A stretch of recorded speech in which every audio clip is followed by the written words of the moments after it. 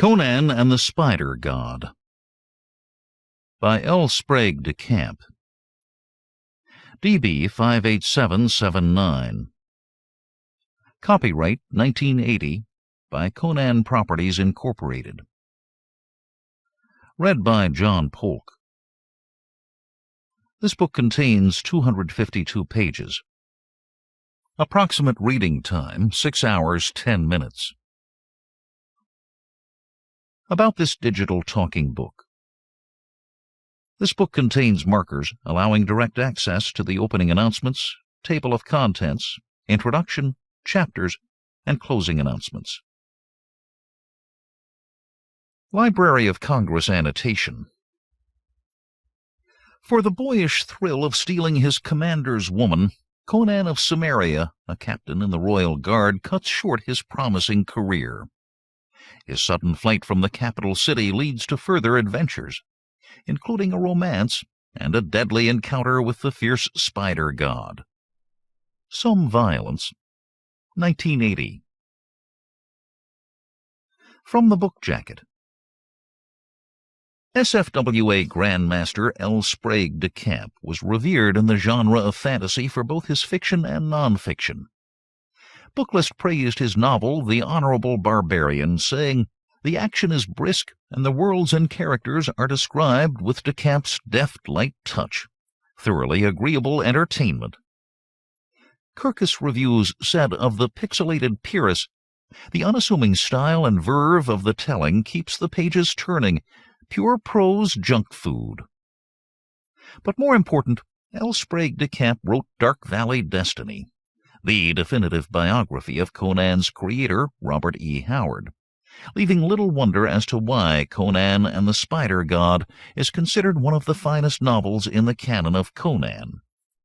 Son of a blacksmith, Conan, the former slave and thief, has risen to the rank of captain of the Royal Guard. But as usual, trouble is his bedfellow. Forced to kill while defending himself, Conan must flee the vengeance of the High Priest of Erlik. Foraging through field and forest, meeting friend and foe, Conan cuts a bloody swath through assassins and bounty hunters all the way to the sinister Temple of Zath, where he encounters the huge and hideous Spider God. Facing certain death, Conan becomes both the hunter and the hunted. Conan and the Spider God is a thrilling adventure of the mighty barbarian from one of the genre's most admired authors. About the author. Sprague de Camp was well known for his fantasies, science popularizations, and historical novels, as well as his work in the science fiction world.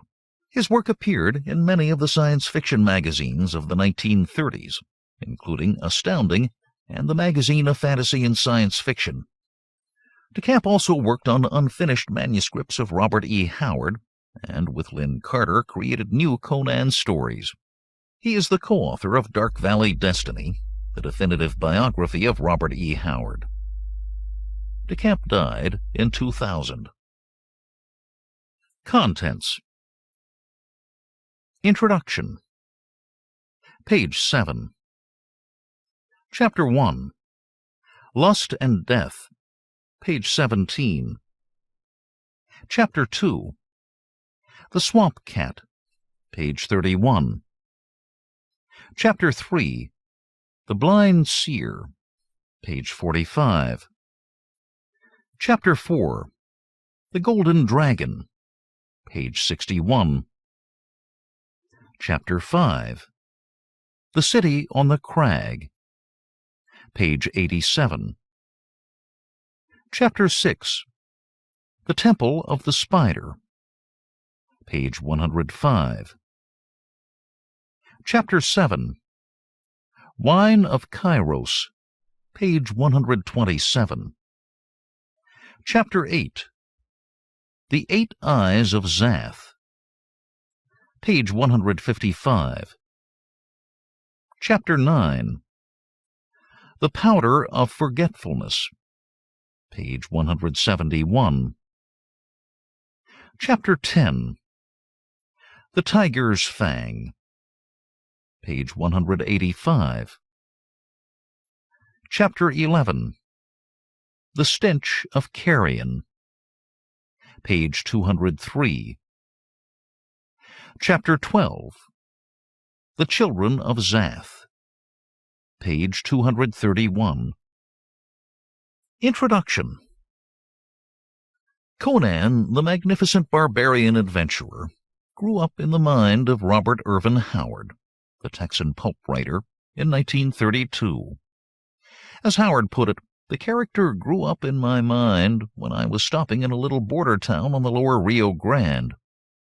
He simply stalked full-grown out of oblivion and set me to work recording the saga of his adventures. Some mechanism in my subconsciousness took the dominant characteristics of various prize fighters, gunmen, bootleggers, oil-field bullies, gamblers, and honest workmen I have come in contact with, and combining them all produced the amalgamation I call Conan the Cimmerian. This is undoubtedly true, yet at the same time Conan is an obvious idealization of Howard himself. Howard, as he wished he were, a hell-raising, irresponsible adventurer, devoted to wine, women, and strife. For all his burly build, he was 5 feet 11 inches tall and weighed nearly 200 pounds, most of it muscle. Robert Howard and the great Cimmerian were as different as day and night. While both Howard and his hero had hot tempers and a chivalrous attitude towards women, Conan is portrayed as a pure extrovert, a roughneck with few inhibitions and a rudimentary conscience. His creator, on the other hand, was a morally upright man, meticulously law-abiding, courteous and tender-hearted, shy, bookish, introverted, and, although he denied it, a genuine intellectual. A moody man, he alternated between periods of cheerful, spellbinding garrulity and spells of depression and despair. At the age of 30, with a promising literary career opening out before him, he took his own life on the occasion of his aged mother's death. Born in Peaster, Texas in 1906, Robert E. Howard spent his adult years in the small town of Cross Plains, Texas, in the center of the state. A shy and lonely child, he became a voracious bookworm and a bodybuilder who enhanced his naturally powerful physique by boxing, weightlifting, and riding. Among his favorite authors were Edgar Rice Burroughs, Rudyard Kipling, Harold Lamb, Jack London, and Talbot Mundy. With these interests, it is not surprising that he wrote boxing stories, Western stories, tales of Oriental adventure, and a goodly volume of memorable verse.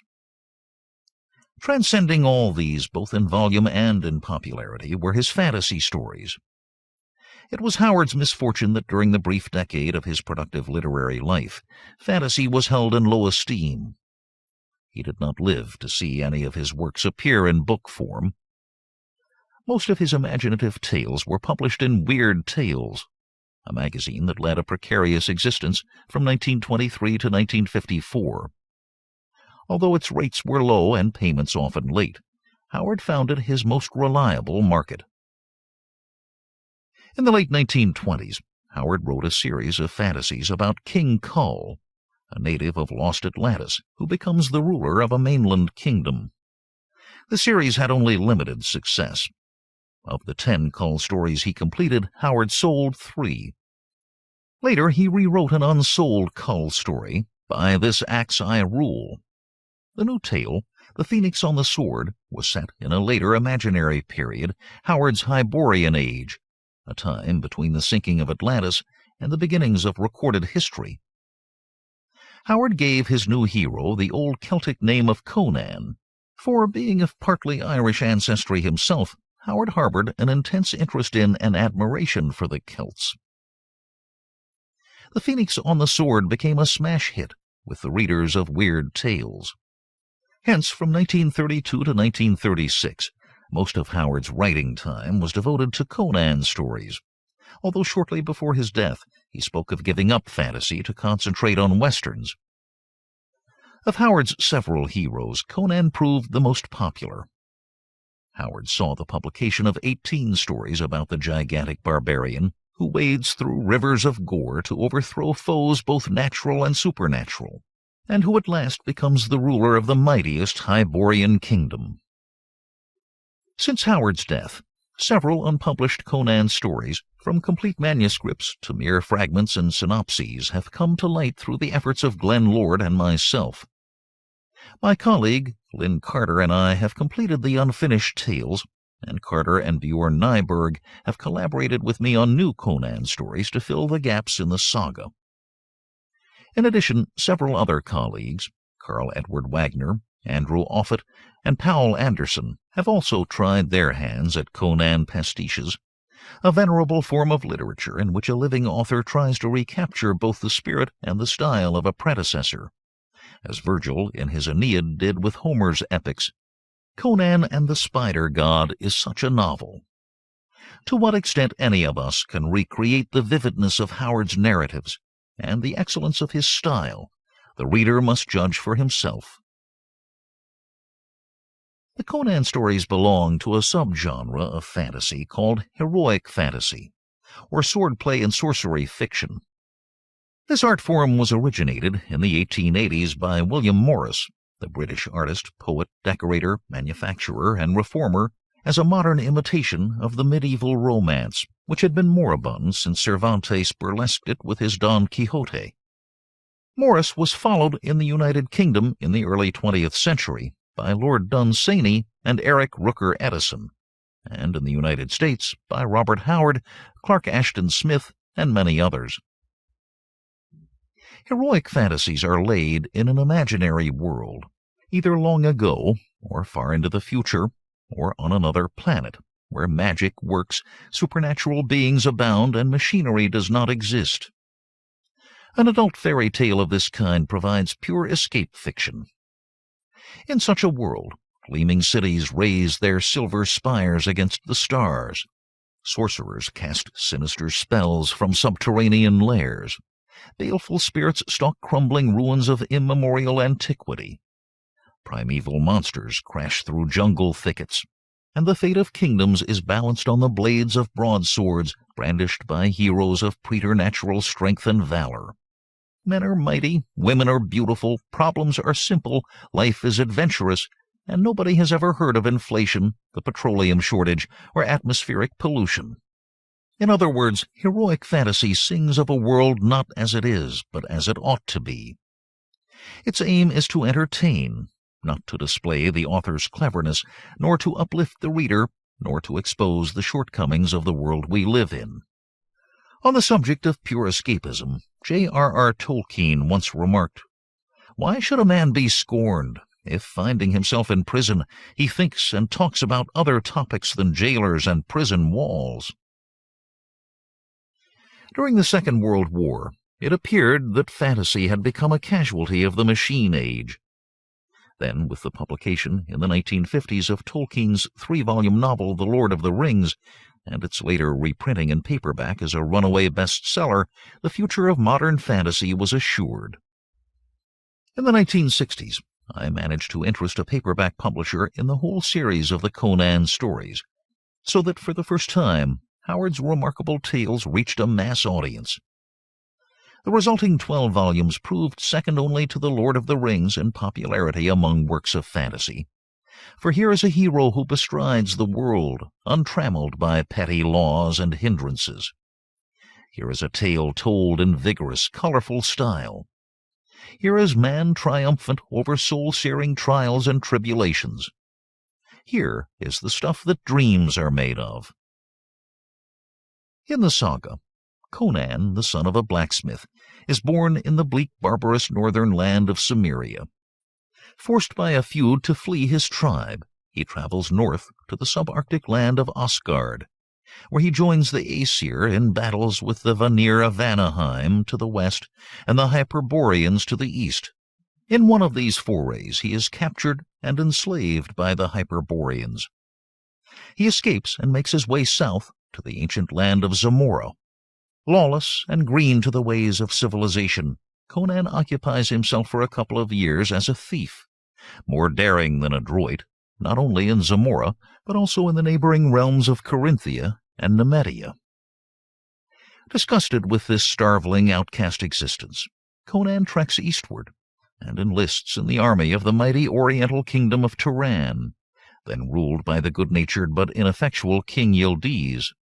Here he serves as a soldier for about 2 years, learning archery and horsemanship and traveling widely, once as far east as fabled Kitai.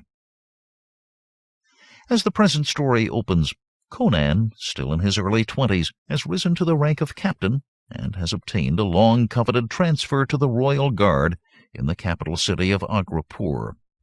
As usual, trouble is his bedfellow, and circumstances soon compel him to seek his fortune elsewhere. Sprague de Camp, Villanova, Pennsylvania. Chapter 1. Lust and Death. A tall, immensely powerful man, almost a giant, stood motionless in the shadows of the courtyard. Although he could see the candle that the Turanian woman had placed in the window as a sign that the coast was clear, and to a hillman the climb was child's play, he waited. He had no desire to be caught halfway up the wall, clinging like a beetle to the ivy that mantled the ancient edifice.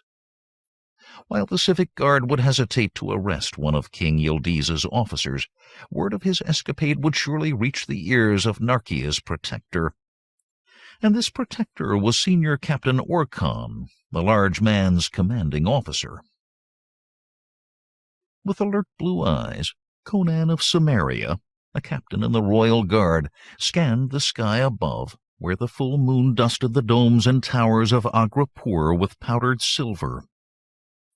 A cloud was bearing down upon the luminary, but this wind-borne galleon of the sky was inadequate for the Cimmerian's purpose. It would dim the moonlight for only half the time required to clamber up the ivy.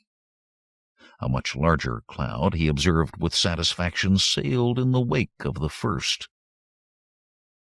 When the moon had veiled her face behind the more voluminous cloud, Conan hitched his baldric around so that the sword hung down between his shoulders. He slipped off his sandals and tucked them into his belt. Then, grasping the heavy, knotted vines with fingers and toes, he mounted with cat-like agility.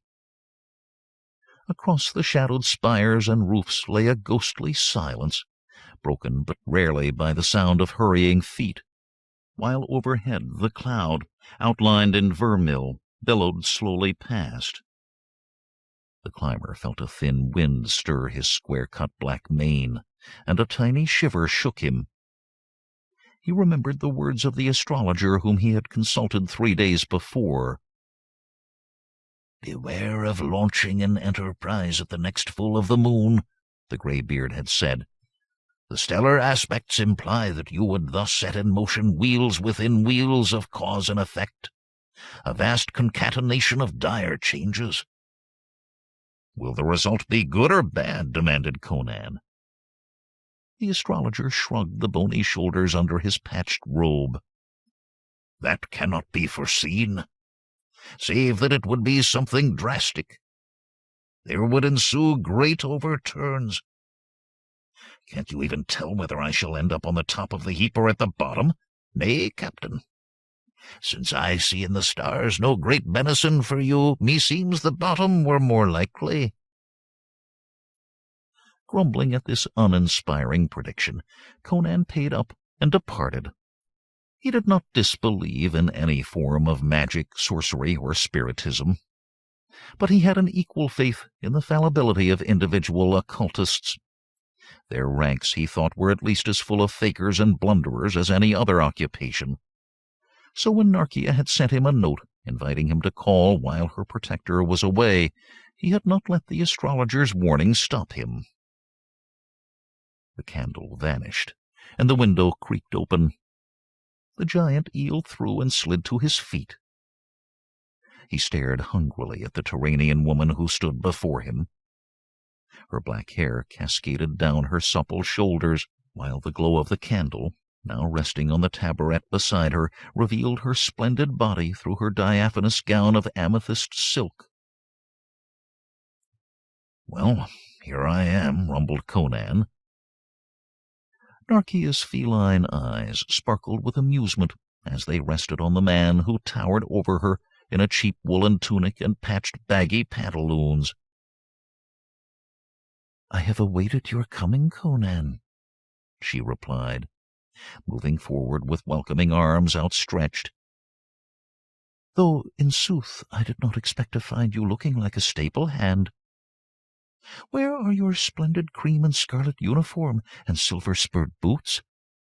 "I didn't think it sensible to wear them tonight," he said abruptly, lifting his baldric over his head and laying his sword carelessly on the carpet. Beneath his square-cut black mane, deep-set blue eyes under heavy black brows burned in a scarred and swarthy face. Although he was only in his early 20s, the vicissitudes of a wild, hard life had stamped him with the harsh appearance of maturity. With the lithe motion of a tiger, Conan glided forward, gathered the wench into his brawny arms, and wheeled her toward the bed. But Narkia resisted, pushing her palms against his massive chest. "Stay," she breathed. "You barbarians are too impulsive. First we needs must cultivate our acquaintance. Sit on yonder stool and have a sip of wine." "If I must," grumbled Conan, speaking Hyrcanian with a barbarous accent. Unwillingly he sat, and in 3 gulps drained the proffered goblet of golden fluid. "My thanks, girl," he muttered, setting the empty vessel down on the little table. Narkia clucked. "Really, Captain Conan, you are a boor.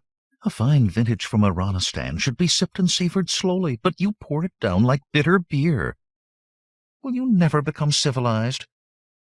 "I doubt it," grunted Conan. "What I have seen of your so-called civilization in the last few years has not filled me with any great love of it." "Then why stay here in Turan? You could return to your barbarous homeland, wherever that be." With a wry grin, Conan clasped his massive hands behind his shaggy head and leaned back against the tapestried wall. "Why do I stay?" he shrugged. "I suppose because there is more gold to be gathered here, one way or another. Also, more things to see and do. Life in a Cimmerian village grows dull after a while. The same old round, day after day. Save for petty quarrels with the other villagers, and now and then a feud with a neighboring clan. Now here, what's that?" Booted feet tramped upon the stair, and in an instant the door burst open. In the black opening stood Senior Captain Orkhan, jaw sagging with astonishment beneath his spired, turban-wound helmet. Orkhan was a tall, hawk-featured man, less massive than Conan, but strong and lithe, although the first gray hairs had begun to sprout in his close-cut dark beard. As he studied the tableau, and recognition replaced astonishment, Orkhan's face reddened with rising wrath. "So," he grated, "when the cat's away—" His hand went to the hilt of his scimitar. The instant the door swung open, Narkia had thrown herself back on the bed. As Orkhan spoke, she cried, "Rape!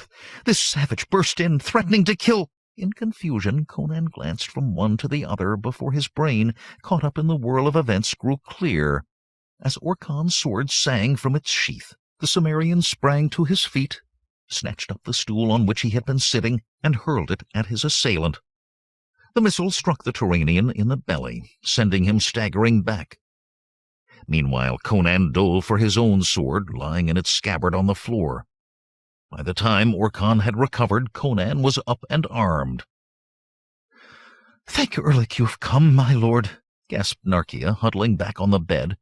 "He would have—" As she spoke, Conan met a whirlwind attack by Orkhan, who bored in, striking forehand, backhand, and overhand in rapid succession. Conan grimly parried each vicious cut. The blades clashed, clanged, and ground together, striking sparks. The swordplay was all cut and parry, since the curved Turanian saber was ill-adapted to thrusting. "Stop it, you fool!" roared Conan. "The woman lies! I came at her invitation, and we have done naught." Narkia screamed something that Conan failed to comprehend, for as Orkhan pressed his attack, red battle rage surged up in Conan's veins. He struck harder and faster, until Orkhan, skilled swordsman though he was, fell back breathing heavily. Then Conan's sword, flashing past Orkhan's guard, sheared through the links of the Turanian's mesh mail vest and sliced into his side. Orkhan staggered, dropping his weapon and pressing a hand against his wound, while blood seeped out between his fingers. Conan followed the first telling blow with a slash that bit deeply into Orkhan's neck. The Turanian fell heavily, shuddered, and lay still, while dark stains spread across the carpet on which he sprawled. "You've slain him!" shrieked Narkia. "Tugril will have your head for that! Why could you not have stunned him with the flat?" "When you're fighting for your life," grunted Conan, wiping and sheathing his blade, "you cannot measure out your strokes with the nicety of an apothecary compounding a potion. It's as much your fault as mine. Why did you accuse me of rape, girl?" Narkia shrugged. With a trace of a mischievous smile, she said, "Because I knew not which of you would win, and had I not accused you and he slew you, he'd have killed me for good measure." "That's civilization for you," sneered Conan. Before lifting his baldric to slide it over his head, he whirled and slapped Narkia on the haunch with the scabbarded blade, bowling her over in an untidy heap. She shrank back, eyes big with fear. "If you were not a woman," he growled, "it would go hard with you. I warn you to give me an hour ere you cry the alarm. If you do not—" Scowling, he drew a finger across his throat and back to the window. An instant later he was swarming down the ivy, while Narkia's curses floated after him on the moonlit air. Lyco of Korshemish, lieutenant in the king's light horse, was playing a plaintive air on his flute when Conan burst into the room they shared on Maypur Alley. Muttering a hasty greeting, Conan hurriedly changed from civilian garb into his officer's uniform. Then he spread his blanket on the floor and began placing his meager possessions upon it. He opened a locked chest and drew out a small bag of coin. "Whither away?" asked Lyco, a stocky, dark man of about Conan's age. "One would think you were leaving for good. Is some fiend after you?" "I am, and it is," grunted Conan. "What have you been up to? Raiding the king's harem? Why, in the name of the gods, when you have at last attained the easy duty you've been angling for?" Conan hesitated, then said, "You might as well know, since I shall be hence ere you could betray me." Lyco started a hot protest, but Conan waved him to silence. "I did but jest, Lyco. I've just killed Orkhan." Tersely he gave an account of the evening's events. Lyco whistled. "That spills the stew pot into the fire. The high priest of Erlik is his sire. Old Tugril will have your heart's blood even if you could win the king's forgiveness." "I know it," gritted Conan, tying up his blanket roll. "That's why I'm in a hurry. Had you also slain the woman, you could have made it seem an ordinary robbery with nobody the wiser." "Trust a Kothian to think of that," snarled Conan. "I'm not yet civilized enough to kill women out of hand. If I stay long enough in these southlands, I may yet learn. Well, trust a thick-headed Cimmerian to blunder into traps one after another. I told you the omens were unfavorable tonight, and that my dream of last night boded ill. You dreamed some foolishness that had naught to do with me, about a wizard seizing a priceless gem. You should have been a seer rather than a soldier, my lad." Lyco rose. "Do you need more coin?" Conan shook his head. "That is good of you, but I have enough to get me to some other kingdom. Thank Erlik I've saved a little from my pay. If you pull the right strings, Lyco, you might get promoted to my post." "I might, but I'd rather have my old comrade in arms about to trade insults with. What shall I tell people?" Conan paused, frowning. "Crom, what a complicated business. Tell them I came in with some cock-and-bull story of a royal message to be carried to what's that little border kingdom southeast of Koth? Carrjon? Aye, a message to the king of Carrjon. They have a queen there. The queen, then. Farewell, and in a fight never forget to guard your crotch." They made their adieus in bluff, soldierly fashion, wringing hands, slapping backs, and punching each other's shoulders. Then Conan was gone, in a swirl of saffron cloak. The rotund moon, declining in the western sky, gazed placidly down upon the west gate of Agrapur as Conan trotted up on his big black destrier Egil. His belongings in the blanket roll were lashed securely to his saddle behind the cantle. "Open up!" he called. "I'm Captain Conan of the King's Royal Guard on a royal commission." "What is your mission, Captain?" demanded the officer of the gate guard. Conan held up a roll of parchment. "A message from His Majesty to the Queen of Carrjon. I must deliver it forthwith." While grunting soldiers pulled on the bronze-studded oaken portal, Conan tucked the parchment into the wallet that hung from his belt. The scroll was in reality a short treatise on swordsmanship, on which Conan had been practicing his limited knowledge of written Hyrcanian, and had counted upon the guards not bothering to inspect it. Even if they had, he felt sure that few, if any, of them could read the document, especially by lantern light. At last the gate creaked open. With a wave, Conan trotted through and broke into a canter. He followed the broad highway which some in these parts called the Road of Kings, one of several thoroughfares so named, leading westward to Zamora and the Hyborian kingdoms. He rode steadily through the dying night, past fields of young spring wheat, past luxuriant pastures where shepherds watched their flocks and neatherds tended their cattle. Before the road reached Shadazar, the capital of Zamora, a path led up into the hills bordering Carrjon. Conan, however, had no intention of going to Carrjon. As soon as he was out of sight of Agrapur, he pulled off the road at a place where scrubby trees bordered a watercourse. Out of sight of passers-by, he dismounted, tethered his horse, stripped off his handsome uniform, and donned the shabby civilian tunic and trews in which he had made his ill-fated visit to Narkia. As Conan changed clothes, he cursed himself for an addle-pated fool. Lyko was right. He was a fool. The woman had slipped him a note, inviting him to her apartment while her protector was away in Shahpur, and tired of tavern wenches, Conan aspired to a courtesan of higher rank and quality. For this, and for the boyish thrill of stealing his commander's girl out from under that officer's nose, he had cut short a promising career. He had never imagined that Orkhan might return from Shahpur earlier than expected. The worst of it was that he had never disliked the fellow, a strict officer, but a fair one. Sunk in melancholy gloom, Conan unwound the turban from his spired helmet and draped the cloth over his head in imitation of a Zuagir kafia, tucking the ends inside his tunic. Then he repacked his belongings, mounted, and set out briskly, but not back to the Road of Kings.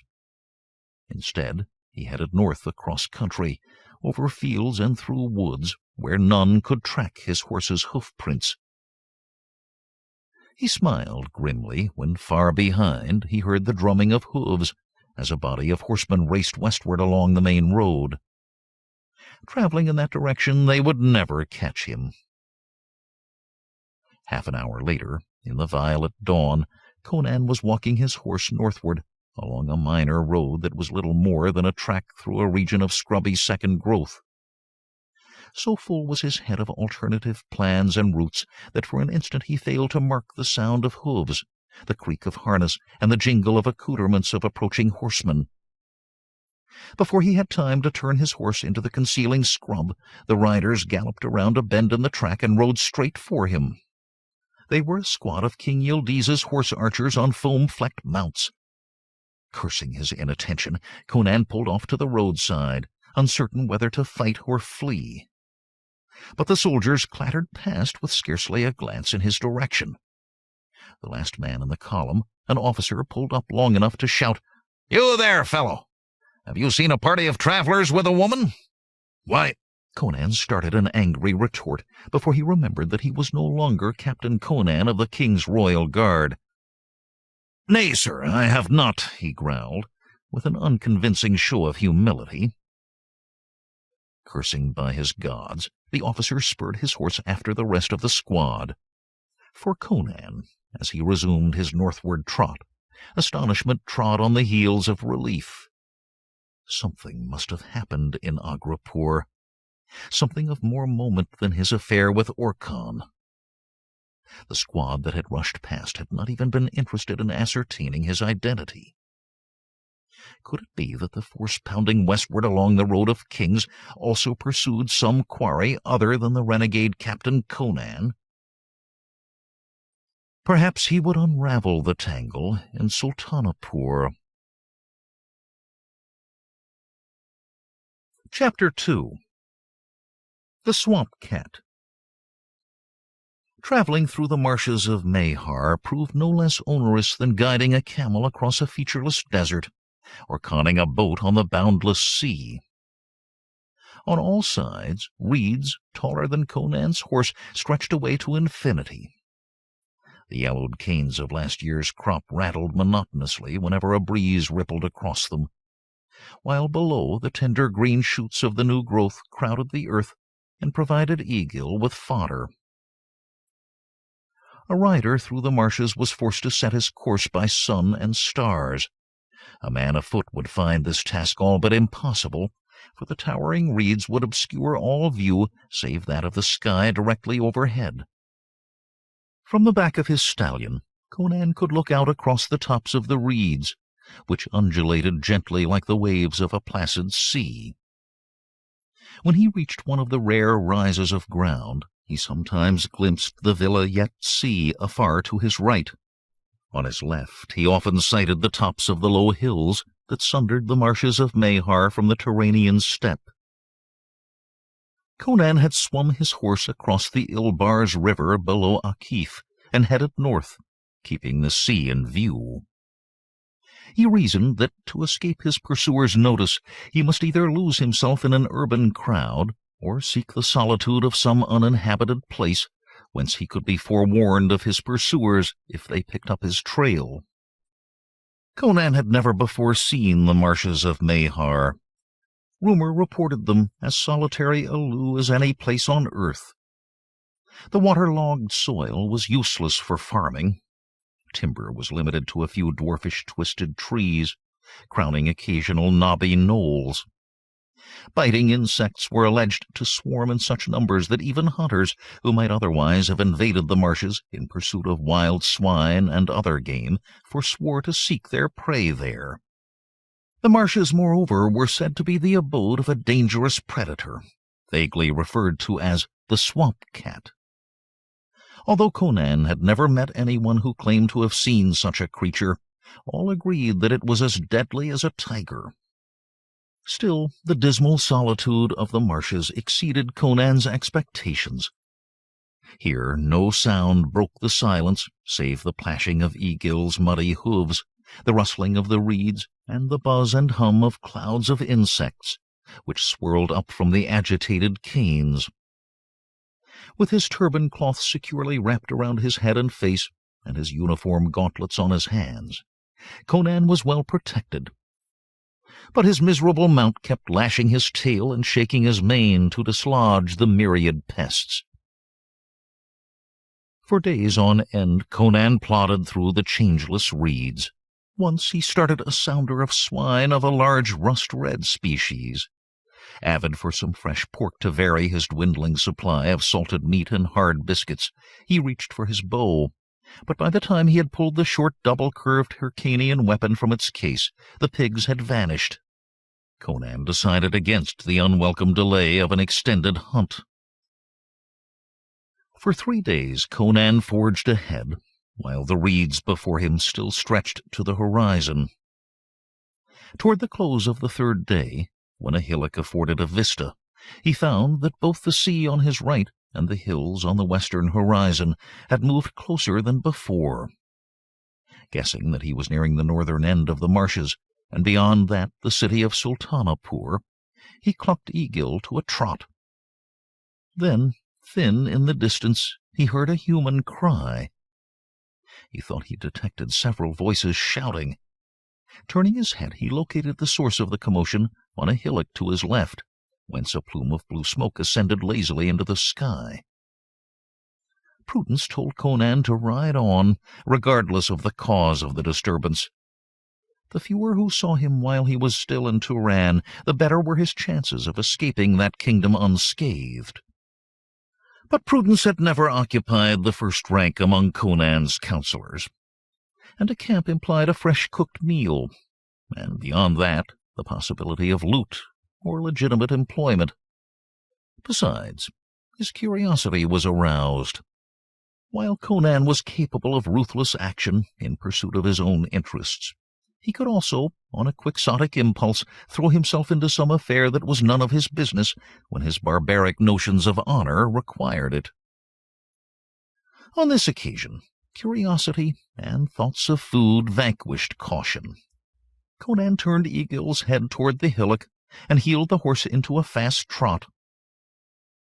As he approached, he described some agitated figures rushing about on the crest of the knoll, among clumps of spring wildflowers whose scarlet, golden, and violet blooms lent a rare touch of color to the drab landscape. As he came closer, he perceived that there were 5 men moving around a small tent adjacent to their campfire. Their beasts of burden, 4 asses, 2 horses, and a camel, had been securely tethered to a gnarled dwarfish tree. Now terrified, they were bucking and straining at their tethers, despite the efforts of one of the men to calm them. "What's the matter?" Conan roared across the rustle of the reeds. "Beware, swamp cat!" shouted one of the men, a lean fellow in a white turban. "Where?" yelled Conan. The men around the tent babbled all at once, pointing in various directions. Then a spitting snarl ripped the air on Conan's right, and out of the reeds bounded a tawny creature whose like Conan had never beheld. The head and forequarters were those of a large member of the cat tribe, but the hind legs were twice as long as those of a normal feline. The beast progressed by gigantic leaps, its heavy tail held stiffly out behind for balance, presenting to view a bizarre combination of a panther and a gigantic hare. Sighting the approaching menace, the stallion whinnied in fear and leaped convulsively to one side. During his 2 years of service with the Turanian army, Conan had become an accomplished rider, but he still lacked the consummate skill of a Hyrcanian nomad, reared in the saddle. Caught by surprise, Conan pitched headlong off his mount, landing heavily on his shoulder in a mass of reeds. With a thunder of hooves, Egil vanished. In a flash, Conan rolled to his feet and whipped out his scimitar. The swamp cat had alighted within a spear's length of the Cimmerian, with its fur erect and its eyes ablaze. Bracing himself for the attack, Conan raised his weapon and uttered the fearsome battle cry of the Cimmerian tribes.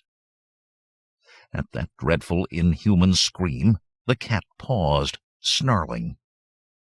Then it leaped, but not at Conan. The beast sprang away at an angle and began to circle the knoll. On the crest of the low eminence, the 5 travelers rushed to intercept it, armed with spears, daggers, and a solitary sword. But the swamp cat was more interested in the travelers' tethered animals than in human prey. Conan dashed up the slope to the top of the rise, where the campfire crackled cheerfully. Seizing a blazing faggot, he sped on, heading straight for the swamp cat, which crouched in preparation for another of its gargantuan leaps. Conan's quick movement caused the log to blaze up, and he thrust the blazing end into the cat's face. With a shriek, the creature sprang back, turned, and bounded mewling away into the reeds, leaving a faint trail of smoke from its singed hair and whiskers. As Conan walked back up the slope, the traveler with the sword and turban stepped forward to greet him. This man, a slender fellow of early middle age, with a pointed black beard, seemed better accoutred than the others, and somewhat taller, although all 5 were small, dark, and slender, mere pygmies compared to the giant Cimmerian. "We are grateful, sir," the turbaned man began. "The beast would have borne off one or more of our mounts, leaving us stranded in this devil-haunted wilderness." Conan nodded curtly. "It's naught. Who will help me to catch my nag if the swamp cat hasn't eaten him?" "Take my horse, sir," said the leader. "Dinok, saddle the baggage horse and accompany our visitor." As the tethered animal was still skittish from its confrontation with the swamp cat, Conan had much ado to calm it. Eventually he swung into the saddle and set out after Egil, with Dinok trotting behind him. The trail through the trampled reeds was not hard to follow, and Conan turned in the saddle to say, "You're Zamorians, are you not?" "Aye, sir." "I thought I knew that accent. "Who is your leader, the man with the turban?" "He is called Harpagus. We are merchants." "And you, sir?" "Merely an out-of-work mercenary." It was on the tip of Conan's tongue to ask Dinok why the Zamorians were taking an unmarked route through this inhospitable wilderness instead of following the highway that paralleled their course beyond the westward hills. But when it occurred to him that the Zamorian might well ask the same question of him, Conan held his peace and bent his attention to the trail. As the red ball of the sun hung above the dark line of the western hills, they caught up with Conan's horse, nibbling on reed sprouts. Before night had swallowed the twilight, Conan had led the truant Egil back to the encampment. One of the Zamorians was roasting a leg of lamb for dinner, and Conan's nostrils quivered at the scent. He and Dinok unsaddled their mounts and tethered them within easy reach of the clumps of flower-bearing herbs that dotted the hillock. "Join us, I pray you," invited Harpagus. "Gladly," said Conan. "I haven't tasted a cooked repast since entering this forsaken marsh. Who lies within?" He jerked a thumb toward the tent, whence a slender hand was reaching out to take a plate of provender. Harpagus paused before answering. "A lady," he said at last, "who does not wish to be seen by strangers." Conan shrugged and addressed himself to his food. He could have eaten twice the portions that the Zamorians had served him, but he stretched his meager meal with a couple of stale biscuits from his saddle-bags. One Zamorian produced a skin of wine, which the men passed around, taking gulps from the muzzle. Combing his beard with his fingers, one of which bore a huge ornate ring, Harpagus said, "If I may be so bold, young sir, who are you, and how came you upon us so opportunely?" Conan shrugged.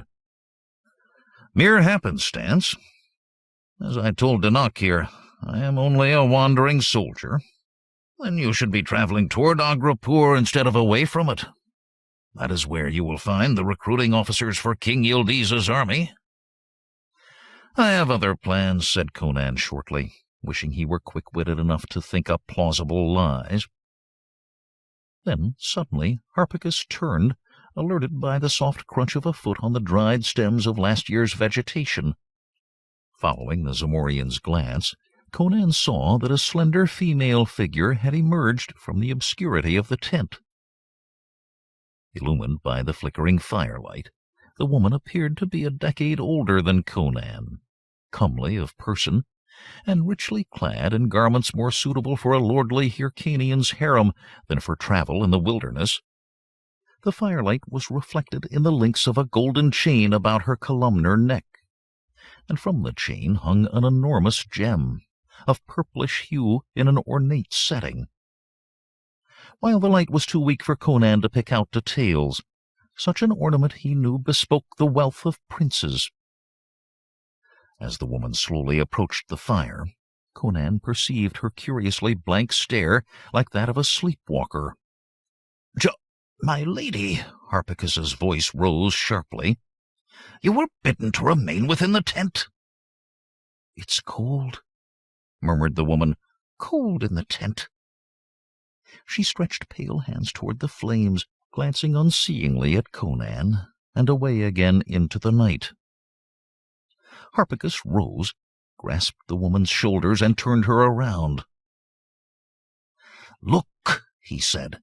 Before the woman's face he waved a hand that bore a ring with a great fiery gemstone, muttering, "You shall re-enter the tent. You shall speak to no one. You shall forget all that you have seen. You shall re-enter the tent." After several repetitions, the woman bowed her head and silently retraced her steps, dropping the tent flap behind her. Conan glanced from Harpagus to the tent and back. He urgently wished for an explanation of the scene he had witnessed. Was the woman drugged, or was she under a spell? Were the Zamorians carrying her off? If so, whither? From the few words she had spoken, Conan thought the woman must be a high-born Turanian, for her Hyrcanian speech was accent-free. Conan was, however, sufficiently seasoned in plots and intrigues not to utter his suspicions. First, his assumptions might be wrong. The woman's presence might be perfectly legitimate. Secondly, if a plot were afoot, Harpagus would concoct a dozen plausible lies to explain his actions. Thirdly, while Conan had no fear of the small Zamorians, he did have scruples against picking a quarrel with men with whom he had just eaten and whose hospitality he had enjoyed. Conan decided to wait until the others had bedded down for the night, and then have a look in the tent. Although the Zamorians had been friendly, his barbarian instincts told him that something was amiss. For one thing, there was no sign of the usual stock in trade that such a party of merchants would normally carry with them. Also, these people were too silent and secretive for ordinary merchants, who in Conan's experience would chatter about prices and boast to one another of their sharp bargainings. Conan's years in Zamora had given him an abiding mistrust of the folk of that nation. They were an ancient, long-settled, civilized folk, and from what he had seen of them, notably given to evil. The king, Mithridates VIII, was said to be a drunkard, manipulated by the various priesthoods who struggled and competed with one another for control of the king. As the evening progressed, one Zamorian produced a stringed instrument and twanged a few chords. 3 others joined him in a wailing song, while Harpagus sat in silent dignity. Then a Zamorian asked, "Can you give us a song, stranger?" Conan shook his head with a shamefaced grin. "I am no musician. I can shoe a horse, scale a cliff, or split a skull, but I have no skill at singing." The others persisted in urging him until at last Conan took the instrument and plucked the strings. "Forsooth," he said, "this thing is not unlike the harps of my native land." In a deep bass, he launched into a song. "We're born with sword and axe in hand, for men of the north are we." When Conan finished, Harpagus asked, "In what language did you sing? I know it not." "The tongue of the Aesir," said Conan. "Who are they?" "A nation of northern barbarians, far from here." "Are you one of that tribe?" "Nay, but I have dwelt amongst them." Conan handed the instrument back, and yawned elaborately to cut off further questions. "It's time I were abed." As if inspired by Conan's example, the Zamorians, yawning in their turn, composed themselves for sleep, all but the one told off for sentry duty. Conan wrapped himself in his blanket, lay down with his head pillowed on his saddle, and closed his eyes. When the gibbous moon had risen well above the eastern horizon, and the 4 Zamorians were snoring lustily, Conan cautiously raised his head. The sentry paced slowly around the encampment with spear on shoulder. Conan noted that on the northern side of the rise, for a considerable time during every round of the camp, the sentry passed out of sight. The next time the sentry disappeared, Conan slid to his feet and, stalking in a crouch, approached the tent, moving as silently as a shadow. The fire had burned down to a bed of coals. "You find it difficult to sleep?" purred a Zamorian voice behind him. Conan whirled to find Harpagus standing in the light of the rising moon. Even Conan's keen barbarian senses had not heard the man's approach. "Yes, it is a mere call of nature," growled Conan. Harpagus clucked sympathetically. "Sleeplessness can be a grave affliction. I will see to it that you sleep soundly the rest of the night." "No potions," exclaimed Conan sharply. He had a vision of being drugged or poisoned. "Fear not, good sir, I had no such thing in mind," said Harpagus gently. "Do but look closely at me." Conan's eyes met those of the Zamorian. Something in the man's gaze riveted the Cimmerian's attention and held it captive. Harpagus's eyes seemed to grow strangely large and luminous. Conan felt as if he were suspended in a black starless space, with nothing visible save those huge glowing eyes.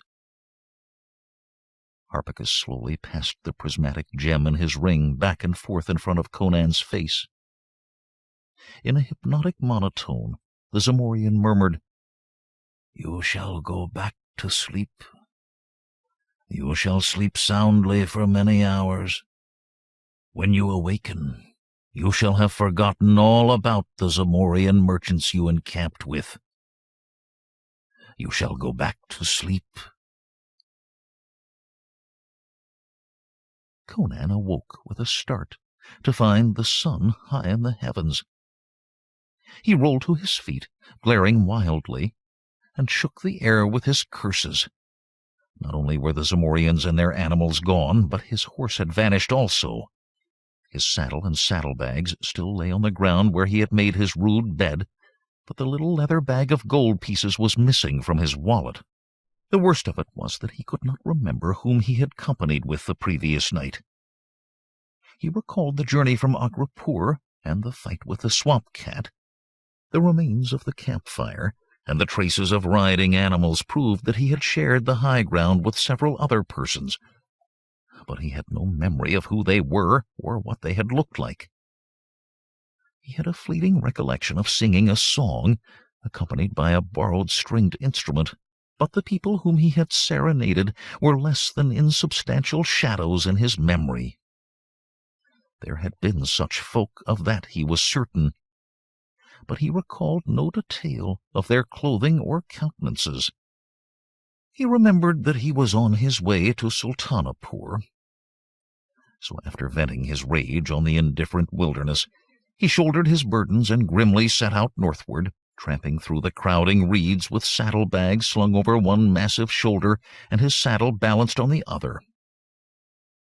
If he could no longer navigate by sun and stars, being afoot, he could at least follow the trail of his erstwhile companions by the track they had left through the trampled reeds.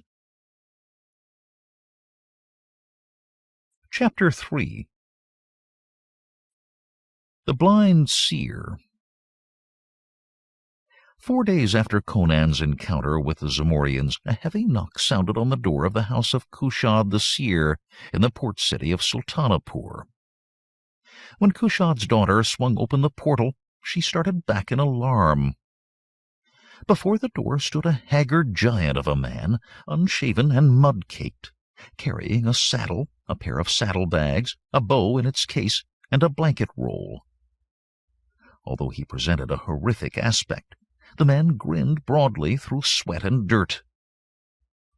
"Hail, Tamina," he croaked. "You've grown since I saw you last. In a few years you'll be a woman, ripe for the plucking. Don't you know me?" "Can it be? You must be Captain Conan, the Cimmerian," she stammered. "Come in. My father will rejoice to see you." "He may be less joyful when he hears my story," grunted Conan, setting down his burdens. How fares the old fellow?" "He is well, though his sight is nearly gone. He has no client at the moment, so come with me."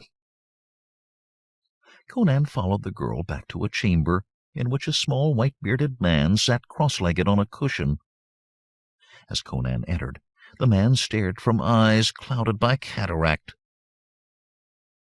"Are you not Conan?" said the old man. "I discern your form, but not your features.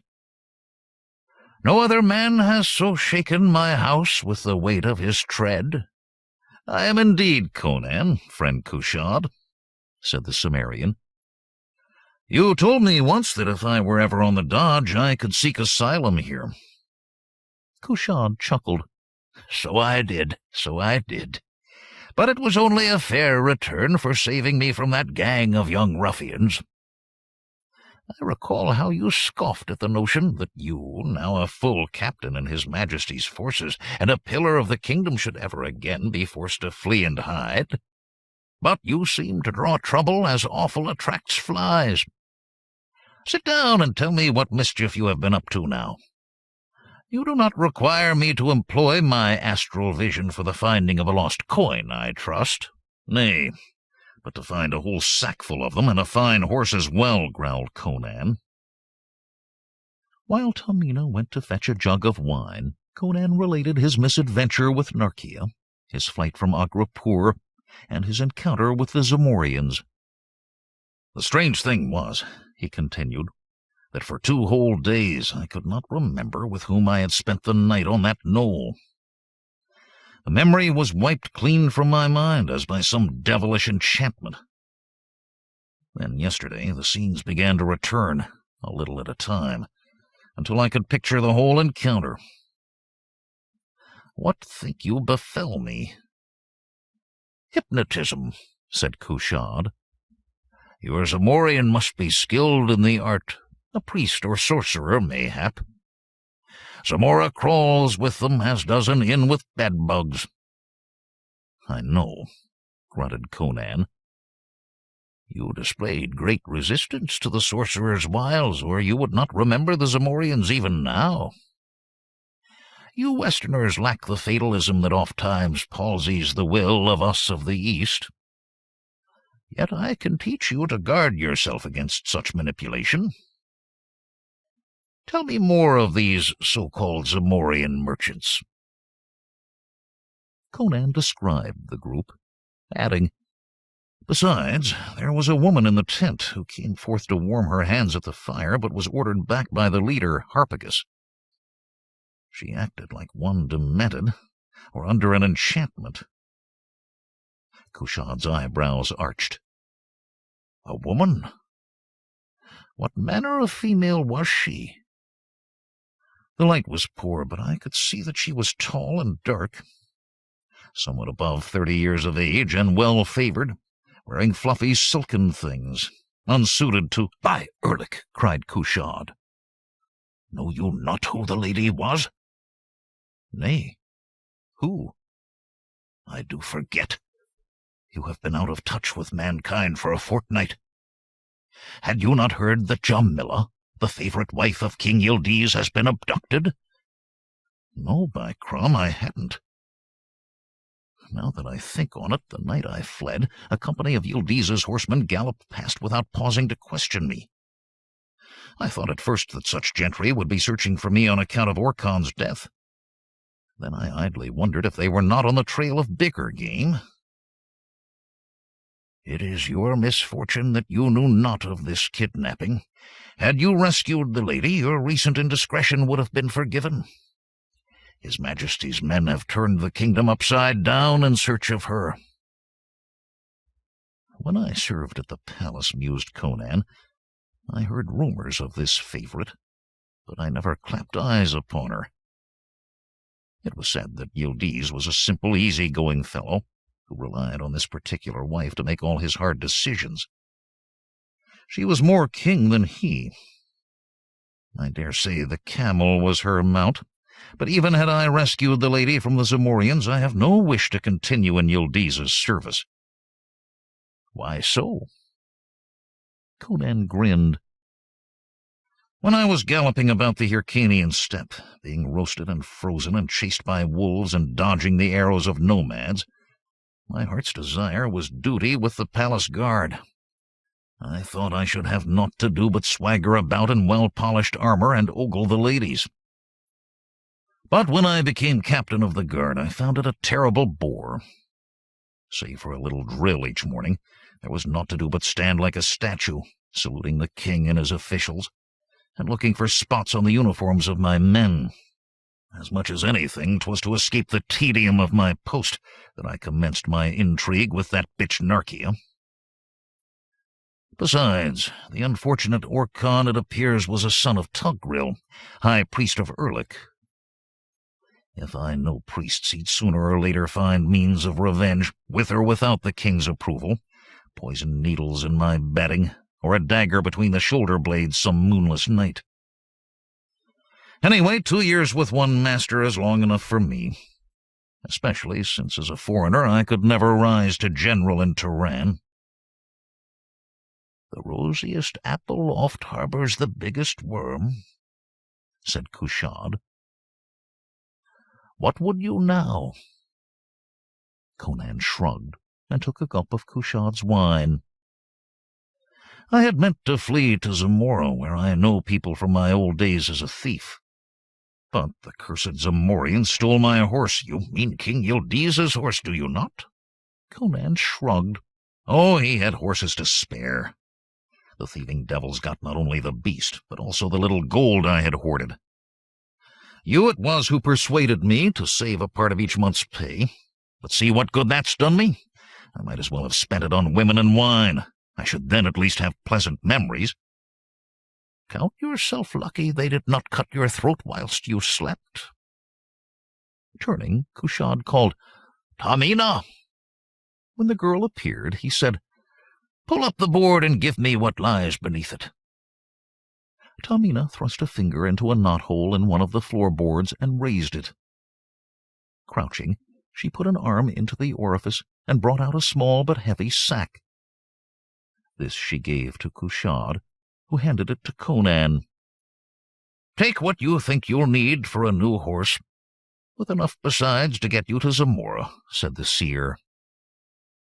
Conan untied the sack, inserted a hand, and brought out a fistful of coins. "Why do you this for me?" he asked gruffly. "Because you were a friend when I needed a friend. And I, too, have my code of honor. Go on, take what you need instead of gaping at me like a stranded fish. How knew you I was gaping? I see with the eyes of the mind, now that those of the body have failed me. I have met cursed few men in my wanderings who would do such a thing, or whom I could truly call friend," said Conan. "All the rest seize whatever they have power to take and keep whatever they can. I will pay you back when I am able. If you can repay me, good. If not, do not fret. I have enough to see me through this life. Daughter, draw the curtains and fetch my tripod. I must try to perceive with the eye of the spirit whither these Zamorians have gone. Conan, my preparations will take some time. You must be hungry." "Hungry?" roared Conan. "I could eat a horse, hair, hide, bones, and all. I haven't eaten for 2 days, because the loss of my beast so delayed me that I ran out of provender. Tamina shall prepare you a meal, and then you may wish to patronize the bathhouse down the street. Take my old cloak and keep your face within the hood. The king's agents may be on the watch for you." An hour and a half later, Conan returned to Kushad's house.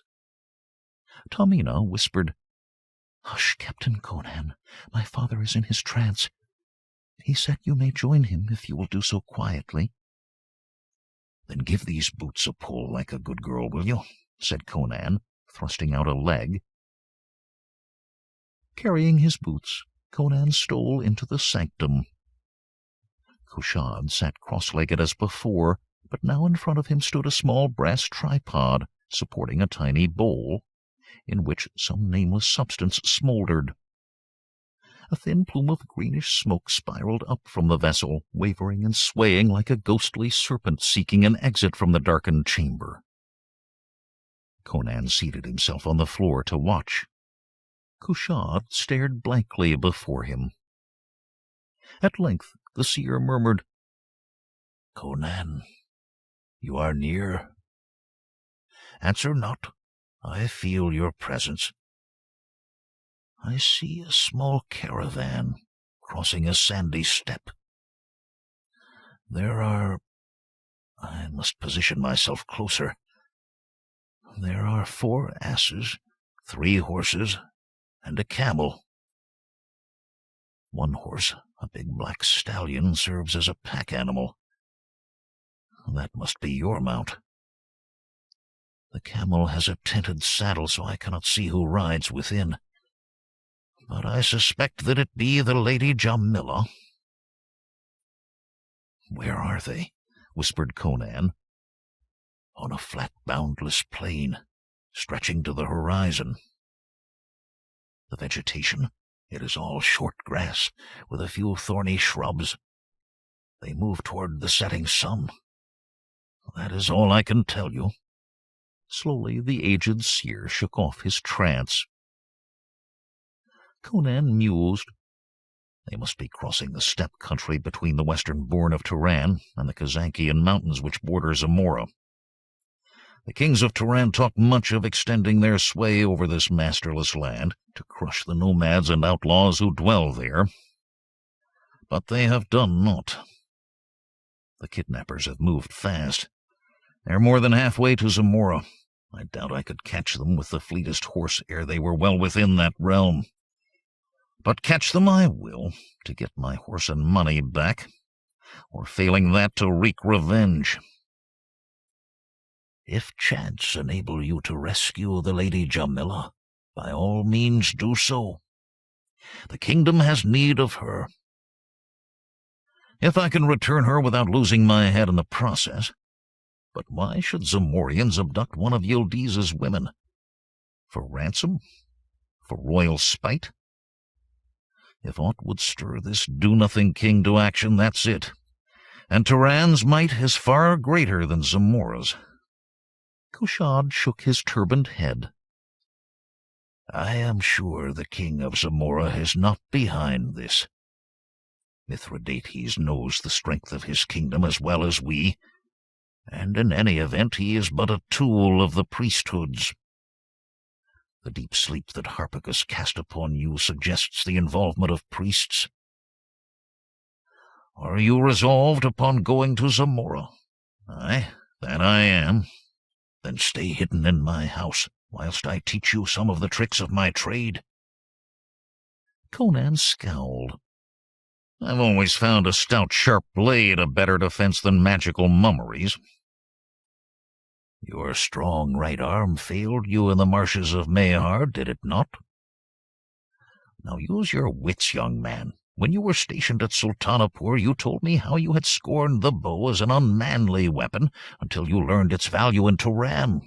You will make the same discovery with the mental training that I intend to give you. I'll steer clear of priests and wizards, growled Conan. Ah, but will they steer clear of you? How can you avoid them if you do pursue them to recover your property? Conan grunted. I understand your meaning.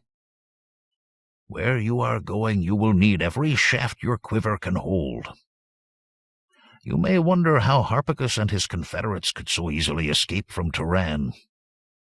Had a squad of the king's men caught up with them, Harpagus and his ilk could readily have cast an illusion to send their pursuers herring off in the opposite direction. And they could do the same to you. Said Conan suspiciously. What is it that you propose to teach me? Kushad smiled. Merely to defend yourself against the occult wiles of others. I cannot cast an illusion quite so well as when I had the full sight of my orbs, yet I lack not all resource. Let us step out into the garden for a moment. When Conan had followed the seer out into the flower and vegetable garden in back of the house, Kushad turned and said, Look at me." Conan stared, and found that Cushad's nearly blind eyes caught and held his vision as firmly as had the sharp eyes of Harpagus. Cushad waved a hand to and fro, muttering softly. Of a sudden, Conan found himself standing in a dense jungle, among the massive boles of orchid-hung trees, whose buttressed roots spread writhing across the jungle floor. A sound as of sawing wood caused him to whirl, hand on his sword hilt. 10 paces off, the head of a huge tiger protruded from a patch of long grass. With a low rumble, the tiger drew back its lips in a snarl, showing fangs like curved Zuagir daggers. Then it charged. Conan whipped out his scimitar. To his horror, he felt sentient life within his grasp. Staring, he saw that he held not a curved Turanian saber, but the neck of a writhing serpent. The snake's head strained this way and that as it sought to flesh its needle-like fangs in Conan's hand and wrist. With a yell of revulsion, Conan hurled the serpent from him and threw himself sideways out of the path of the tiger's hurtling body. His hand sought his dagger. Knowing how puny was the strength of even the strongest man compared to that of a giant cat, he was sure that death, which he had narrowly foiled so often, had at last caught up with him. He found himself lying among the shrubs of Cushad's garden. Grumbling, he staggered to his feet. "See you what I mean?" said the Blind Seer, smiling thinly. "I must be more circumspect with my illusions. You nearly took my head off when you threw your sword. Happen I had you at a disadvantage, for you are fatigued from your recent journey. Go, you will find a bed prepared. Tomorrow we shall begin our lessons." "Are you ready?" said Cushad, as sunbeams played among the trellises of the garden. "Remember your numbers and clutch the mental picture of this courtyard firmly in your mind. Now look." Cushad waved a hand and muttered. The small court faded away. Conan stood on the edge of a boundless swamp, lit by the eerie crimson light of a setting sun. Yellowed patches of swamp grass and dried reeds alternated with pools and mares of still waters, lying jet-black beneath the bloody reflection of the scarlet eye of heaven. Strange flying creatures like gigantic bats with lizard heads soared overhead. Directly in front of Conan, a huge reptilian head, as large as that of the bull oryx whose neck Conan had broken as a stripling in Cimmeria, parted the surface of the slimy, stagnant water. As the gigantic head reared up against the red disk of the sun, there seemed to be no end of the serpentine neck supporting it. Up, up, up it went. At first sight of the creature, Conan's hand instinctively flew to his sword. But then he recalled that his weapon was within the house. Cushad had insisted that he face his trial unarmed. Still the head rose on its colossal neck until it towered upward thrice the height of a man. Frantically searching the shards of his memory to piece together the seer's teachings, Conan concentrated on the picture of Cushad's garden, with the small white-bearded seer sitting placidly on a cushion laid beside the path. Little by little, the image solidified and merged with that of the actual courtyard. Conan muttered to himself, 4 3s are 12, 4 4s are 16, 4 5s. Slowly the swamp and its reptilian denizens faded from view, and Conan found himself back in Cushad's garden. He drew his sleeve across his sweat-beaded forehead, saying, "I feel as if I had been fighting a battle for an hour. Labor of the mind can be as strenuous as that of the body," said Cushad gently. "You are learning, my son, but you were slow to bring your mental forces to bear. We must try again." "Not just yet, pray," said Conan. "I am fordone as if I had run 10 leagues. You may rest for the nonce. What will you call yourself henceforth?" "Call myself?" snorted Conan. "What's the matter with Conan of Cimmeria? Be not wroth. If there be not a price on your head now, there soon will be. A client full of bizarre gossip reports that you are accounted Jamila's abductor, since you and she both vanished on the self-same night. Going under a false name is cowardly, and besides, I'm sure to forget to answer to it. One gets used to an assumed name sooner than one thinks. Anyway, you needs must take another identity, at least until you reach a land where your repute has not preceded you. What name would you choose? Something not incongruous with your aspect." Conan, scowling, pondered. At last he said, "My father was Niall the smith. He was a good man. Excellent. You shall be Niall, at least for the nonce. Tamina, I sense that our guest hungers again. Fetch him wherewith to stay his pangs." "You must think I eat enough for 3, said Conan, sinking large white teeth into the loaf the girl proffered. "I am still making up for my dinnerless detour through the marshes of Mahar. Thank you, Tamina." He took a gulp of ale.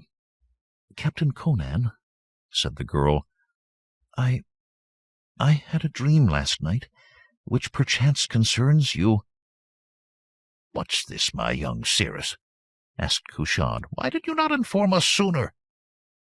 "'Tis the first chance I have had, with you two locked in talk and saying you would fain not be disturbed." "What of your dream, girl?" said Conan. "I scoffed not at such portents. Too many prophetic dreams have visited my kin." "I dreamt I saw you running down a tunnel, deep inside the earth. Some creature did pursue you. It was too dark to see aright, but the thing was big, as large as an ox. As you ran, it gained upon you." "Tell me more, my little one," persisted Conan. "Describe it in detail." I cannot, save that it had glowing eyes. There were 8 such eyes, gleaming like great fiery jewels." "Perhaps a pack of famished wolves?" suggested Conan. "Nay, it was a single creature, but it did not move the way a large animal normally moves. I know not how to say it. It seemed to scurry along like a walking nightmare, and it came closer and closer, and I knew that in an instant it would catch you." "Well," barked Conan, "what then?" "Then I awoke. That is all." Cushad questioned his daughter, but elicited no further information. He said, "So, young Niall, meseems the dream is a symbol of something. But of what? Dreams can be interpreted in many ways, and any way may be right. Mayhap you had better avoid subterranean tunnels, in case this were a premonition of some real material menace. Now, if you have eaten, we shall begin another trial of your powers of psychical resistance." Several days later, Conan, wearing Cushad's hooded cloak, led his new horse to the seer's portal. The beast was a shaggy, stocky Hyrcanian pony, shorter in the leg than the stolen Aegil. Conan knew that while the animal could easily be outdistanced by the slender-legged western breeds, it offset this shortcoming by endurance and an ability to thrive on coarse and scanty fare. He bade Cushad and his daughter a brisk but affectionate farewell. Tamina smiled bravely and wiped away a trembling tear. In a way, Conan was glad to leave. The young girl, whose form had just begun to fill out, had been casting sheep's eyes at him. And from a remark by Cushad, the Cimmerian gathered that the old man would welcome him as a son-in-law, if Conan ever gave up his wild, headstrong ways, got on the right side of the law, and settled down in Sultanapur to wait for the child to reach a marriageable age. But Conan had no intention of settling down, or of tying himself to any woman. Neither did his sense of honor permit him to take advantage of Tamina's girlish infatuation. So it was with a small sigh of relief that he strapped his gear to Ymir, his new horse, embraced his mentor and his youthful hostess, tightened the girth, and trotted smartly off. Chapter 4. The Golden Dragon. Westward Conan wended his way at the steady pace of the seasoned rider. Walk, trot, canter, trot, walk, over and over. Every third day he paused long enough to give his steed several solid hours of grazing. Failure to do this, he knew, would wear the animal out and perhaps even kill it before he arrived at his destination. He had reached the short-grass country of western Turan, where the plain glowed with clumps of wild flowers of scarlet and gold and blue, while the air above the greensward quivered with the flutter of countless iridescent butterflies. Here the land stretched for leagues with only slight rolls and undulations. The traveler in these parts came upon few signs of human life, save an occasional neat-herd with his cattle or a shepherd with his flock. Once or twice a day Conan encountered a caravan of camels, sounding the silvery tinkle of bells, and the creaking leather and jingling mail of hired horse-guards. More rarely, a lone trader jogged along on his ass, leading another piled with his gear and stock of goods. Soon Conan knew he would reach the border.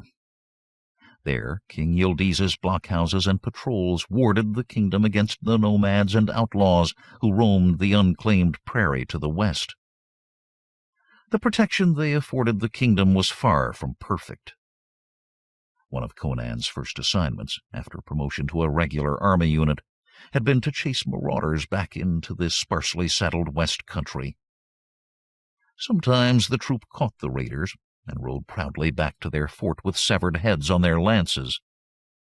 More often the pillagers gave them the slip, and they returned on lathered steeds with glum looks on their faces and grim jokes on their lips. The border guards, Conan was well aware, had other duties too. They questioned all travelers who sought to enter or leave the kingdom, and apprehended felons and persons wanted by the authorities. The road that Conan followed had dwindled to a sandy track, and for a mounted man there was scant choice between this track and the boundless virgin prairie. After some deliberation, Conan decided not to try to bluff his way past the border guard, but to detour around the blockhouse. So he angled northwest, and soon lost sight of the beaten way.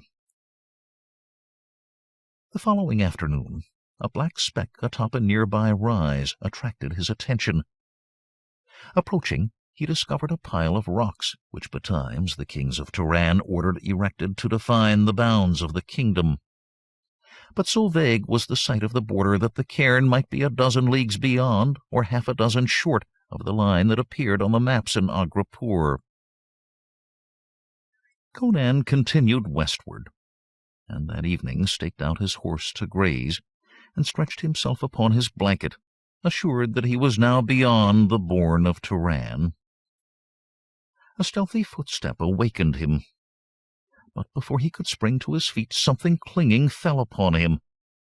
When he struggled up, it tripped and hampered him. It was a game net, such as the Hyrcanians used in their periodic mass hunts. Before he could fight his way out of the entanglement, a club smashed down upon his head, bringing a shower of shooting stars, followed by blackness. When Conan regained consciousness, he found that his wrists were firmly lashed behind him. Looking up, he saw a circle of men in the king's uniforms, some mounted and some afoot, surrounding him in the starlight. One, bearing the insignia of a Turanian officer, commanded, "On your feet, vagabond!" Grunting, Conan rolled over and tried to rise. He discovered that when a man is lying down with his hands tied behind him, it is difficult or even impossible for him to arise without assistance. After several tries, he sank back on the grass. "Someone will have to boost me up," he growled. "Help him, Arslan," said the officer. "Aiden, stand ready with your club in case he tries to bite or run." On his feet at last, Conan roared, "What is the meaning of this? It's an outrage on a harmless traveler." "We shall see about that," said the officer. Honest travellers stopped for questioning at the border post, which you obviously avoided. Luckily, we had word from a shepherd who saw you straying from the road, and the night was clear enough to track you down. Now come along, and we shall learn just how harmless you are." A trooper slipped a Hyrcanian lasso, a pole with a running noose on the end, over Conan's head and tightened it around the Cimmerian's neck. The troopers mounted and set out across the steppe, one leading Ymir while Conan stumbled along on foot. At the blockhouse, the soldiers pushed Conan into a small, crowded room. 6 men with ready weapons watched him, while their commanding officer settled himself at a rough trestle table. "Here's the blackguard, Captain," said the lieutenant who had brought Conan in. "Did he put up a fight?" asked the captain. "Nay, we caught him sleeping. But I do not think—" "Never mind what you do or do not think," snapped the captain. "You, fellow." "Yes," snarled Conan, staring at the officer through narrowed lids. "Who are you?" "Nile, a soldier of Turan." "You are no Hyrcanian. That is plain from your aspect and barbarous accent. Whence came you?" "I am a native of the border kingdom," said Conan, who had rehearsed his lies on the trek back to the blockhouse. "What land is that?" "A country far to the northwest, near Hyperborea." "In what unit of the army do you serve?" "Captain Shenden's cuirassiers, stationed at Cowarism." This was a real unit, and one with which Conan was familiar. Conan was thankful now that he had, however unwillingly, followed Kushad's advice and left most of his handsome uniform at the seer's house in Sultanapur. Had it been packed with the rest of his belongings, and had the troopers found it, his imposture would have been shattered in an instant. "Why are you departing from Turan? A deserter, eh?" "Nay, I applied for leave because I learned that my aged mother is sick at home. I am returning thither and shall be back at my duties within 3 months. Send to ask Captain Shendon if you believe me not." "Then why did you avoid the border post?" "So as not to waste time answering foolish questions," grated Conan. The captain reddened with quick anger. As he paused before replying, the lieutenant spoke again. "I do not think this man can be the renegade Conan, Captain, even though he somewhat answers the description. First, he does not have the king's lady with him. Second, he does not try to flatter or conciliate us, as would a guilty fugitive. And finally, this Conan is said to have such keen senses and mighty strength that we could not so easily have taken him alive." The captain pondered for a moment, then said, "Very well. You seem to have the right of it. But I am still minded to have him flogged for insolence, and for putting us to needless trouble. Pray, sir, the men are weary. Besides, if he be truly a soldier on leave, which he may well be, such a course might cause us trouble with the commander of his unit." The captain sighed. "Release his bonds. Next time, Master Nile, do not try such tricks upon us, and count yourself lucky to get off without at least a beating. You may go." Growling a surly word of thanks, Conan recovered his sword from the soldier who held it and started for the door. He was crowding past the troopers when another lieutenant appeared in the hallway before him. This man's eyes widened. "Why, Conan," cried the newcomer, "what do you here? Don't you remember Khusro, your old—" Conan reacted instantly. Lowering his head in a bull-like rush, he lunged at the lieutenant, giving him so violent a push in the chest with his open hand that the man hurled back, crashed against the wall, and fell supine. Leaping over the sprawling body, Conan dashed out into the night. Ymir was tied to a hitching post in front of the blockhouse. Without taking time to draw sword or dagger, Conan snapped the stout leather reins with a terrific jerk, vaulted into the saddle, and savagely pounded his heels against the horse's ribs. By the time the shouting troopers had boiled out of the blockhouse, run to the paddock, saddled their mounts, and set out in pursuit, Conan was a distant speck in the starlight. As soon as a roll in the landscape hid him from view, he galloped off at right angles to the narrow road. Before the sun had thrust its ruddy limb above the level eastern horizon, he had shaken off his pursuers. In the Zamorian language, the word mall denoted the most shabby, disreputable part of a city. Each of the two principal cities of Zamora, Shadazar and Orengen, had its mall, and even some of the smaller towns boasted such unwholesome districts.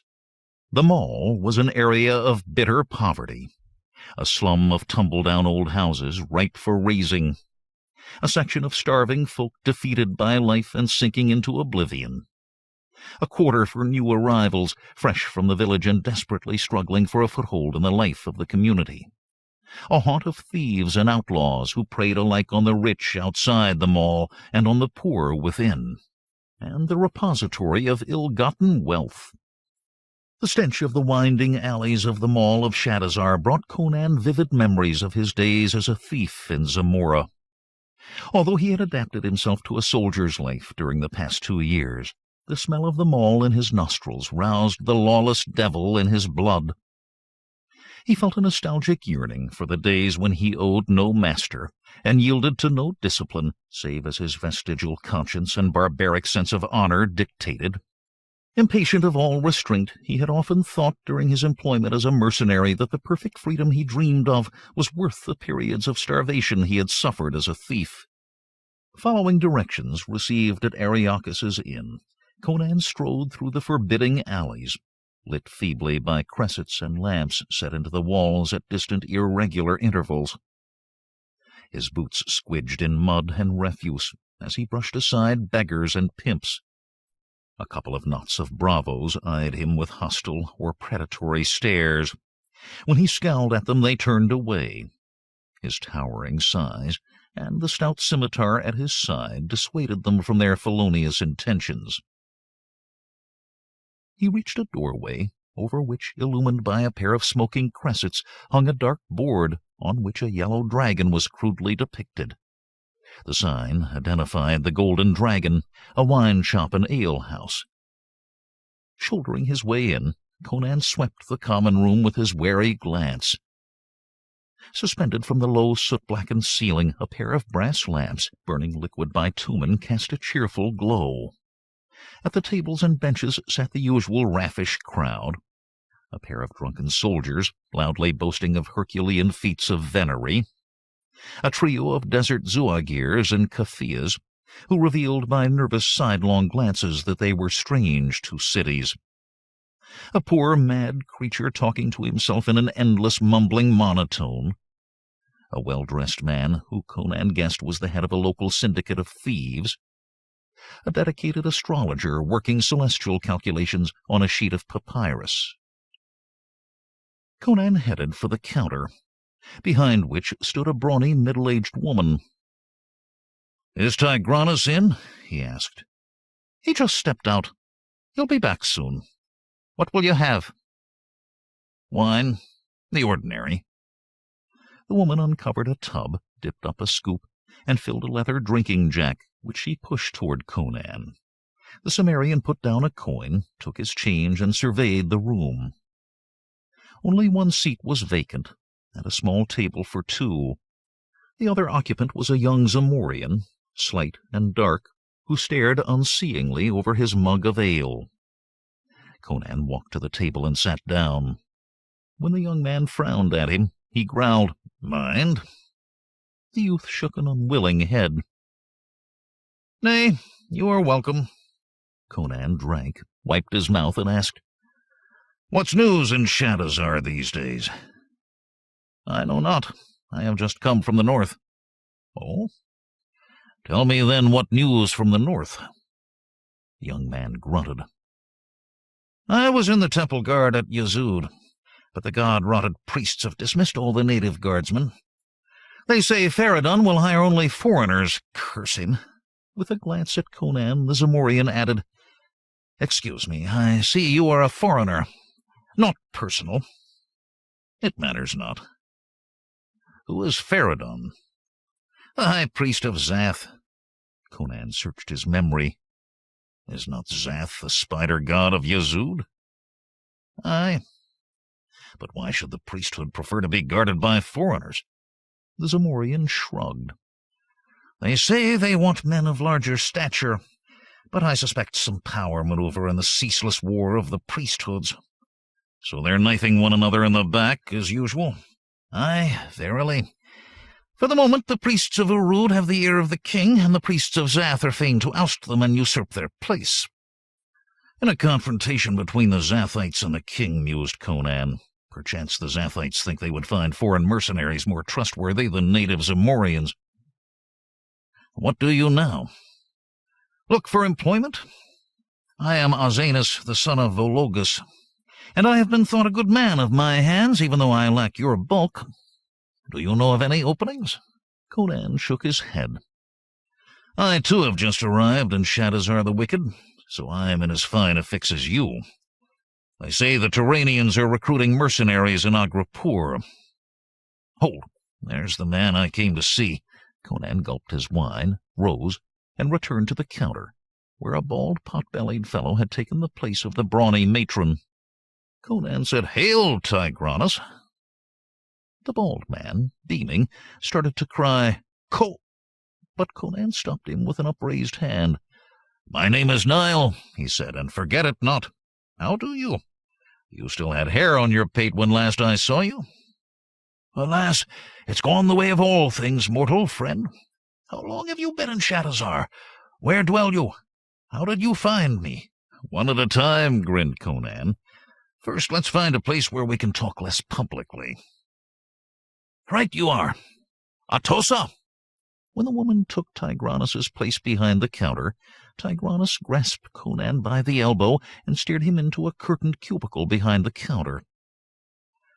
"This one is on the house," he said, pouring 2 goblets of wine. "Now tell me about yourself.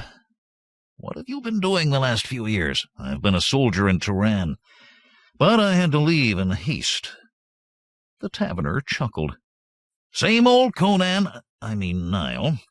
Where are you staying?" "At Ariakis's inn, on the edge of the mall. I asked after you, and they directed me hither. What are you doing now?" "Looking for gainful employment, honest or otherwise." "If you seek offense to dispose of your loot, do not look at me. I gave all that up after the Chief Inquisitor had me arrested. I escaped the scaffold only by bribing him with all I'd saved, to the last farthing. Well, almost to the last farthing." Tigranes cast a significant glance toward the curtained doorway. Conan shook his head. "I've had enough of that starveling life, save as a last resort. But I have soldiered all the way from Shapur to Kitai, and that should count for something." "Speaking of Turan," said Tigranes, "a party of Turanians was here yesterday asking questions. They said they were looking for a man of your description, accompanied by a woman. Has that aught to do with you?" "It might or it might not. How looked these Turanians?" "The leader was a short, square fellow with a little gray beard who called himself Parvaz. He had several fellow countrymen in tow, and an escort of a brace of King Mithridates as guards. His snooping evidently has our king's approval." "I know who Parvaz is," said Conan. "One of Yildiz's diplomats.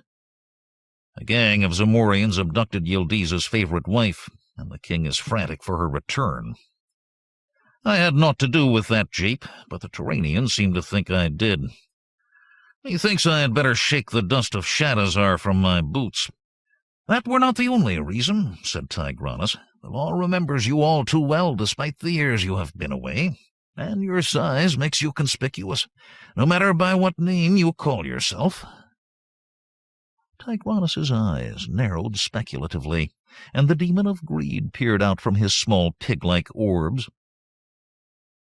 "I had thought of going to—" began Conan, but paused as suspicion crackled in his mind.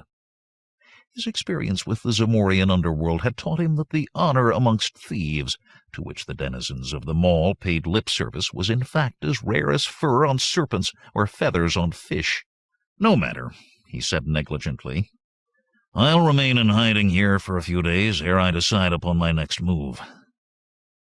I shall visit you again." Concealing his apprehension with a rough jest, Conan left the Golden Dragon and returned to Ariakis's inn. Instead of going to bed, he roused Ariakas, paid his scot, got his horse from the stable, and by dawn was well away on the road to Yezud. Next morning, Tigranes, who had mulled things over during the night, went to the nearest police post. He told the sergeant that the notorious Conan, wanted for sundry breaches of Zamorian law in years gone by, as well as for questioning by the Turanian envoy, was to be found at Ariakas's inn. But when the sergeant with a squad of regulars invaded Ariakas's establishment, they found that Conan had departed hours before, leaving no word of his destination. Thus Tigranes, instead of an informer's fee, received a beating for tardiness in reporting his news. Nursing his bruises, he returned to his inn, vowing vengeance on the Cimmerian, whom he illogically blamed for his mishap. Meanwhile, Conan sped north on Ymir as fast as he dared to push his sturdy steed. At Zamindi, the villagers were preparing for a spectacle. All the folk in their patched brown and gray and rusty black woolens had turned out. Some boosted their children to their shoulders, the better to view the event. The much-anticipated spectacle was the burning of Nissa the witch. The old woman had been tied to a dead tree, a bowshot from the outskirts of the town. In a ragged shift, her white hair blowing, she watched in sullen silence as a dozen men piled sticks and faggots around her.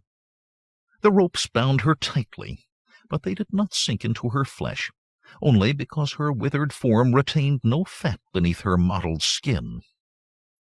So intent upon the sight were the villagers that none remarked the clop of hooves along the path that led from the road to Shadazar. As the headman thrust his torch into the pile of firewood, the horse, a stocky Hyrcanian sorrel, nosed his way among the rearmost members of the crowd. The smaller sticks caught fire and blazed up with a cheerful crackle. Nissa looked down silently, her rheumy old eyes glazed with resignation. Feeling a nudge and hearing a snuffling sound, one villager munching an apple turned and recoiled. The nudge was from the velvety nose of Ymir, who was begging for a bite of the apple. The man's startled gaze traveled along the horse's back, to encompass a giant figure astride the beast. Conan rasped, "What goes on here?" "We burn a witch," replied the man shortly, with a scowl of suspicion. "What has she done?" "But a curse upon us, that's what. So 3 children and a cow died all in the same night. Who are you, stranger, to question me? Had there been a feud between you?" "Nay, if it be any of your affair," replied the man testily. "She used to be our healer, but some devil possessed her and caused these deaths." The larger faggots were now catching fire, and the rising smoke made Nissa cough. "Men and beasts die all the time," ruminated Conan. "What makes you think these deaths unnatural?" The man turned to confront Conan. "Look, you stranger, you mind your business whilst we mind ours. Now get along, if you would not be hurt." Conan had no love of witches. Neither had he any idea of civilized laws and rules of evidence. But still it seemed to him that the villagers were venting their grief on the aged crone more because she was old, ugly, and helpless than because they had reason to think her guilty. The Cimmerian seldom interfered in others' affairs where neither honor drove nor profit beckoned. If the villager had spoken him fair, he might have shrugged and gone his way. But Conan was impulsive and easily roused to anger, and the protection of women, regardless of age, form, or station, was one of the few imperatives of his barbarian code. The villager's threat tipped the balance in the old woman's favor. Conan backed his horse a few steps, wheeled the animal, and rode away from the crowd. Then he swung Ymir around, swept out his scimitar, and heeled the horse. As Ymir broke into a canter, headed straight for the tree to which the witch was tied, Conan uttered a fearful scream, the ancient Cimmerian war cry. Startled faces turned. The villagers scrambled out of the way. Several were knocked down by the plunging beast. Reaching the fire-ringed victim, the frightened animal rolled its eyes and reared. Conan soothed Ymir as he leaned into the smoke to smite the bindings that encircled the tree. The strands parted easily. for the villagers had thriftily chosen old and rotten rope for the burning. As a collective growl arose from the thwarted peasants, Conan extended his free arm, roaring, "Catch hold, grandmother!" Nissa seized the brawny forearm and clung to it, as with a mighty heave Conan swung her up on the horse's withers before the saddle. "Hold on!" shouted Conan, pressing the ulster against his chest and urging Ymir into a run again. Once more the crowd, which had started to converge and advance, parted and scattered. Even as Conan ploughed through them, he saw some of the more active men run to their crofts. As Ymir carried his double burden away from the village, Conan glanced back. Raging, the men were re-emerging with scythes, pitchforks, and a couple of spears. "Where do you want to go?" Conan asked the witch. "I have no home to call my own," she replied in a quavery voice. "They have already burned my hut." "Then whither?" "Pray, whither you go, sir?" "I'm bound for Yuzud, but I cannot take you with me all the way." "If you will return to the main road and turn left, you will soon come upon another track which leads uphill to my hiding place, though I know not if your horse can bear the both of us up so steep a slope." "Can he walk if I lead him?" "Aye, sir, of that I am sure. But hurry, I do hear the dogs barking behind us." A distant baying wafted to Conan's ears. Keen though his senses were, those of the old woman had earlier identified the sound. "Your hearing is good for one of your years," he remarked. "I have ways of reinforcing my mortal senses." "If they have set dogs after us, what's to stop them from following us to your hideaway?" "Let me but once reach the place, and I have means to lead them astray." As they came out upon the main road, the sounds of pursuit grew louder, for Ymir was slowed by the weight of his double burden. Another quarter hour, and Nissa indicated the track to her refuge. For a while Ymir trotted up the steep path, which rose and dipped and wound through broken country. The baying increased apace, and Conan more and more disliked the situation. On the flat, with room to maneuver, he did not fear a village full of yokels armed with improvised weapons. But on this uncertain footing, if the pursuers were brave enough to close in even after he had slain the foremost, they could swarm around him, hamstring his mount, and cut him to pieces. "Those fellows must have horses," he muttered between clenched teeth. "Aye, sir, the village breeds them, and has a score of the beasts, and the lads are spry afoot. They beat the other villages in foot races at every fair. I used to be proud of my village." Conan knew that if he abandoned Nissa, he could escape his pursuers even if they tried to run him to earth after they had recaptured the aged witch. But having committed himself to the crone's rescue, he gave no thought to any other course. In such matters he could be obstinate indeed. The track thrust upward, ever steeper and more rugged. Conan pulled up and swung off the weary horse, saying, "I'll walk you ride. How much farther goes this path?" "A quarter of a league. Near the end I needs must also walk." On they plodded, Conan leading Ymir by the reins, while behind them the baying waxed louder as men and dogs gained on their quarry.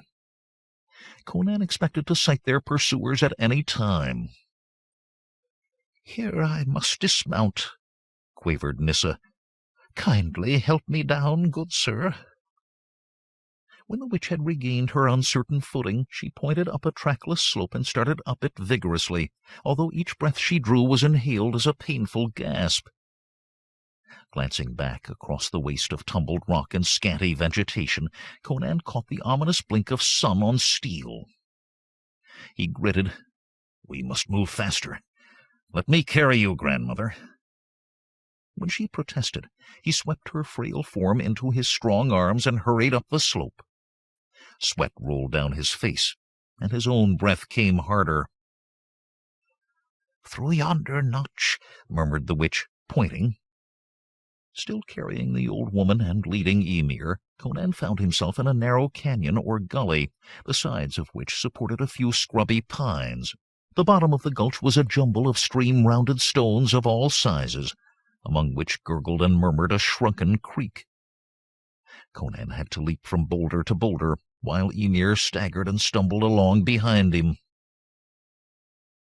"Here," whispered Nissa. Around a slight bend in the gorge, Conan sighted the mouth of a cave, all but hidden by shrubs and overhanging vines. As the woman sank down, gasping, Conan said, "Cast your spell quickly, grandmother, for the villagers are close upon our heels." "Help me to start a fire," she wheezed. Conan gathered some dry leaves and small sticks and started a blaze with flint and steel. Then he turned to speak to Nissa, but she had disappeared into the cave. Soon she tottered out to the fire again, carrying a leathern bag in one bony fist. This she opened, and from one of its many internal compartments extracted a pinch of powder which she sprinkled on the blaze. As the fire flared and sputtered, a curious purple smoke arose, twisting and writhing like a serpent in its death throes. In a low voice she muttered an incantation in a dialect so archaic that Conan could catch no more than a word or two. "Hasten, grandmother," he growled, cocking an ear toward the ever-rising tumult of the pursuit. "They'll be upon us any time now." "Interrupt me not, boy," she snapped. It had been years since anyone had dared thus to address Conan, but he meekly submitted to the affront. From where he sat on a boulder, Conan could sight the end of the gorge, where it opened out into the broader valley up which they had ascended. As his eyes caught a flash of motion, he sprang to his feet and swept out his scimitar.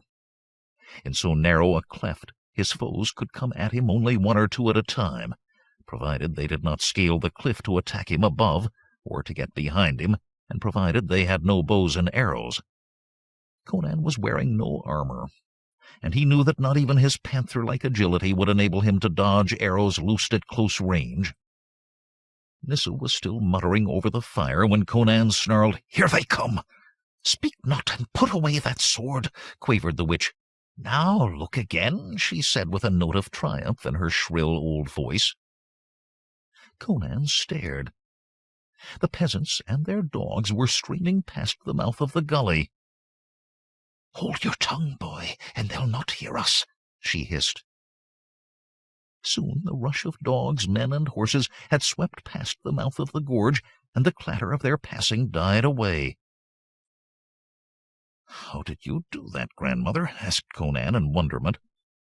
"I cast a glamour, so to those folk the mouth of this ravine appeared a solid rock. If you had shouted, or if the flash of the sun on your blade had reached them, or if one of them had thrust a tool against that seeming wall of rock, the illusion would have been destroyed like a fog beneath the morning sun." She leaned back wearily against the wall of the gorge. "Help me back into the cave, I pray. I am fordone." Conan assisted the old woman into the cavern, in which provisions, bundles of herbs, and other possessions were piled haphazardly. As she sank down, she said, "Young man, I must ask you for one more boon. Can you cook? I am too feeble even to get your supper." "I can cook in my own fashion," said Conan. "It will be no banquet royal, I assure you, but I've camped alone in the wilds often enough to know the rudiments." He rummaged among the witch's supplies, then built up the smoldering fire. As he worked, he asked, "Tell me, grandmother, what befell between you and the village?" She coughed, caught her breath, and spoke. "I am Nissa of Comath. For many years I have earned a scanty living as the White Witch of Zamindi, curing ills of man and beast, foretelling the prospects of young lovers seeking to wed, and predicting the changing seasons. But, as I have told the folk many a time and oft, naught is certain in occult matters, and the final decisions rest ever with the gods. Then a disease struck Zamindi. Many were sick, and one night 3 bairns died. I did what I could, but neither my simples nor my spells availed them. Then voices rose against me, saying that I had cast a malignant spell. It was naught but a rumour set in motion by the hetman Babur, who long had coveted the little patch of land on which my poor hut stood. I enraged him by refusing to sell it to him, even at a reasonable price. So this is his revenge." A spasm of coughing shook her. "I cast my horoscope yestereve and saw that it portended peril. This morn I was gathering my last supplies to bring to this shelter, which I had prepared for emergencies long ago. But the villains were too quick for me. They came and dragged me to the village." She cackled. "But you and I have cheated the omens, at least for the nonce. Now, what of you, young man?" Conan told Nyssa as much of his recent history as he thought expedient, adding, "What of my future?" Her faded old eyes took on a faraway look. "Some things about you I already sense. You are a man of blood. Strife follows you and seeks you out, even when you would fain avoid it. There is great force about you, nor am I the last old woman whom you will come upon in dire need and rescue." After a pause, she added, "Beware to whom or what you give your heart. Many times you will believe that you have attained your heart's desire, only to have it slip through your fingers and vanish like a puff of morning mist. But more of that anon. My poor old heart has been sorely strained this day, and I must needs have rest. I am not one of those who have added to their mortal span by the practice of arcane arts. Tomorrow I shall work a powerful conjuration for you to try to part the veil that enshrouds the future. But meanwhile I will give you a token of my gratitude." "You need not, grandmother," began Conan, but she silenced him with a gesture. "None shall say that Nyssa fails to pay her debts," she said. "'Tis but a small thing I give you, yet it is all I have to give this night, what with the hazards and confusion of this turbulent day." She fumbled among her disorderly piles of belongings and turned again to Conan, holding a small pouch which she pressed upon him. "This," she explained, "is a spoonful of the Powder of Forgetfulness. If an enemy close in upon you, thinking he has you at his mercy, throw a pinch into his face. When he breathes this dust, 'twill be as if he had never beheld you or had knowledge of you." "What should I do with the fellow then?" asked Conan. "If he'd wronged me, my natural want would be to slay him. But it would seem cowardly to strike him down, and him not knowing the reason for the quarrel." "I would say to let him go and think no more about the matter. To slay him under such conditions were like killing a babe because you quarreled with his father. A heartless sort of revenge indeed." Conan grunted a puzzled assent, although in fact he had never before thought about the rights and wrongs of the matter. Among his fellow Cimmerians it was customary to seek revenge upon a member of another clan by slaying the offender's kin. Conan was tempted to refuse the proffered pouch, claiming that he had only contempt for magic and wanted nothing to do with it. But the old woman seemed so eager for him to have her gift that he accepted it with a growl of thanks rather than hurt her feelings. When Conan awoke the next morning, he found Nyssa's body stiff and cold. She had not cheated the omens after all. Chapter 5. The City on the Crag.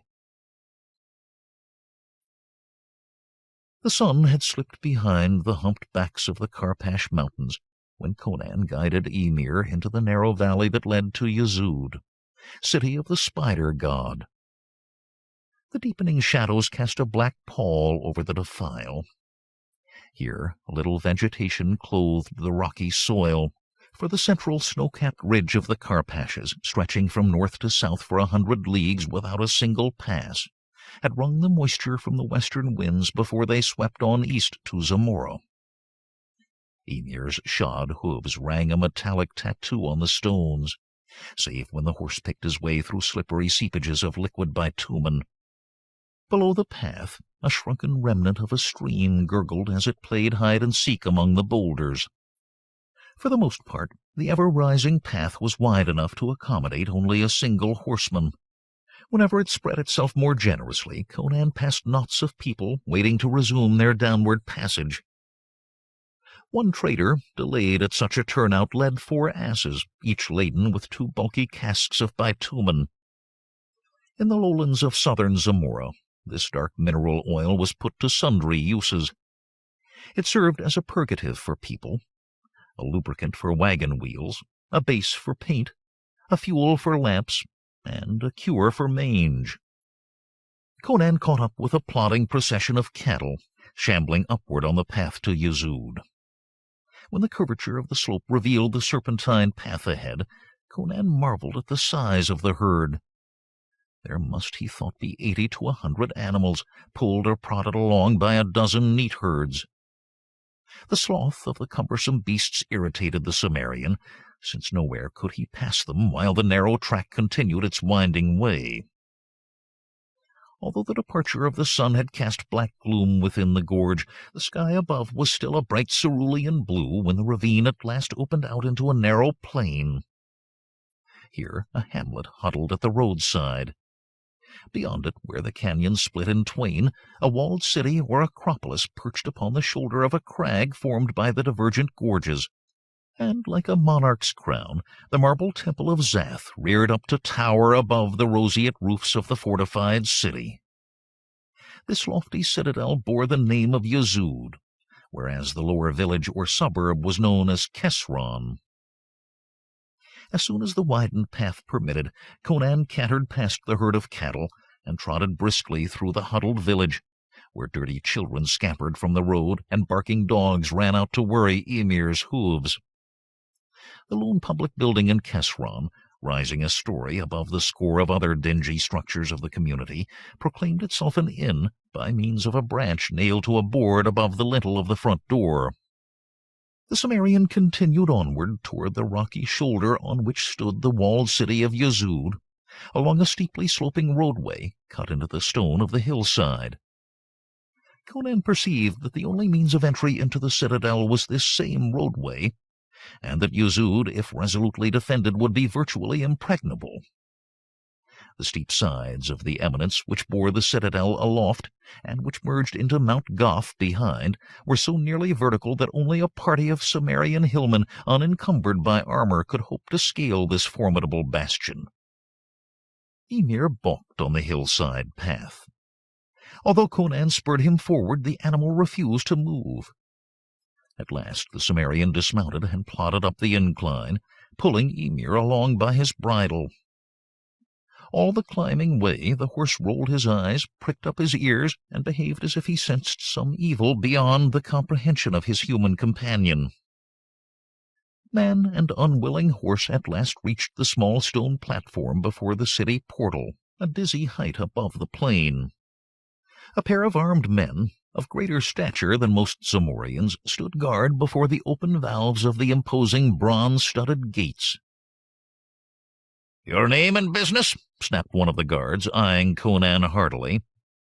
"Nile, a mercenary soldier," replied Conan. "I heard that such as I are being hired." "They were," replied the soldier, his lip curling slightly with the shadow of a sneer, "but no more. You have tardy come." "You mean the places are all filled, and you have had your journey all for naught." The man spoke Zamorian with an unfamiliar accent. "Are you two amongst those lately hired, then?" asked Conan. "Aye, we are men of Captain Cadogan's free company." Although nettled by the soldier's surly manner, Conan kept his outward calm. "Well then, friend, whence hail you?" "We are Brethunians." "Indeed. I have travelled many lands, but never yet Brethunia. I crave a word with the man who hired you, whoever he may be." "Too late for that today. Try again in the morning." Conan grunted. "Well, is there an inn in Yezud where I can take lodging and stable my horse?" The soldier laughed scornfully. "Any fool knows that only the priests and those who work for them may rest their heads overnight within the walls of Yezud." The quick flame of Conan's anger flared up. He had been in no pleasant mood as a result of the delay occasioned by the herd of cattle and the balkiness of his mount, and now the man's insolence raised his hot temper to the boiling point. With an effort he choked off a sharp retort, but he memorized the man's face should the future provide him with a chance for retaliation. As calmly as he could, the barbarian asked, "Where, then, do travelers lie of nights?" "Try Bartakis's inn in Carrjon. If that be full of pilgrims, the stars must be your roof." "They've served me thus ere now," growled Conan. He turned to find the downward path blocked by the same scrambling herd of cattle that he had passed on his upward climb to Yezud. Mooing and groaning, the animals were being prodded up the slope in single file by cursing herdsmen. "Stand aside, lout, and let the cattle in," barked the soldier. Conan's lips tightened, and his hand itched for his sword hilt, but he remembered the flatness of his purse and held his peace.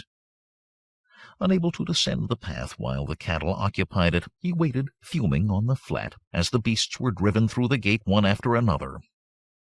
Before the last animal had stumbled into the citadel and the gate slammed shut, stars had begun to twinkle in a darkling sky.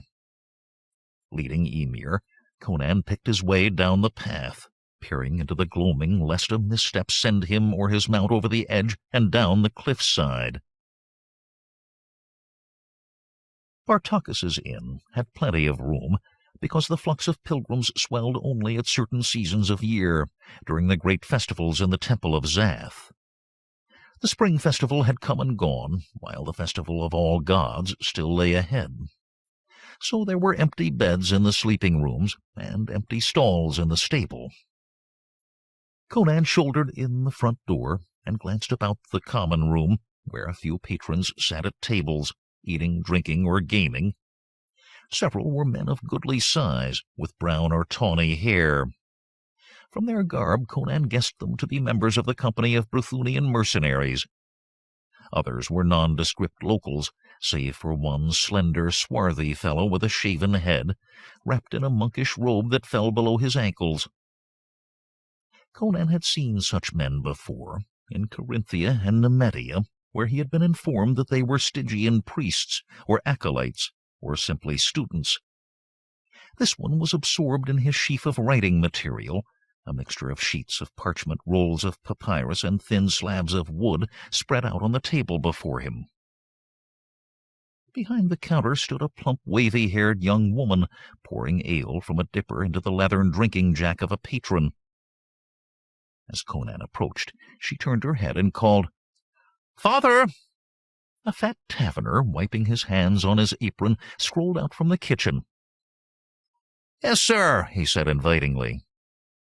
Conan arranged for dinner and bed for himself, and a bucket of grain and a stall for Ymir. He bought a stoup of ale with his meal and retired early. The rising sun saw him again before the gates of Yezud. When the portals swung apart, Conan found himself confronting two unfamiliar guards, and a man who from his bearing and handsome equipment appeared to be an officer. This man was massive, almost as tall as Conan, and his bristling red mustache curled upward at the ends. Seeing the Cimmerian, he said, "Ho, you must be the fellow who came here at closing time last night, asking about a post in Yezud.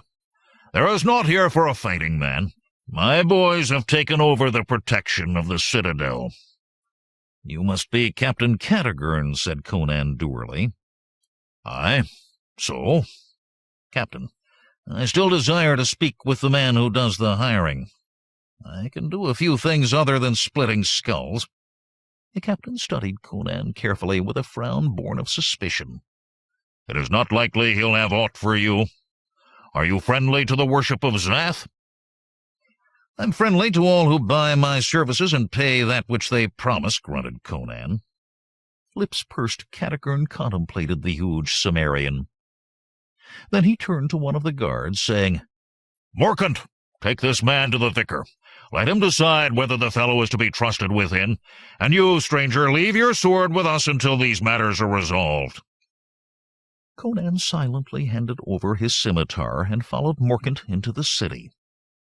The buildings were of severely plain design, row upon row of neat, whitewashed, red-roofed shops and dwellings, hardly to be distinguished one from another. The streets were swept cleaner than any Conan had come upon in other cities. The main thoroughfare appeared impeccable, despite the drove of cattle that had plodded along it but a few hours before. Conan asked Morkant, "Yestereve I saw above 80 head of cattle entering the city. Would the folk have need of so much beef? Judging from the size of the town, it would require a month for the citizens to eat it all." "No question, stranger," snapped the Brythunian. Conan darted discreet glances to right and left from beneath his heavy brows, looking for signs of a stockyard in which the cattle might be confined. But although they passed stables and workshops of all descriptions, he saw no sign of a pen or corral. At last they reached the precinct of the Temple of Zath. Conan craned his neck and stared like a yokel at the largest building he had ever beheld, an edifice even more imposing than the temples and palaces of Shadazar and Agrapur. The structure was built of great blocks of opalescent marble, gleaming golden in the sun-washed light of morning. From the huge central nucleus projected 8 wings, each bedight with mosaic-inlaid columns and pilasters.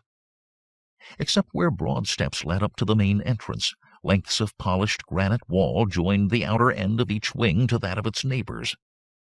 A vast central dome towered over all, and the early morning sun reflected with blinding intensity the gold leaf that covered the dome. Before the main portal, an enormous pair of doors embellished with bronzen reliefs, 2 Brythunian guards stood rigidly at attention, their crimson uniforms spotless, their mail shirts agleam, and their halberds grounded at their sides. Morkant announced, "A man to see the vicar." One guard pushed open a small door let into one of the huge bronze valves of the main portal. Conan ducked under the lintel and found himself in a spacious carpeted vestibule, whence passages led off to either side. Facing the wide entranceway, another pair of giant doors, these ornamented with exquisite gilded reliefs, towered above the visitors. Before the inner doors were stationed another pair of halberd-bearing guards. Morkant nodded to these sentinels and led Conan down one of the side passages. As they proceeded, Conan became conscious of a faint odor of carrion. This, he knew, was not uncommon in temples where animals were either sacrificed to the god or eviscerated for purposes of divination, so he paid scant attention to the disagreeable smell. After conducting the Cimmerian through a bewildering maze of corridors, Morkant stopped at an oaken door, before which stood another Brythunian mercenary, and knocked. When a voice called, "Enter!" he opened the door and waved Conan in. A seated figure in a white turban bent over an ornate flat-topped desk, writing by the light of a bitumen lamp. As Conan came to attention before him, the man raised his head. "Yes, my son?" Conan started and reached for the sword that no longer hung at his side. For the man was Harpagus, he who had cast Conan into a hypnotic sleep in the marshes of Mahar. Harpagus gave no sign of recognition. Gathering his wits, Conan realized that when he had encountered the Zamorians in the marshes, his face had been obscured by the turban cloth wound about his head. Even when he had shared a dinner with Harpagus and his men, he had not, because of the swarms of biting insects, removed the cloth altogether. He had merely raised the part that covered his mouth and chin and tucked it into the upper folds.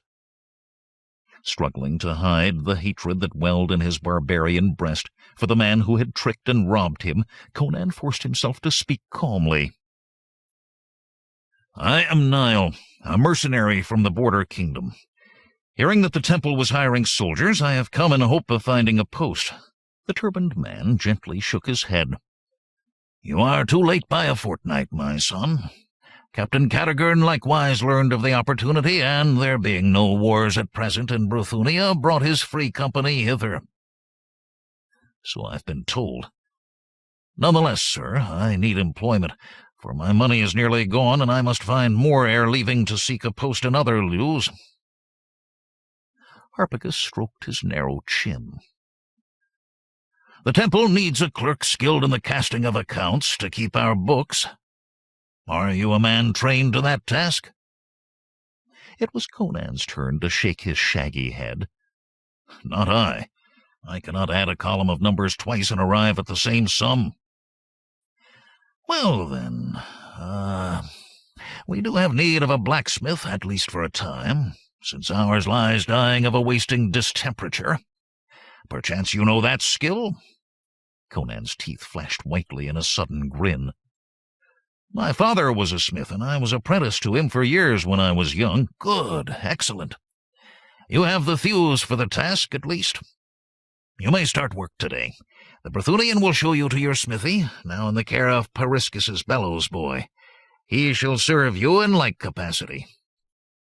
After settling such matters as Conan's wage, living quarters for himself and stabling for his horse, Harpagus said, "We are then agreed, my son. But you must understand that for those who dwell in holy Yezud there shall be no drinking of fermented liquors, no gambling, and no fornication. And all do promise to attend the services of holy Zath at least once every 10 days.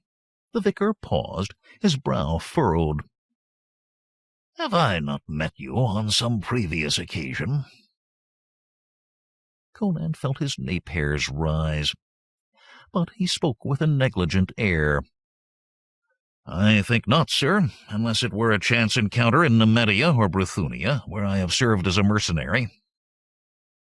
Harpagus shook his head. "Nay, I have never travelled to those lands. Still, your voice reminds me of someone I knew briefly. No matter. Go with the guard to your new quarters. You will find enough accumulated tasks to keep you busy. One thing more, sir. I want my sword, now in the custody of the gate guards." Harpagus smiled thinly. "You shall have it. Forbidding a blacksmith his weapon were like confiscating a poet's verses. He'll only make another." As the Brythunian led Conan through the narrow streets, the Cimmerian growled, "Is the vicar's name Harpagus?" "Aye, so I thought." "Did I understand him aright, that in Yezud there is no wine, nor beer, nor gambling, nor light love?" Morkant grinned. His manner had thawed to friendliness since learning that Conan would be a fellow employee of the temple. "High Priest Faradon is a very righteous man, a dolorously righteous man, and he hopes to impose his principles on all in Zamora. We of the Free Company go down to Bartakis's inn for our sinful amusements. Faradon would like to close down that place too, but he does not dare, knowing that the Free Company would go on the road if such constraints were imposed upon us." Conan gave a rumble of mirth, knowing full well that brigandage was the usual occupation of mercenary companies out of military employment. But rarely was it so plainly named. "I see no cause for merriment," said Morkant crisply, with a reproving stare. "No offence meant," said Conan, wiping the smile from his lips. "But I've been a hired sword myself, and know somewhat of the ways of mercenaries."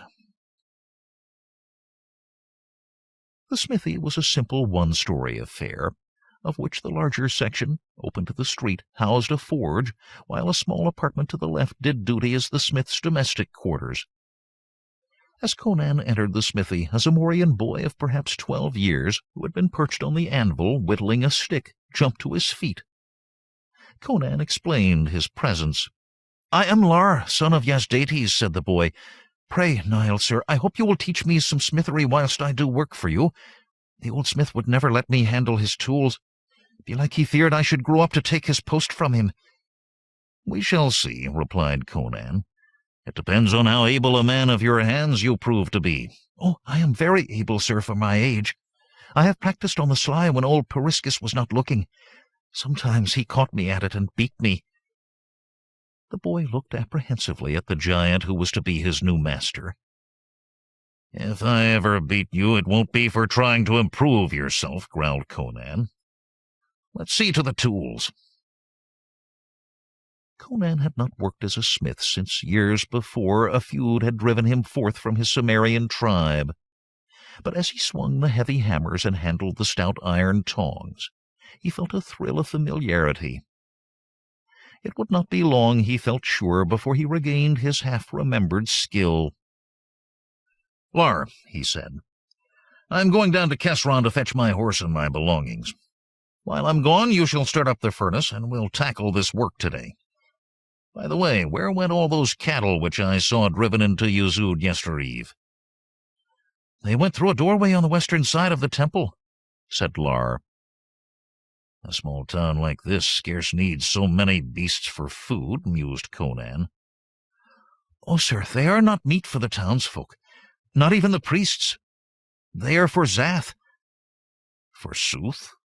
said Conan. "That I can hardly believe. I have seen much of temples and more of priests. In those where the worshippers bring animals to sacrifice, the holy men slay the creatures, offer the skin and bones and offal to the god, and feast on the good flesh themselves. Why do you think your priests do not the same?" "But, sir, everybody in Yuzud knows the cattle are devoured by Zath. Have you been in the naos of the temple?" "Not yet. What's there?"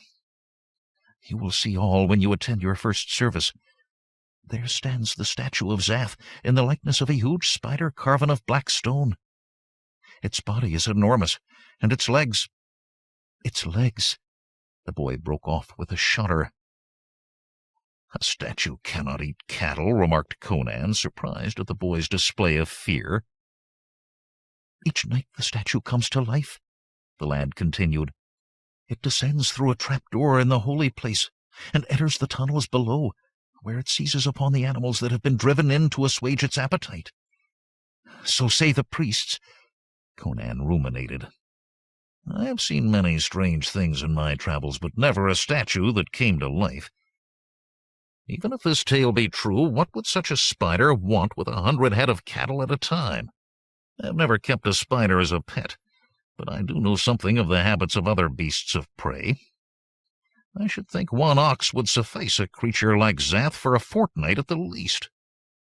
"Oh, sir, these are holy mysteries. You must not pry into that which the gods do not intend us mortals to know." As he spoke, the boy reverently bowed his head and touched his fingertips to his forehead. Conan grunted.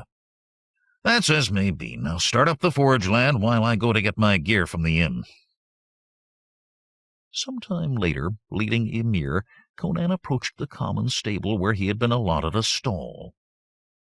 As Conan was instructing the stable boy in the care of Ymir, a commotion arose in one of the more distant stalls. A horse was rearing, pawing the air, and squealing frantically. "What's that?" asked Conan. The groom looked around. "It's that accursed black stallion the vicar bought in Turan," he said. "We have not been able to exercise him properly because no man durst try to ride him." Said Conan. "I'll take a look." He strolled down to the stall of the fractious stallion and recognized Egil. The horse whinnied with delight and nuzzled him. Not daring to address the horse directly, Conan turned to the groom. "He seems to like me, the gods know why." The groom leaned on his shovel while his sluggish thoughts took form. At last he mumbled, "Perhaps, sir, you could ride him. Are you fain to undertake his exercising? If the priests agreed, that is." It was on the tip of Conan's tongue to say yes. But then it struck him that if word got back to Harpagus, the vicar might suspect that his new blacksmith and the former owner of Egil were one and the same. Instead, he replied, "We shall see. Just now I can barely spare time to keep my own nag in condition." Chapter 6. The Temple of the Spider. Since Yuzud was provided with no inn or eating-house, and Conan did not wish to plod down to Carrjon for each repast, he made arrangements for Lar's mother to cook his meals. At sundown, Conan washed the soot from his face and arms, and followed Lar to the small house where the boy and his widowed mother dwelt. The house, freshly whitewashed, was neat within, and furnished in the rear with a small, well-tended vegetable garden.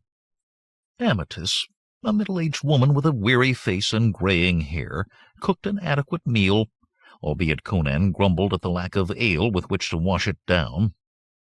He listened in dour silence as Amethyst prattled on about her ancestry, her kin, and her well-remembered husband.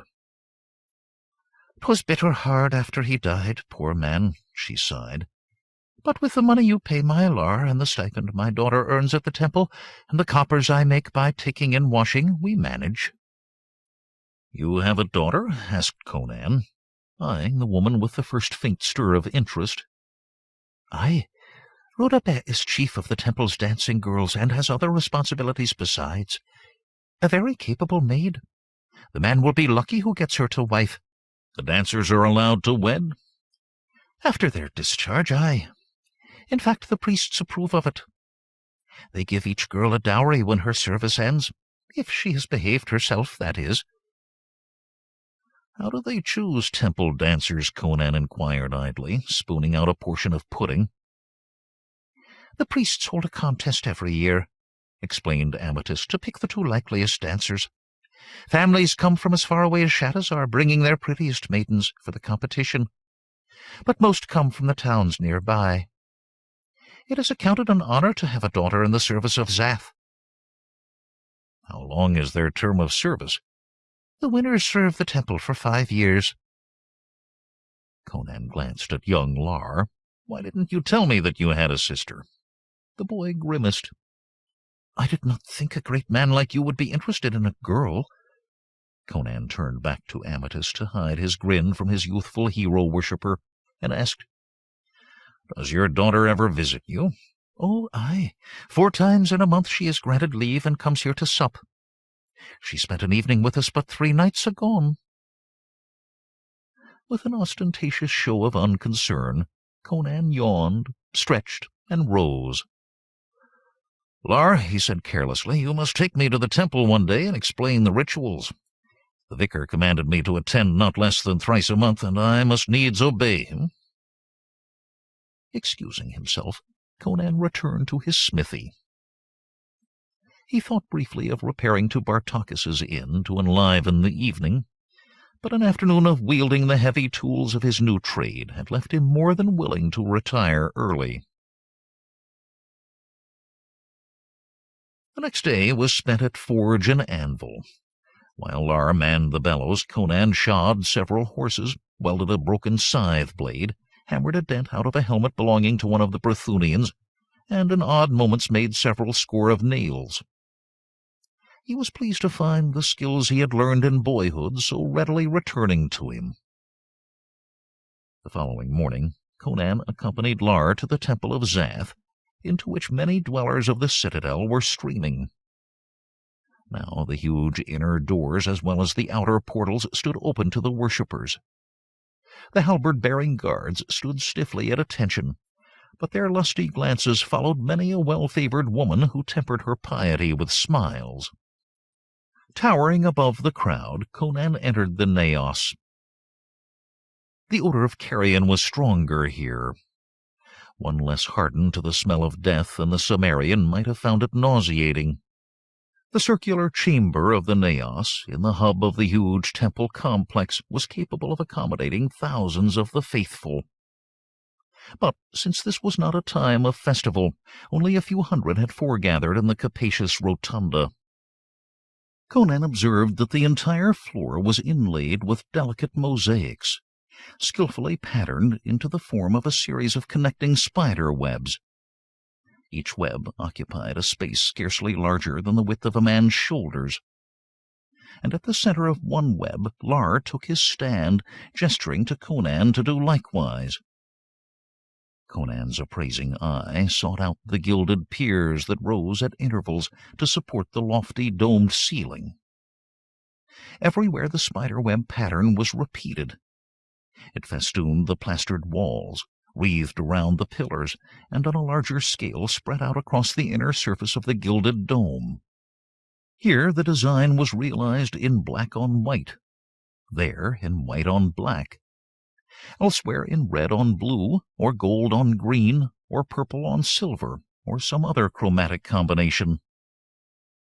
The glitter of gold leaf, reflecting the light of 100 gilded lamps suspended on bronzen chains from the shadowy recesses of the ceiling, and the endless repetition of the spoked cobweb pattern induced hypnotic immobility.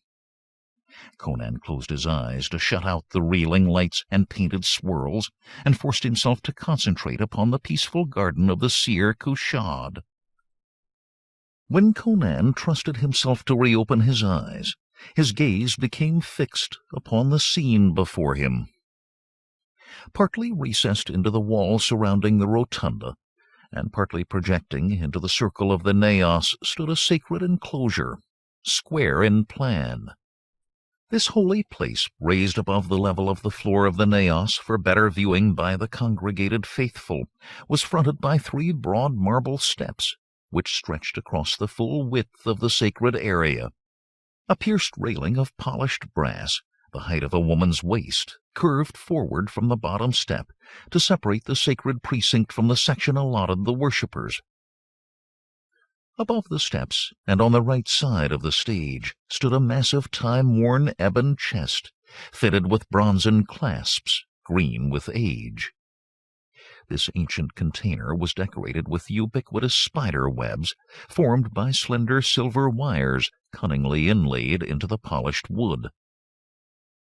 Balancing this venerable repository, on the left side of the platform, a block of golden marble rose altar-like, and all around this plinth were carven cryptic sigils in the old Zamorian script. Upon this splendid base rested a bowl of chalcedony, and in the translucent basin danced an eternal flame, connected Conan knew not how with the worship of the spider god. In the center of the raised enclosure, the far end of which was cloaked in a blood-red arras, towered the statue of Zath. Behind it, in the far left corner, the wall of the sacred area was recessed. The idol, graven of black onyx, was wrought with such fidelity to nature that Conan was half tempted to believe that the statue could indeed possess the power of life at night. The heavy ovoid body, supported by some sort of frame or table draped in crimson velvet to match the incarnadined wall behind it, seemed in the flickering light to stand without support, while each of the spider's 8-jointed limbs, stouter than a galley's oar, rested on the marble pave. The statue reminded Conan unpleasantly of the giant spider he had fought in the Elephant Tower several years before, save that the arachnid here depicted was more than twice the size of that remembered monster.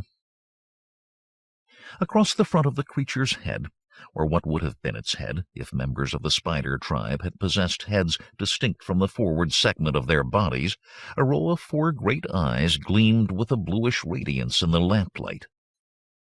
From where he stood, Conan could perceive that, in addition, Zath had 4 additional eyes, 1 pair on the sides of its body and the other pair on top. The sight stirred Conan's predatory instincts, and he whispered to Lar, "What are those eyes composed of, boy?" "Shh!" admonished Lar. "Here come the priests." The walls of the sacred enclosure were pierced by 2 doors, one on each side beyond the chest and the altar. A staid procession emerged from the left-hand door. A dozen men in silken turbans and brocaded robes, each carrying a staff with a jewel-encrusted knob of gold or silver. In the lead strode one taller than the rest, a man clad in a flowing white garment and a night-black turban, whose bristling black brows, eagle's beak of a nose, and voluminous white beard endowed him with a formidable air. Rainbow-hued were the vestments of the other priests. One wore a scarlet gown and azure headgear, another a purple robe topped by a saffron turban, and yet another a gown of sapphire blue, surmounted by a headdress of pale celadon. Conan recognized the vicar Harpagus by his sable robe and snowy turban. The 12 priests formed a line before the spider god.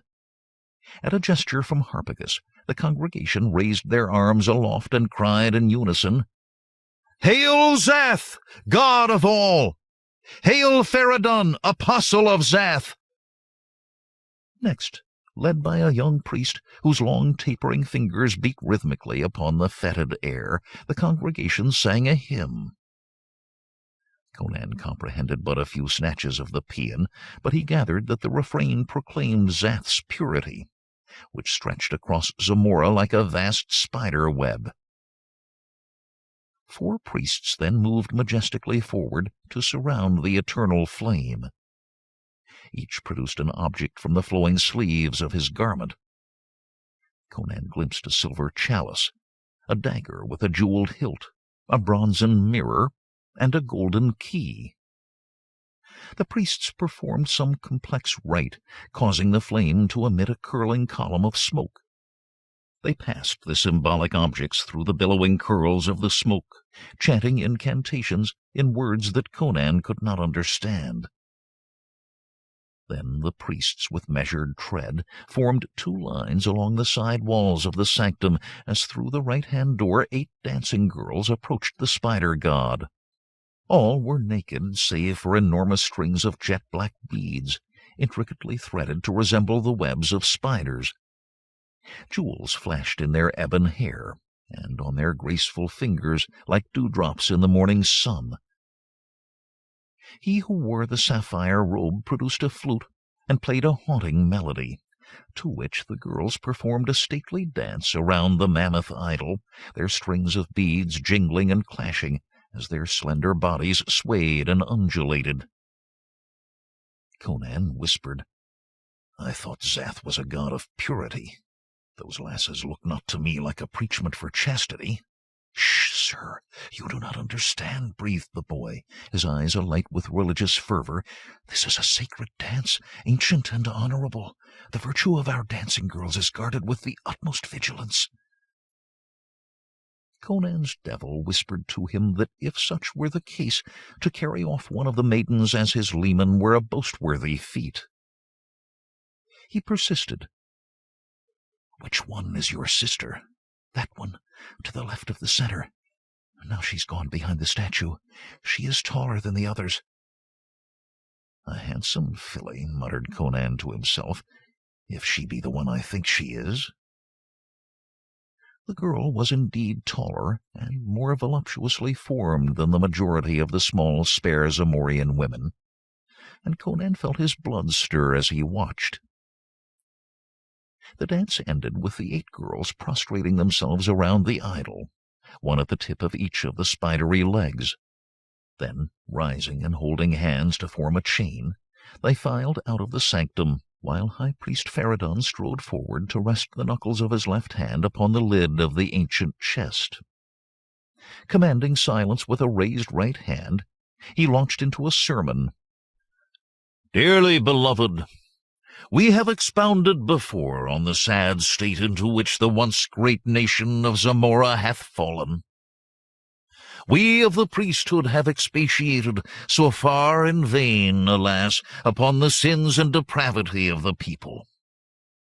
Corruption spreadeth amongst you, its source being the throne of your kings, and daily transformeth our once proud nation into a cauldron of crime, intrigue, and other wickedness.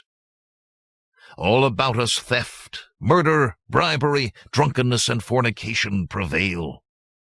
The cults of the other gods which claim to combat this degeneracy have either failed in their duty or, woe unto Zamora, have joined in the scramble for illicit wealth and condoned men's wallowing in sensual pleasure." The old priest's hortatory tones irritated Conan, arousing in him a perverse desire to cry out that while the folk of Zamora were surely wicked enough, they were not so much worse than those of other nations. But aware that one man cannot fight hundreds inflamed with religious fanaticism, he held his tongue. High Priest Feridun continued. "Only the true faith of Zath hath retained its integrity of motive and of practice. Only the true faith of Zath can purify the realm, and restore Zamora to its ancient greatness. We do assure you, dearly beloved, that the day of cleansing draweth nigh. All of you standing devoutly here shall live to witness it. There shall be a great overturn, a destruction of the wicked, the like of which the world hath never witnessed. But ye shall see it. The flame of the great purification shall sweep across the land, consuming the sinful like insects dropped into a roaring fire. It cometh apace. Hold yourselves ready, dear ones, to serve as soldiers in the holy army of Zath. As Faradon continued in this vein, Conan fidgeted with impatience, until at last the high priest terminated his oratory with a chanted prayer. Then the 8 girls, now clad in voluminous if gauzy robes of rainbow hues, filed solemnly out and sang a hymn to the wail of the flute in the hands of him who wore the sapphire robe and celadon turban. Meanwhile, acolytes in emerald tunics circulated among the congregation, shaking their offering bowls. The tinkle of coins furnished a cheerful if irregular accompaniment to the high-pitched chorus of maidens. One acolyte thrust a bowl at Conan. Peering into its depths, the Cimmerian perceived a heap of coins of various denominations. Grumbling, he dug a small copper out of his well-worn purse and dropped it on the heap. The acolyte sniffed disdainfully. "You are not over-generous to the gods, stranger," he murmured. "Let the priests increase the sum they pay me as smith," growled Conan, "and I'll give you more." The acolyte opened his mouth as for a sharp reply, but Conan's glower persuaded him to bite back his words and pass on to gather the next gratuity. When the last offerings had been collected, the temple maidens ended their song and disappeared. High Priest Faradon stepped to the chest, ceremoniously unlocked it, and raised the lid. The acolytes paraded past, each emptying his bowl of coins, and the ringing clash of their falling echoed from the temple's gilded dome. Faradon intoned another prayer, blessing the offerings, and relocked the replenished coffer. Again the congregation lifted their voices in song. Zath was once more hailed with upraised arms, and the service came to its end. As Conan and the boy left the temple enclosure, Lar, bubbling with youthful enthusiasm, ventured, "Isn't High Priest Faradon a wonderful man? Does he not fill your heart with spiritual inspiration?" Conan paused before answering. "I have not found priests much different from other men. All work for their own wealth, power, and glory like the rest of us, however much they mask ambition by pious chatter." "Oh, sir," ejaculated the boy, "let not such impious sentiments come to the ears of the priests of Zath. True, they might excuse you as naught but an ignorant foreigner, but you should never speak lightly of the god and his ministers in holy Yezud. Not, that is, unless you would fain serve as fodder for the spider god." "Is that the fate of malefactors here?" queried Conan. "Aye, sir. It is our regular form of execution." "How is it done?" "The acolytes throw the criminal into the tunnels beneath the temple. Then, when immortal Zath takes on his mortal form at night, he descends thither to devour the miscreant." "Who has seen Zath thus scuttling about?" "Only the priests, sir." "Has any plain citizen of Yezud witnessed this miracle?" No, sir. None dares enter the haunts of the spider god, save the highest ranks of the priesthood. I did hear a tale last year that one impious wight secretly entered the tunnels, hoping to find valuables to steal. You know what they say about Zamorian thieves? That they are the most skillful in the world, and the most faithful to their trust. What befell this venturesome fellow? Did Zath devour him?" "Nay, he escaped." The boy shuddered. "But he came out raving mad, and died a few days thereafter." No place to tarry for one's health, meseems. Tell me, Lar, of what substance are the eyes of Zath composed?" "Why, Of the same stuff as yours and mine, I suppose, save that when Zath returns to his pedestal and settles into his stony form, his eyes must become some sort of bluish mineral. More I cannot tell." Conan walked in silence to Lar's home for the midday meal, his nimble mind already scheming. The eyes of Zath were certainly gems of some kind. If he could manage to steal some of them, he would command enough wealth for a lifetime. Usually Conan trod lightly in the presence of strange gods, but he found it difficult to attribute divinity to any spider, however formidable. Whether or not the statue possessed the power to transform itself into a sentient being, Conan could not bring himself to accord it godhood. He felt sure that the priests of Zath were swindling the credulous Zamorians, and that it would be simple justice for him to deprive them of part of their ill-gotten gains. After the evening repast, Conan, weary of the sobriety of Yezud, strapped on his sword and strode down the rocky ramp to Bartakis's inn in Carrjon. He was pleased to find few other patrons in the common room, for he wished to be alone to think. Conan carried his jack of wine from the innkeeper's counter and settled down in a corner. He regretted having spoken so cynically to young Lar about gods and priests, because he realized his incautious words had given the pious and impressionable boy a hold upon him. If they should ever quarrel, or if Lar did something stupid and Conan cuffed him for it, Lar might run to the priests with an exaggerated tale of the blacksmith's heresies. Of the many hard lessons he was being forced to learn in order to make his way in civilized lands, Conan found guarding his tongue and weighing his words the hardest. The Cimmerian's dour musings were interrupted by the crackle of sharp words across the dim-lit room, where a man and a woman sat with an empty bottle of wine between them.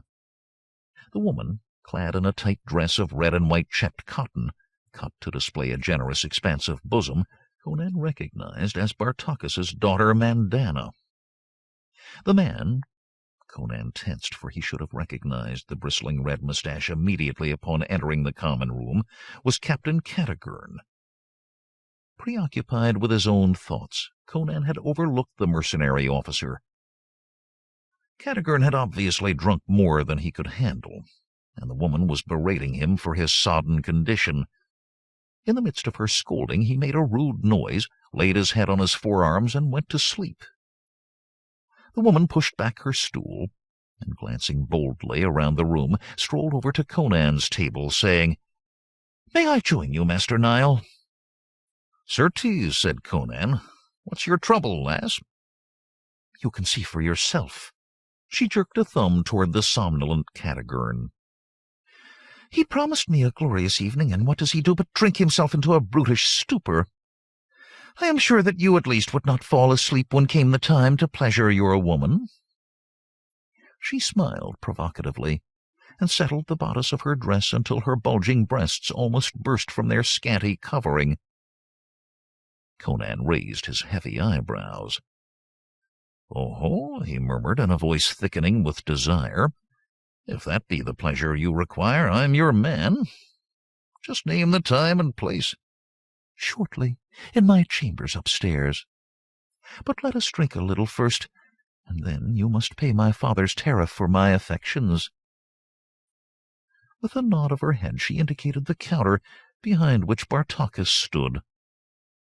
Conan's eyes grew wary. "How much does he demand?" 10 coppers. By the by, you returned not to the inn after your first night here. Did you then gain employment with the priests of Yezud?" "Aye. I'm now the temple's blacksmith," answered Conan, digging into his purse and counting out coins. "As peaceful trades go, it is not bad." Conan left his sentence hanging. Captain Carrjon had awakened, lurched to his feet, and now towered above the table at which Conan and Mandana sat. He roared, "What are you doing with my girl, you oaf?" Conan studied the speaker with narrowed eyes, gauging the degree of the captain's insobriety.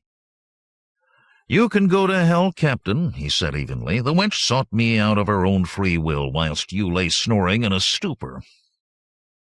He picked up his mug and took a lingering sip. "Insolent puppy!" shouted Cadogan, aiming a backhanded blow at Conan's face. The knuckles of the Brythunian's open hand struck Conan's upraised forearm, splashing his wine. With deliberation, Conan set down the mug, rose as lithely as a jungle cat, and shot his left fist into Cadogan's face. The captain's head snapped back. He staggered and fell heavily. The blow would have deprived an ordinary man of consciousness if it did not do him more substantial damage. But Cadogan was an unusually large and powerful man. Hence he was up again in an instant, lugging out his sword. "I'll carve out your liver and feed it to my dogs," he snarled, rushing at Conan. Ignoring a shouted plea from the taverner, Conan met Cadogan halfway with his drawn Turanian scimitar, and their clanging blades flashed in the yellow lamplight. Several patrons ducked beneath their tables as the two large men circled, slashing and parrying. The ring of steel upon steel, mingled with the shouts of excited spectators, echoed like a demoniac uproar upon the evening air. After the first whirlwind exchange of cuts and parries, when Captain Cadogan had begun to pant for breath, he changed his tactics. His sword, like most of those used in the West, was straight, whereas Conan's scimitar, heavier than most Turanian blades, was curved like a crescent moon, and therefore useless for thrusting. Now the Brythunian, instead of trading cuts, began to aim swift, deadly thrusts between his hasty parries. While Conan had oft-times handled Western swords before coming to Turan, for the past 2 years all his training and practice had been with the curving saber. Thrice only his panther-like agility, combined with desperate parries, saved him from being spitted on Cadogan's fine-honed blade. One thrust, like the strike of a serpent, ripped Conan's tunic and scored a bloody scratch across his shoulder. The Brythunian, he realized, was an experienced fighter, not easily worsted even when rendered unsteady by drink. Although Conan was taller, stronger, faster, and younger, he deemed it fortunate that the skillful mercenary was not quite sober. Bartacus danced about the combatants in an agony of apprehension, wringing his pudgy hands and crying, "Outside, I pray, gentlemen! Do not fight within my premises! You will bring ruin upon me!" The duelists ignored him. Then, from a dark corner of the common room, a small shadowy figure glided toward Cadogan's back, and Conan caught the gleam of a dagger in the lamplight. While Conan would willingly kill his adversary in a fair fight, a stab in the back of a man who faced another foe affronted his code of honor. Yet if Conan cried a warning of the danger, the Brythunian would think it merely a cunning distraction, so that his antagonist could sword him with impunity. All this flashed through Conan's mind in less time than it took him to swing his curved sword. With the lightning speed of a leaping leopard, he bounded backward, at the same time grounding the point of his scimitar. "Behind you!" he bellowed. "Treachery!" Finding himself momentarily beyond Conan's reach, Cadogan whirled to glance behind him. As he whipped around, the unknown assassin threw up his dagger arm to drive a long poniard into the Brythunian's body. With a furious curse, Cadogan sent a terrific backhand slash into the assassin's side. The blade sank in between the man's ribs and pelvis, almost severing his spine. The impact hurled the slender man against a trestle table, to strike the floor in a welter of blood and entrails. He moaned briefly and lay still. "A mighty stroke," commented Conan, his point still fixed upon the floor. "Do you want to fight some more?" "If you two great idiots," began Bartacus, but his words were lost on the steely-eyed twain. "Nay, nay," replied Cadogan. He wiped his blade on a corner of the dead man's tunic and started to sheath it, pausing only to assure himself that Conan was doing likewise. "I cannot kill a man who has just saved my life, even if he tried to slay me but a moment earlier. As to the girl, why, where the devil is the chit?" Bartacus said, Whilst you two were fighting, she slipped away to her chamber with another patron. One of your company, I believe, Captain. The innkeeper turned to shout for his sons to remove the body and scrub the floorboards clean. Then, shaking his head, he muttered, "Zath save me from another such pair of young fools." Cadogan gave a wry smile. "You are right, my friend. We were fools, sure enough, to risk our lives over a public woman." He yawned. "As for me—" "Wait," growled Conan. "Let's see who wanted to stick a knife into you. Fetch one of those lamps, innkeeper." Turning over the mangled body, Conan saw that the man was a typical Zamorian, small, slight, and dark. Conan asked, "Know you this man, Bartucus?" "Surely," replied the taverner. "He rode in on a mule only today and took a bed, giving his name as Varathron of Shadowzar." "Had you ever clapped eyes upon him ere today?" "Never. But folk from every corner of Zamora come here to do honor to the spider god." Conan ran practiced hands over the corpse. Suspended from Varathron's belt, he found a wallet containing a handful of silver and copper coinage and a small roll of parchment. Conan unrolled the parchment and frowned over it. At last he said, "Cadogan, do you read Zamorian?" "Not I. I can scarcely read the writing of my native land. What of you?" "I once learned a few Zamorian characters, but I've forgotten what little I once knew." "Let me see that," said the innkeeper. Holding the parchment close to the lamp and silently moving his lips, he pored over the spidery script. At last, with a shrug of despair, he returned the roll to Conan. "It's penned in old Zamorian," he said. "A script gone clean out of use since Mithridates the First revised our system of writing. Perchance a priest in Yuzud could decipher it. I cannot." "May I see it?" purred a soft, high-pitched voice with a peculiar accent. The Stygian, whom Conan had earlier beheld seated among his scrolls and tablets, now stood expectantly at his shoulder. "I may be of some assistance to you, sir." Conan frowned. "And who might you be?" The shaven-headed one smiled. "I am called Samitek of Luxor, a poor student of arcane arts." With a grunt, Conan handed over the scroll, and the Stygian studied it in the flickering lamplight. "Let me see. I, Tugrill, High Priest of Erlik, do hereby swear, by my god, to pay 10,000 pieces of gold for the head—" "What is this name?" "Conan the Cimmerian. What make you of it, sirs? Who is this Conan? Is any here so named?"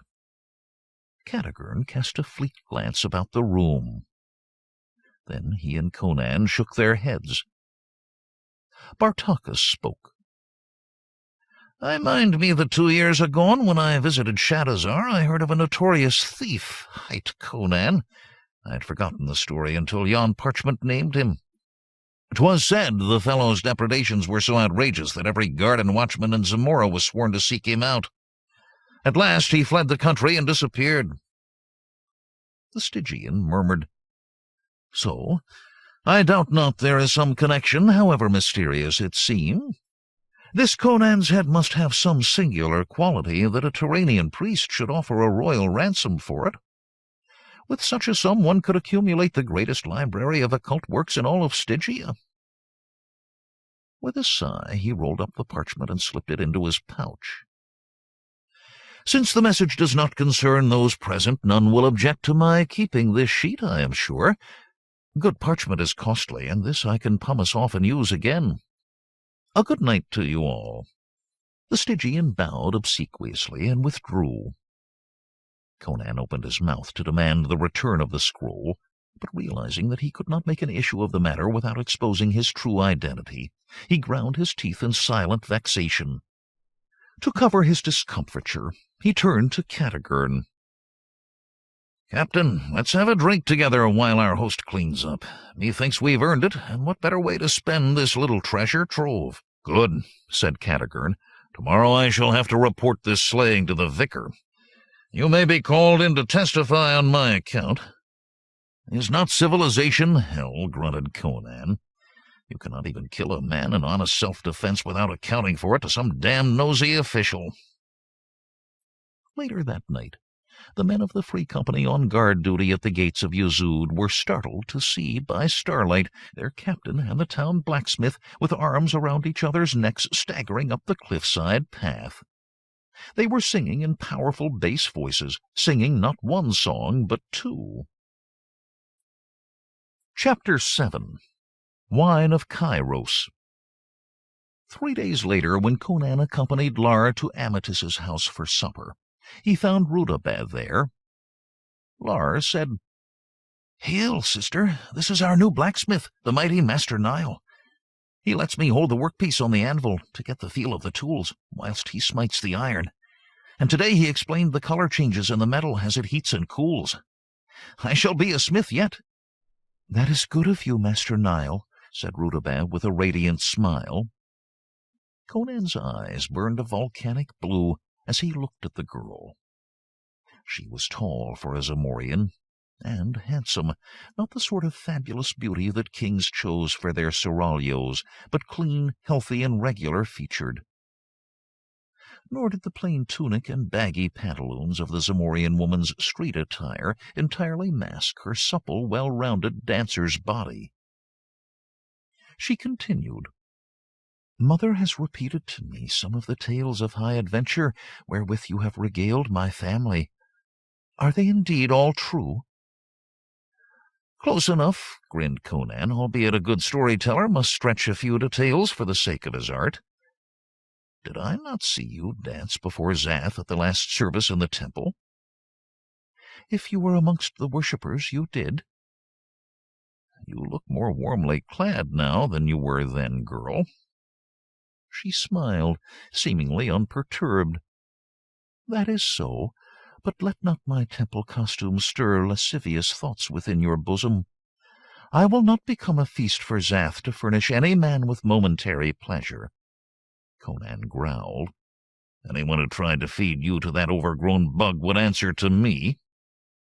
"Your words are fine and brave, Master Nile, but you could not forestall my fate if the priests decided upon it."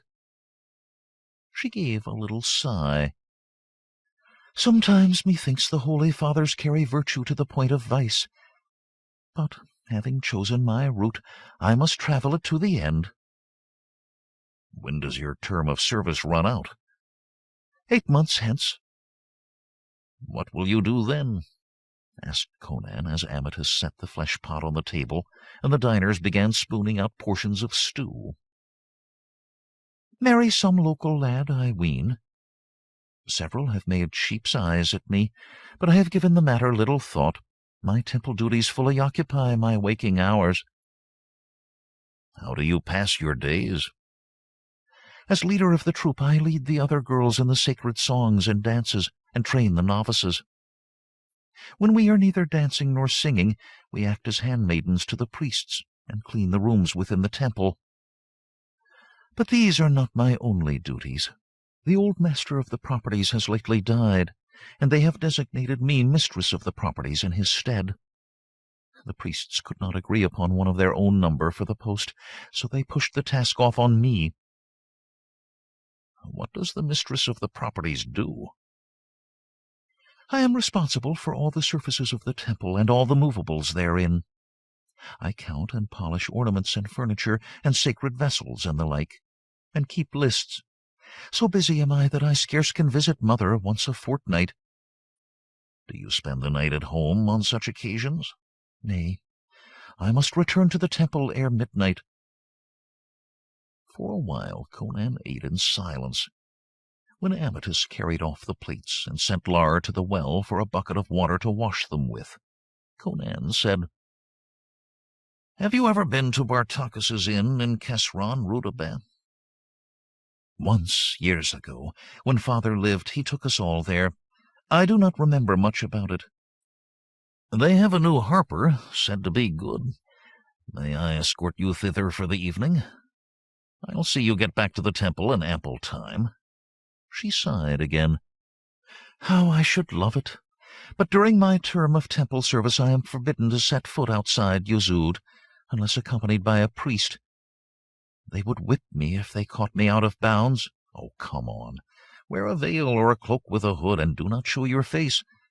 A girl like you should have some life outside her duties. You tempt me, sir. I have seen so little of the outer world. But still... In low voices they argued back and forth. Eventually Rudabeh gave in.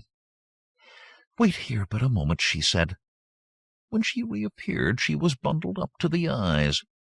Crom, exclaimed Conan. You look like one of the mummies of Stygia they tell about. Well, come along. The night grows no younger. The common room of Bartakis's inn throbbed with the sound of many voices. Conan's fierce blue eyes roved among the tables, seeking the face of anyone who might cause trouble for the girl or for himself, before he led the heavily veiled Rudabeh to a dark corner and seated her. The Stygian scholar sat by himself, studying scrolls and tablets as before. A party of new arrivals occupied an adjacent table, 4 men in Hyrcanian traveling dress, their trews tucked into heavy boots, their sheepskin caps with upturned brims perched at jaunty angles on their shaven skulls. They were noisily throwing dice as they quaffed great jacks of ale. Probably Turanians, thought Conan. Certainly the 5th newcomer, seated at a small table by himself, was from Turan. Of all the branches of the Hyrcanian race, the Turanians, deeming themselves the most civilized, scorned their nomadic kinsmen, who roamed the boundless steppes east of the Vilayet Sea. Yet these same Turanians retained the physical features and many of the customs and attitudes of their barbaric forebears and present kinsmen. The solitary Turanian, hunched over several sheets of parchment, was short and squarely built, with a neatly trimmed grey beard. Much finer than the clothing of the other 4 was his attire, and an embroidered black velvet skull-cap, richly strewn with luminescent pearls, rested on his close-cut graying hair. He had pushed aside the platter with the cold remains of his dinner to make room for the documents on which he focused his attention. Conan had a lingering impression that he had seen the man before, but he could not recall the circumstances. At least he was sure it was not in Yuzud, so he dismissed the matter from his mind. He snapped his fingers to summon Bartakis's daughter Mandana, who at the moment manned the wine counter. Keeping his voice low, he murmured, "Wine for the lady and me. A fine wine, none of your ordinary slop. What have you?" Mandana shot a hostile glance at the veiled figure, and answered, "We have Numalian red and Dianthic red and white of Acaria." "Are those the choicest in the house?" Mandana gave a disdainful little sniff. "'Tis true we have a cask of the white of Kyros, but that is for high-born ladies and gentlemen.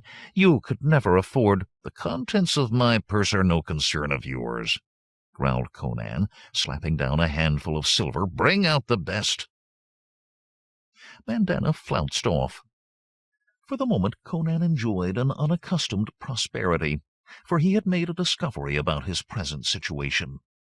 During the illness of Periscus, smithery work had so piled up that Conan's patrons, eager to obtain their work out of its proper turn, thrust upon him sizable sums over and above the stipend paid him by the temple. Soon 2 goblets of golden Kyrian appeared on his table. Instead of draining his goblet in 3 gulps, as was his usual wont, Conan endeavored to pursue the civilized custom of sniffing the aroma and delicately savoring each sip. Considering the cost of the beverage, even Conan, careless though he was with money, wanted to make each drink last a while. "This wine is wonderful," whispered Rudabeh, who had partly raised her veil. "I have never tasted aught like it in my life." "I thought you might enjoy it," said Conan expansively. How go the intrigues at your place of employment?" "Something is brewing," she replied thoughtfully, barely above a whisper. "When my master talks of cleansing the kingdom, he is not merely casting words upon the wind. He has some terrible plan in mind, and hints that he will shortly act, perhaps within a month." Conan leaned forward to murmur, "What sort of wight is the high priest?" Rudabeh shuddered delicately. "We all fear him," she breathed. "He is a stern, unbending taskmaster, just according to his reckoning, but without mercy when he deems himself in the right, and he always thinks himself in the right." Conan looked at Rudabeh through narrowed eyes, his heavy brows drawn in concentration. "What action does he plan?" "I know not. And then there is this visit by—" She nodded toward the tables whereat lounged the 4 in sheepskin caps and the lone gray-bearded scholar in the pearl-spangled cap. "What do you know of those fellows?" asked Conan. "They come from Aghrapur, sent by King Yildiz on some mission to the temple. I do not know the names of those 4 ruffians, but the older man is Lord Parvaz, a Turanian diplomat." Conan clapped a large muscular hand against his forehead. "Of course, He checked himself in time to avoid blurting out that he had seen Parvaz at Yildiz's court, a place where, according to his present story, he had never set foot. To cover his confusion, he signaled Mandana to refill their goblets. Rudabeh, noting Conan's discomfiture, whispered, "Why? Know you this Parvaz?" "Nay, I did but hear of him in Shadowzar," muttered Conan lamely. "What can he want with Faradun? Kings send ambassadors to other kings, not to the priests of foreign lands." "Again, I know not, but it might have some connection with the Veiled Woman." "Veiled Woman? What Veiled Woman?" asked Conan sharply. An idea was forming in his agile mind, just beyond the bounds of consciousness. "Ere you came to Yezud, the vicar returned from a lengthy journey, bringing with him a woman swathed in many-colored veils. He hustled her into the temple, where she remains in a locked chamber, seen by none save the priests of the highest rank and a single slave. This servant, a swarthy wench, comes from some far country and speaks no tongue I know." Like a meteor, the idea burst upon Conan's consciousness. The woman must be the Princess Jamila, favorite wife of King Yildiz. He pressed his lips together, lest he divulge his knowledge of Jamila's abduction. Trying to seem casual, he said, "This woman, now, might your priests have kidnapped her for ransom?" Rudabeh shook her head. "Nay, Zath and those who serve him are enormously rich. The coins in the offering chest are but a token of the temple's wealth. The real treasures of Zath, the vessels of gold and silver, set with diamonds and emeralds and rubies, the stacks of bars of precious metal, the heaps of uncut gems, are held in triple-locked and guarded crypts. Besides the tithes of the faithful and the gifts of the king, the temple controls the traffic in bitumen, which bubbles from the ground hereabouts and lies in pools until the folk under the watchful eyes of the priests scoop it up to sell. Such are the riches of Zath that not even a king's ransom would tempt them to such an outrage. Perchance the woman is some well-born fugitive who has fled a brutal husband." "Or poisoned him and now seeks sanctuary," added Conan. Although Rudabeh's words gave Conan material for furious thought, and set his eyes agleam with avarice, he dared not pursue the subject of the temple's wealth and the sequestered queen, lest he arouse suspicion in the mind of his companion, or of the company around them. To mask his thoughts, he affected a careless smile, drained his goblet of wine, and signaled Mandana to refill the tumblers. When the sullen girl had fulfilled her task, she stared insolently at Rudabeh before withdrawing. The dancer drew down her half-raised veil and shrank back into the corner. Conan said, Pay the wench no heed. Her noise is out of joint with envy of your handsome cloak no more. Now tell me how you spend the hours of your day." Rudabeh, he found, was a lively talker, intelligent, clear-sighted, and not without wit. The women he had known since leaving Cimmeria had all chattered foolishly, regarding talk only as a preliminary to love-making, or to refusal, as the case might be. He enjoyed Rudabeh's talk for its own sake, and the contact with her keen mind proved a new and stimulating experience. She told him softly, "One of my tasks is to keep watch on the reservoir whence feeds the sacred flame." "How is that done?" "The flame burns bitumen from a wick of braided fabric, set in oil in a hollow in the block of marble beneath the chalcedony bowl. In the recess by the door whence the priests enter the naos for services, a pipe juts out, to which a bronzen valve is affixed. I turn the valve to the left, and oil flows, to the right, and the flow ceases." "An ingenious device," mused Conan. "I have seen royal palaces that had been better off for such amenities. How is the reservoir filled?" "Every day," she continued, "I must needs inspect the reservoir to see how low the oil has sunk. When it is low, say after 3 days, I inform the priest whose duty it is.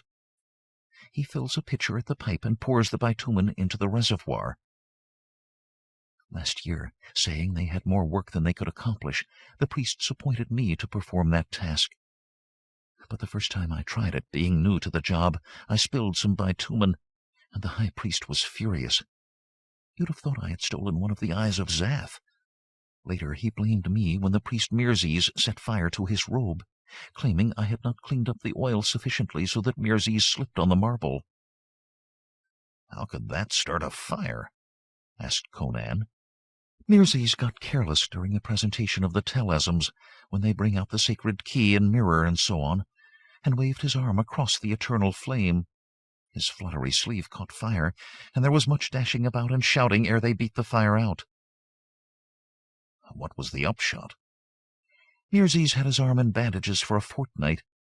As soon as he was well, the high priest gave him the task of filling the reservoir, saying that he, if anyone, would appreciate the need for care. I did not mind escaping that chore, albeit I resented Feridun's barbed comments on the stupidity of women." "Whence comes this oil?" "I know not for certain, but one told me the pipe lies beneath the ground outside the temple and leads up to a gorge, wherein the bitumen seeps from the soil and forms a pool." Conan nodded his understanding. "And speaking of the eyes of Zath, they must be gems of some sort, at least when Zath is in his stony form. Do you know what sort?" "'Tis said they are 8 matchless specimens of the Cambogian girasol, or, as some say, fire opal. Their value must be as great as all the rest of the treasure of Zath." Glancing around, Rudabeh suddenly stiffened and caught Conan's hand in a convulsive grip. "Niall, we must flee." "Why? What's up, lass?" "See you that man who just entered?" She moved her head slightly to indicate direction.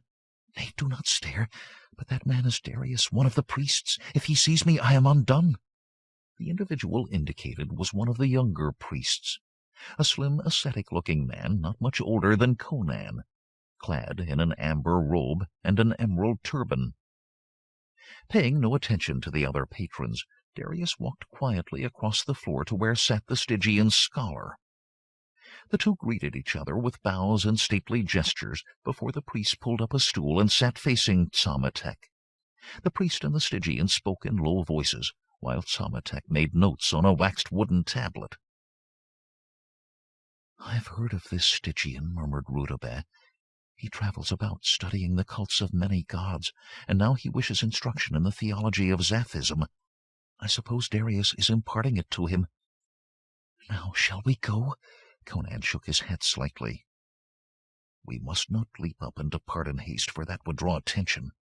Besides, he seems completely absorbed in what he's telling the Stygian." "At least," breathed Rudabeh, "Darius is one of whom I have little fear. He is unworldly and idealistic, and gossip says he is at outs with the high priest and the vicar.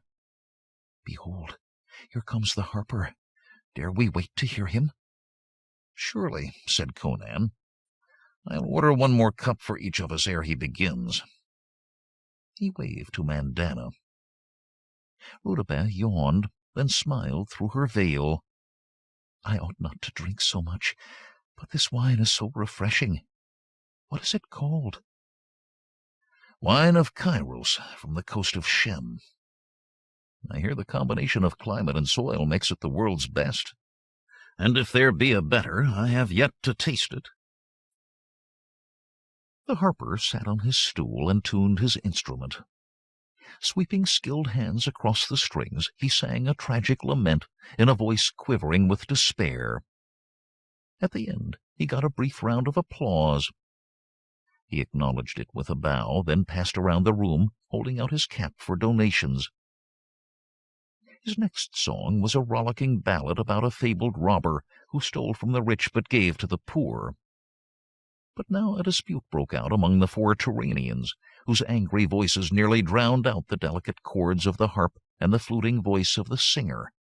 Several patrons tried to quiet them, but they paid no heed. Since they were speaking Hyrcanian, Conan could follow the thrust of the dispute. The Turanians were arguing over who should enjoy the favors of Mandana for the night. Conan had been discomfited to learn that Bartacus rented out his daughter for this purpose. Although he had shed most of the stern moral code of his barbaric homeland, Conan considered it dishonorable for any man to prostitute his kinswoman. But then, he told himself, what could one expect of decadent Zamorians? Besides, he admitted, before he met Rhodope, he had intended to avail himself of the tavern wench's services.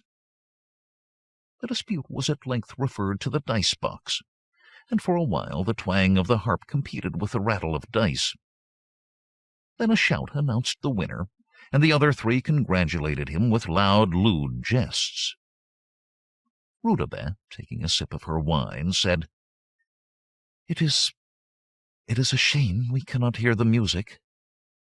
Nile, cannot be done to quiet those louts." Conan had resolved not to let himself be drawn into any brawls that night. He feared that either his identity or that of his companion might be exposed, or that, if nothing worse, Bartacus would forbid him the premises. On the other hand, it went against his nature to sit supinely by while a woman in distress appealed to him for aid. Before he could decide which impulse to follow, one of the Turanians rose unsteadily to his feet and lurched across the common room to Conan's table. He slapped Conan on the shoulders and barked in broken Zamorian, "You fellow, how much you take for loan of your woman for this night?" Keeping a tight rein on his volcanic temper, Conan replied, "My woman, as you call her, is not for sale or rent. Besides, I thought you had already gained the innkeeper's daughter." Swaying, the Turanian spat on the floor. "That was Tutush won her, not me. Here I am, randy as goat, and no woman. What you take? I pay good money." "I have told you," grated Conan, "the lady is not for sale." The Turanian gave Conan a cuff on the shoulder that was somewhere between a friendly pat and a hostile blow. "Oh, do not play great lord with me. I, Chagor, mighty swordsman. When I want, by Erlik I take." Conan snapped to his feet and brought his fist up in a whistling arc to Chagor's jaw. The fist connected with a jarring smack, and the Turanian fell backwards as if poleaxed. His face expressionless, Conan sat down and took a swallow of wine. But the Turanian's facilities soon returned to him.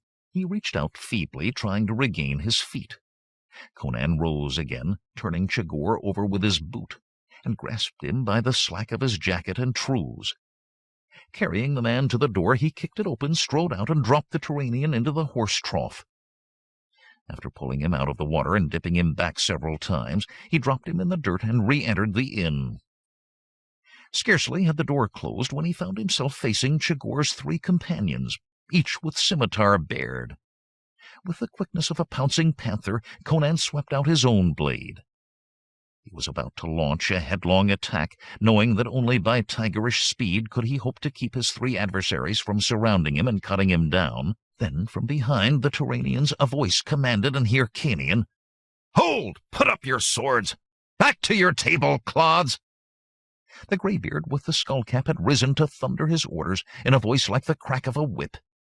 To Conan's astonishment, the lumbering Turanians obeyed promptly. They backed away, sheathed their sabers, and returned, sullen and grumbling, to their table. Conan scabbarded his own sword and strode back to his table. There he found that Rudabeh, sitting with her back to the corner, had dozed off and slept through the noisy confrontation. The harper had disappeared. The young priest who had been in conversation with the Stygian scholar rose, nodded to his acquaintance, and hurried out. Conan took a draught of wine and looked up to see Parvaz standing by his table. The diplomat said, "Good even, Captain Conan, and how are things in Yuzud?" Conan growled, "I thank you for stopping the brawl, sir, but I am Niall the blacksmith." With a chuckle, the Turanian pulled up a vacant stool and sat down. "So that is what you go by here, eh?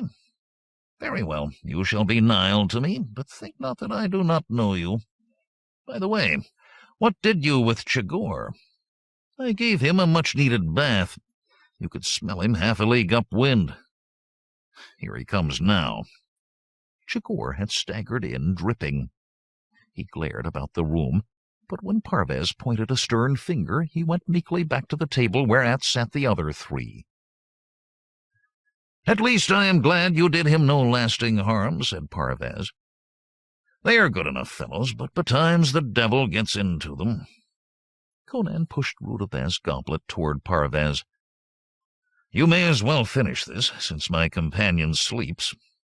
Parvaz sniffed and tasted. "Curian, eh? You must be in funds." "What are you doing here?" countered Conan. "Diplomatic business." Parvaz lowered his voice and glanced around. "Perchance we can be of service to each other. I will tell you a thing or two, since I think I can trust you further than most of the whites hereabouts. I have a hold on you, and I know more about you than you suspect. So it behooves us to put some faith in each other. In Agrapur you had the name of a man of his word, despite your proclivity for violence." Tensely, Conan growled, "I'll keep your secrets exactly as well as you keep mine. We agree, then? What know you of the abduction of Princess Jamila?" Conan told Parvaz of his encounter with Harpagus in the marshes of Mahar. Then he repeated what Rubadeh had told him of the veiled woman. The Cimmerian ended by saying, "How did you trace the lady hither?" "That required no skill. The High Priest of Zath sent a message to His Majesty, stating that Her Royal Highness was safe and well, and would be detained until Faradon's plans had attained fruition." "But what in the nine hells," asked Conan, "does the Temple of Zath want with the princess? They already have all the wealth any mortals could desire. Would they force the worship of Zath upon the kingdom of Turan? Nay, at least not for the nonce. I visited the High Priest this day for the answer to that very question. Faradon scornfully rejected any talk of ransom, and in the course of our speech he revealed more by his omissions than by his admissions. When I put his hints and blusters together, I was convinced that he plans to launch some sort of revolution in Zamora, to cast down the sovereign he terms corrupt and effete. Apparently he seized the princess to make certain that King Yildiz shall not intervene to save his brother monarch, as called for by ancient treaty. He assured me that the lady will be well cared for until his great cleansing is accomplished." "I had naught to do with that abduction, as some may think," said Conan gruffly. "I do not use women as counters in a game." Lord Parvaz raised quizzical eyebrows. "I myself first thought that you had helped to carry off the lady because of your simultaneous disappearance, and it was I who sent forth a warrant for your capture. It was fortunate that you made your escape, for now I think you innocent of that offense, although you remain in bad odor in Turan because of Orkhan's slaying." "I killed in self-defense," growled Conan, "whatever that bitch Narkia has averred." Parvez shrugged. "That concerns me not, whatever be the truth of it. High Priest Tuggril swears to have your heart for the death of his son, but that is his affair, and yours." Parvez rubbed his chin thoughtfully. "I know about that too," said Conan, telling of the assassin Varathron's attack on Carrjon and the price that had been placed on Conan's head. "I don't understand," Conan continued, "why this scum should attack the Brythunian instead of me. We look not alike." "I can imagine it," said Parvez. "Suppose Tuggril sends a man to recruit a trusty murderer. In the gutters of Shadazar his messenger finds Varathron and tells him, 'Go slay Conan the Cimmerian, a great hulking fellow who has fled to Yezud to seek service in the temple guard.' With no further description to go by, Varathron arrives here and discovers two great hulking men enmeshed in battle. One is a palpable civilian, whilst the other wears the habiliments of a captain of mercenaries. Naturally, he takes Carrjon for his quarry." "You seem to have followed my every move hither," said Conan uncomfortably. "Gathering information is my trade, just as fighting is yours. And now, friend, Niall, I have a proposal to make." "Well?" growled Conan, his blue eyes lighting with interest. "I want Jamila unharmed. You are the one man whom I count upon to get her." Conan pondered, then said, "How am I supposed to do that? The lady is hidden in that maze of corridors within the temple. Just where, I know not. Even if I could locate her, how could I smuggle her past the Brythunian guards? There must be at least a score of those fellows on duty there, day and night." Parvez waved a negligent hand. "In your former and less respectable days, and don't think I know not of them too, you performed feats of stealth, daring, and cunning no whit the less. But even then I never learned the art of picking locks. My associates said my thick fingers were too clumsy to make it worth their while to teach me. So how could I enter her locked chamber? I am no weakling, but those stout oaken doors are beyond my power to burst by main force.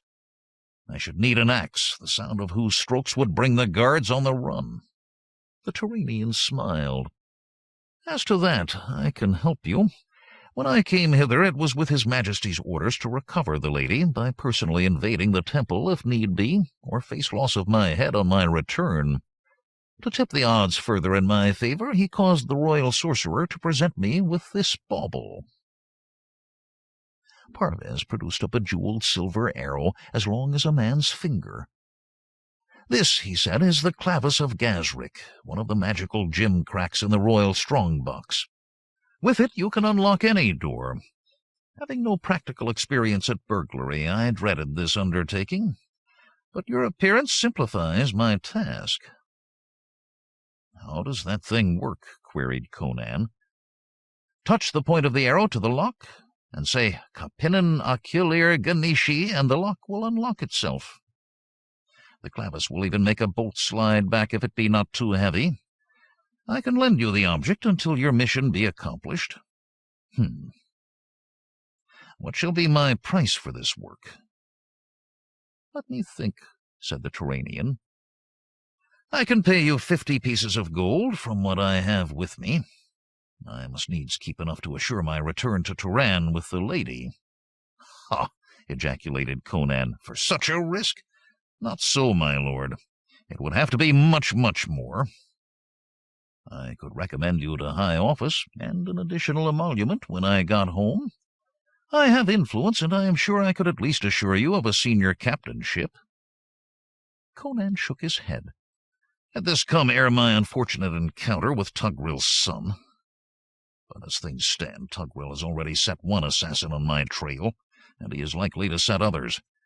From what I know of his little ways with traps and poisons, in Turan I shouldn't have the chance of a snowball in Kush."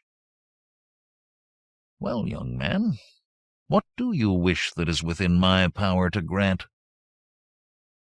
Conan's eyes blazed bluely across the table. "I'll take your 50 pieces of gold, in advance, mind you, and also that silver arrow, but not as a loan. I'll take it to keep."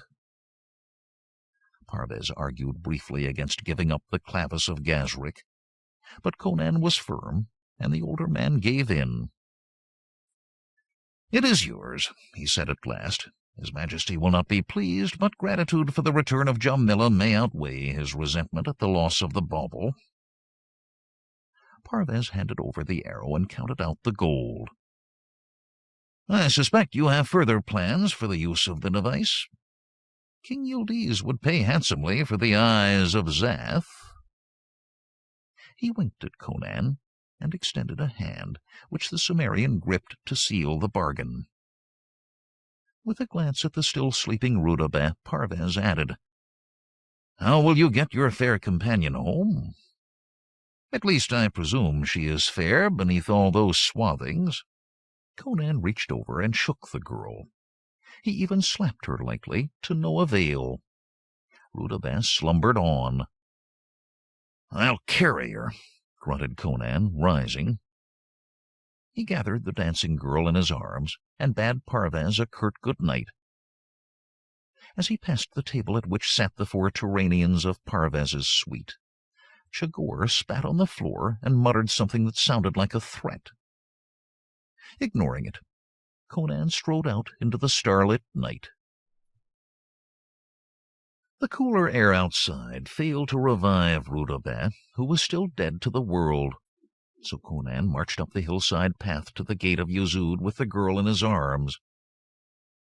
He endured in silence the jibes of the Brythunian guards, who opened the small door in the gate for him. He was confident that they would not carry tales to the priests, because to do so might spoil their own off-duty amusements. Conan had meant to lead Rudabeh directly to the back door of the temple, but it occurred to him that if he delivered her in this unconscious state, he might get her into the gods only knew what kind of trouble. The priests might ask Conan awkward questions too. After a moment's thought, he carried her through his smithy and into his private abode. Since the night was moonless, Conan's room was pitch dark, save for a few dull red coals in the brazier. Feeling his way, he laid Rudabeh on his pallet and loosed her veils. She stirred, but did not awaken. Conan ignited a splinter from the coals in the brazier and lit a candle. When he brought the light closer to Rudabeh, he saw that she was indeed a beautiful girl. As he looked down upon her, his passions rose. The blood pounded in his temples. He set down the candle and began gently to unfasten the girl's garments. He untied her cloak and spread it out. He unlaced the flimsy jacket and spread it, baring Rudabeh's firm breasts. The dim-lit room swam to Conan's gaze as he looked upon his prize. His breath quickened.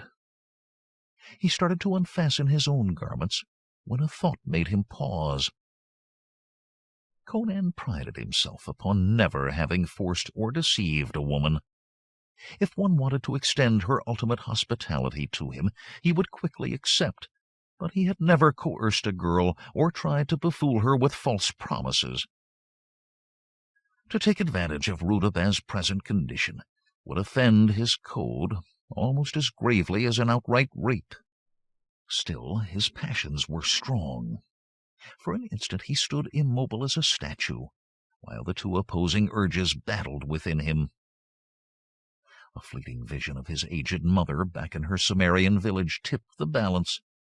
Telling himself that there would be other chances openly to solicit Rudabeh's love, he stooped and was just tying up her jacket when she stirred and opened her eyes.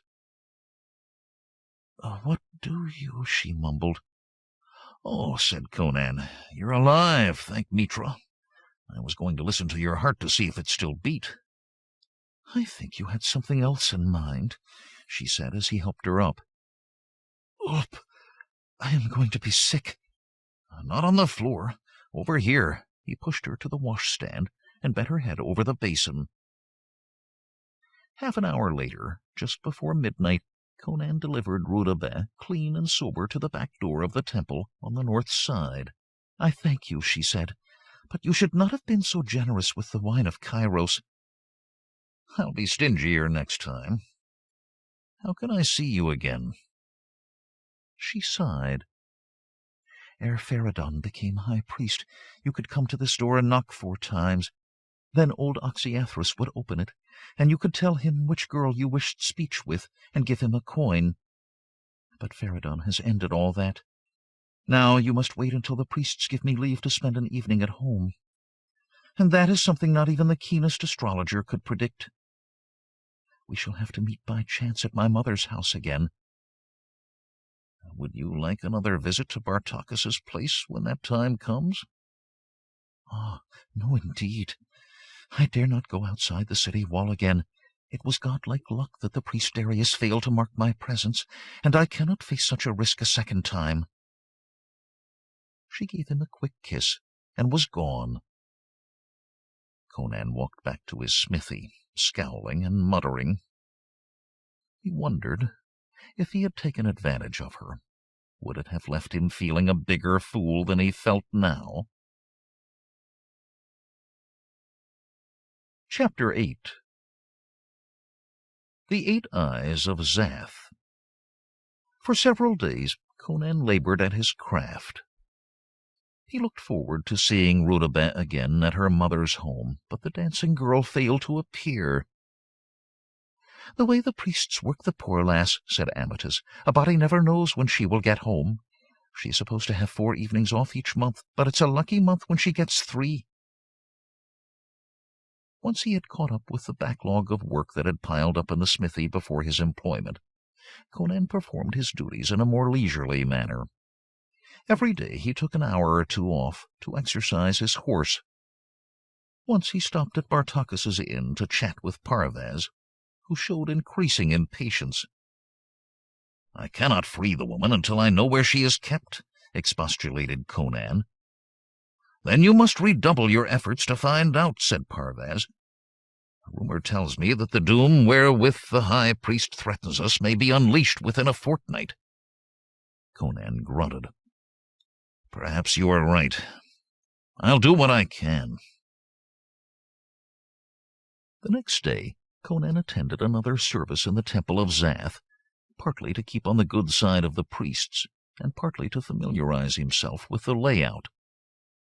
He stood through Pharadon's harangue predicting the great purifying revolution. When the dancing girls came on, he stared eagerly to see Rhodope. At her appearance he trembled with desire at the sight of her gyrating in nothing but a sparse cobweb of black beads. He tossed a larger coin than before into the acolyte's offering bowl, to give the impression that he was leaning toward the cult of Zath. He also stared at the great gems that ornamented the statue of the spider god. 8 great opals, each as large as a child's fist, 4 in a row across the front, 1 on each side and 2 on top. If he could steal them and get away whole, he could go to some far country, buy an estate and a title of nobility, or a high rank in the army, and be secure for life. Not that he would ever cease wandering in search of adventure and danger, but it would be pleasant to know that he had a secure base to return to, where he could rest and enjoy life between bouts of derring-do. He turned over and discarded one plan after another for getting the jewels into his possession. After the service he lingered in the vestibule, pretending to get a stone out of his shoe. When the rest of the congregation had streamed out, instead of following them, he entered the corridor leading off from the vestibule to the right as one entered the temple, the side opposite that into which Morkant had led him on his first arrival. He prowled the hallway, glancing keenly to right and left, to orient himself and to find clues as to what lay behind the massive oaken doors. The corridor made a bend, and as Conan came around the corner, he found himself facing one of the Brythunian guards. The man stood at the junction of the corridor with another passage, which led off into semi-darkness to the right. From his knowledge of the temple's exterior, Conan was sure that this passage occupied the first of the 4 wings on that side. The immediate problem was to allay the suspicions of the guard. Casually, Conan said, "Hail, Urien! Have you lost your pay gaming again?" The guardsman frowned. "I hold my own." "But what do you here, Nile? A layman like you should be accompanied by a priest or an acolyte." "I do but work in the temple's interest," began Conan, but stopping as he saw Urien's eyes look past him. He spun around to find that Harpagus the vicar, in black robe and white turban, had come up softly behind him. Conan said, "It occurred to me, vicar, that some of the metal furnishings in the temple may need repairs. If I could inspect the place, examining every hinge and fitting, I might save trouble anon." Harpagus gave a cold little smile. "It is good of you to think of our welfare, Nile. The servants of Zath watch vigilantly for such defects. When they find one, they will inform you in due course. How goes your smithery?" "Well, I thank you," grumbled Conan. "It keeps me occupied." "Good. One of your customers complained that your craftsmanship was rough compared with your predecessors. I explained that you had been soldiering and thus were out of practice. I trust we shall see an improvement." Conan resisted an impulse to tell the vicar what the dissatisfied customer could do with the piece Conan had made for him. "I'll do my best, sir. I am now on my way to finish an iron ornament for someone's door. One moment, Master Nile. I wish speech with you in my closet, but meanwhile I have a small task to perform. Pray walk with me." Wondering, Conan followed the priest back to the vestibule and out the front doors of the temple. There Conan found that worshippers, instead of dispersing to their homes and workshops, were kept on the temple steps by the Brythunian guards, holding pikes parallel to the ground to form a barrier. The reason, Conan saw, was that a flock of sheep was being driven in from the city gate. The animals flowed past the front of the temple and around to the west side, chivied on their way by 2 skin-clad shepherds and a dog. When at last the Brythunians raised their pikes, the vicar strode around the corner after the sheep, while Conan followed the vicar. They found the flock huddled near the door at the end of the first wing of the temple they came to on that side. This wing, like its fellow on the opposite side, had a massive door set in its end wall. The dog raced around the flock, chasing animals back into the mass whenever one started to stray. The shepherds leaned on their crooks and watched. The vicar pushed through the sheep to the door at the end of the wing. Here he thrust back the massive bolt that secured the door from the outside, unlocked the door with a key, and heaved it open. Stepping back, he waved to indicate that the shepherds should drive their flock in. With the noisy help of their dog, the shepherds forced the sheep into the opening. When the animals were nearly all inside, the dog behaved strangely, backing away from the opening with its hair bristling and snarling as if it had encountered a strange and menacing smell. The shepherds drove the remaining beasts into the passage by blows of their crooks. Harpagus closed the door, locked it, and slammed the big bolt across. He turned, put away his key, and from his robe brought out a small purse, which he handed to the older shepherd. The shepherds bowed, mumbled thanks in their dialect, and walked off with their dog. "Now, Master Nile," said the vicar, "we shall repair to my cabinet." Unable to think of a reason to gainsay the command, Conan followed Harpagus into the chamber where he had received his appointment as blacksmith. Harpagus sat down behind his flat-topped writing table, saying, "Look at me, Nile." The priest raised the hand that bore the ring set with the huge gemstone. His piercing eyes caught Conan's and held them as he began to wave the ring-decked fingers back and forth. In a low monotone he intoned, "You are becoming drowsy, drowsy, drowsy. You are losing your will to think for yourself. You shall tell me truthfully all that which I am fain to know." The priest's eyes seemed to expand to inhuman size. The room faded away, and Conan stood as in a dense fog, seeing nothing save the priest's huge eyes. Just in time, Conan recalled the lessons he had received from Kushad, the blind seer of Sultanapur. With a mighty effort, he tore his gaze away and concentrated on his mental picture of the room in which he stood, reciting to himself, 2 3s are 6, 3 3s are 9. Little by little the fog cleared, and the vicar's study swam into view. Conan silently faced the vicar, who said, "Now tell me, Niall, what were you truly doing, loitering in the temple after the service instead of issuing forth with the others?" "I had a stone in my shoe, my lord. Then the thought struck me that I could better fulfill my duties as smith to the temple by examining the metalwork in this building for defects." Harpagus frowned in a puzzled manner and repeated the question, receiving the same reply. "Are you truly under my influence?" asked the vicar, "or are you shamming?" "Ask what you will, sir, and I will answer truly." "Foolish question," muttered Harpagus, "but let us try another. Tell me of your feelings for and relations with the dancer Rudabeh." "Everything, even to intimate details." "Mistress Rudabeh is the daughter of the woman at whose house I take my meals," said Conan. "I once supped with the lass when she visited her home. That is all." "You have never escorted her out, say to Bartakis's inn in Carrjon?" "Nay, sir. She said it were against the temple's rules." "What did you and she discuss when you met her at her mother's house?" "We talked of local gossip, and I told of my adventures." "Have you had carnal knowledge of the wench?" "Nay, sir. I understand that to be forbidden." Harpagus sat for a moment, tapping an index finger softly on his desk-top. At last he said, "Very well. When I snap my fingers you shall awaken, but you shall remember none of this discourse. Then you may go."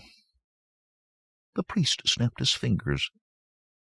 Conan drew a long breath, squared his enormous shoulders, and said, "What did you wish to ask me about my lord vicar?" "Oh, I have forgotten," snapped Harpagus testily. "Go on about your business." Conan nodded, turned, and started to stride out. But the vicar called, "Eldok!" The Brythunian, standing guard before Harpagus's door, thrust his head in. "Aye, vicar?" "Show Master Niall out. And you, Niall," he added severely, "seem prone to forget that we do not allow laymen to wander the temple unescorted. Do not give me occasion to mention this rule again." Out in the corridor, Conan wiped his sleeve across his sweat-beaded brow and ground his teeth in suppressed rage. At least he hoped that his impersonation of a hypnotic subject had taken in the vicar. When Conan reached Ametys's house that day, he again found Rudabeh there before him. Since the time was close to midsummer, and the light lingered late, they went out after supper into the garden behind the house. Rudabeh said, "Have a care that you step not on our cabbages." When Conan had boasted of his adventures, he asked, "What's this doom the high priest is ever threatening to loose?" "I know not," she replied. "The inner circle keep their secrets." "It sounds like some plague. I've heard of sorcerous pestilences." She shrugged. "All will become clear in time, I ween." "Sorcery oft-times escapes the sorcerer's control," mused Conan. "We might well be among the victims." "You can always flee." "But what of you?" She shrugged again. "I must take my chances. Yezud is my home. I am not a wanderer like you, to whom all places are as one." "If the plague gets loose in Yezud, you may have no kith or kin left." If so, she murmured, that is my fate. Oh, curse your Eastern fatalism. Why not flee with me? She gave him a level look. I wondered how soon you would come to that. Know, Niall, that I am no man's plaything. When my term ends, I will settle down with some likely lad to keep his house and rear his children. Conan made a wry face. It sounds as dull as life in my native village.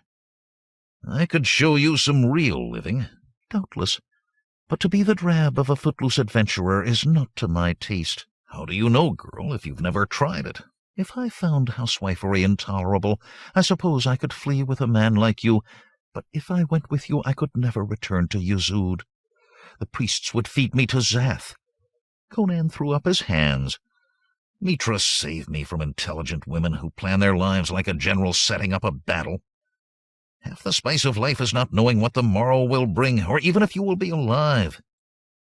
But still, I like you better than any other woman I have known, even though you be as cold as ice to me. I like you too, Niall, but not to the point of folly. Of course, if you changed your ways, if you settled down, as they say. But I must not make rash promises. I pray you to escort me back to the temple. After saying good night to Rudabeh, Conan returned to his smithy. Finding himself bored and restless, he went down to Carrjon, where in the inn he found Parvez studying a map of Zamora. To him Conan said, "Meseems our enterprise must be done, if done it be, from the outside. The interior is too well guarded." He told of his attempt to prowl the temple corridors, and his subsequent interrogation by Harpagus. "For this," he concluded, "I shall need a good length of rope, perhaps 40 or 50 cubits. Do you know where I could get one?" "Not I," said the diplomat, "but our host may." "Oh, Bartacus!" The innkeeper informed them that the nearest rope walk was in the village of Carrjon, a couple of leagues down the valley. "Good," said Conan. "What would be the local price of 50 cubits thereof?" When Bartacus, after a moment of thought, named a sum, Conan held out a hand to Parvez. "Money for the rope, my lord." "You are a hard man," said the diplomat, fumbling in his wallet. "Now you must excuse me." After a sour glance, Parvez rose and withdrew. Left alone, Conan glanced around the common room. Captain Cadogan came in, and Conan beckoned him. He and Conan ordered wine, the cheap local vintage, for Conan saw no reason to pauperize himself by buying carrion when he had no fair companion to savor it with. He and Cadogan flipped coins for small sums. Although Conan drank more wine than usual, Bartacus's liquor seemed to have no effect. After an hour, he and Cadogan were almost where they had started, and Conan found himself more bored and restless than ever.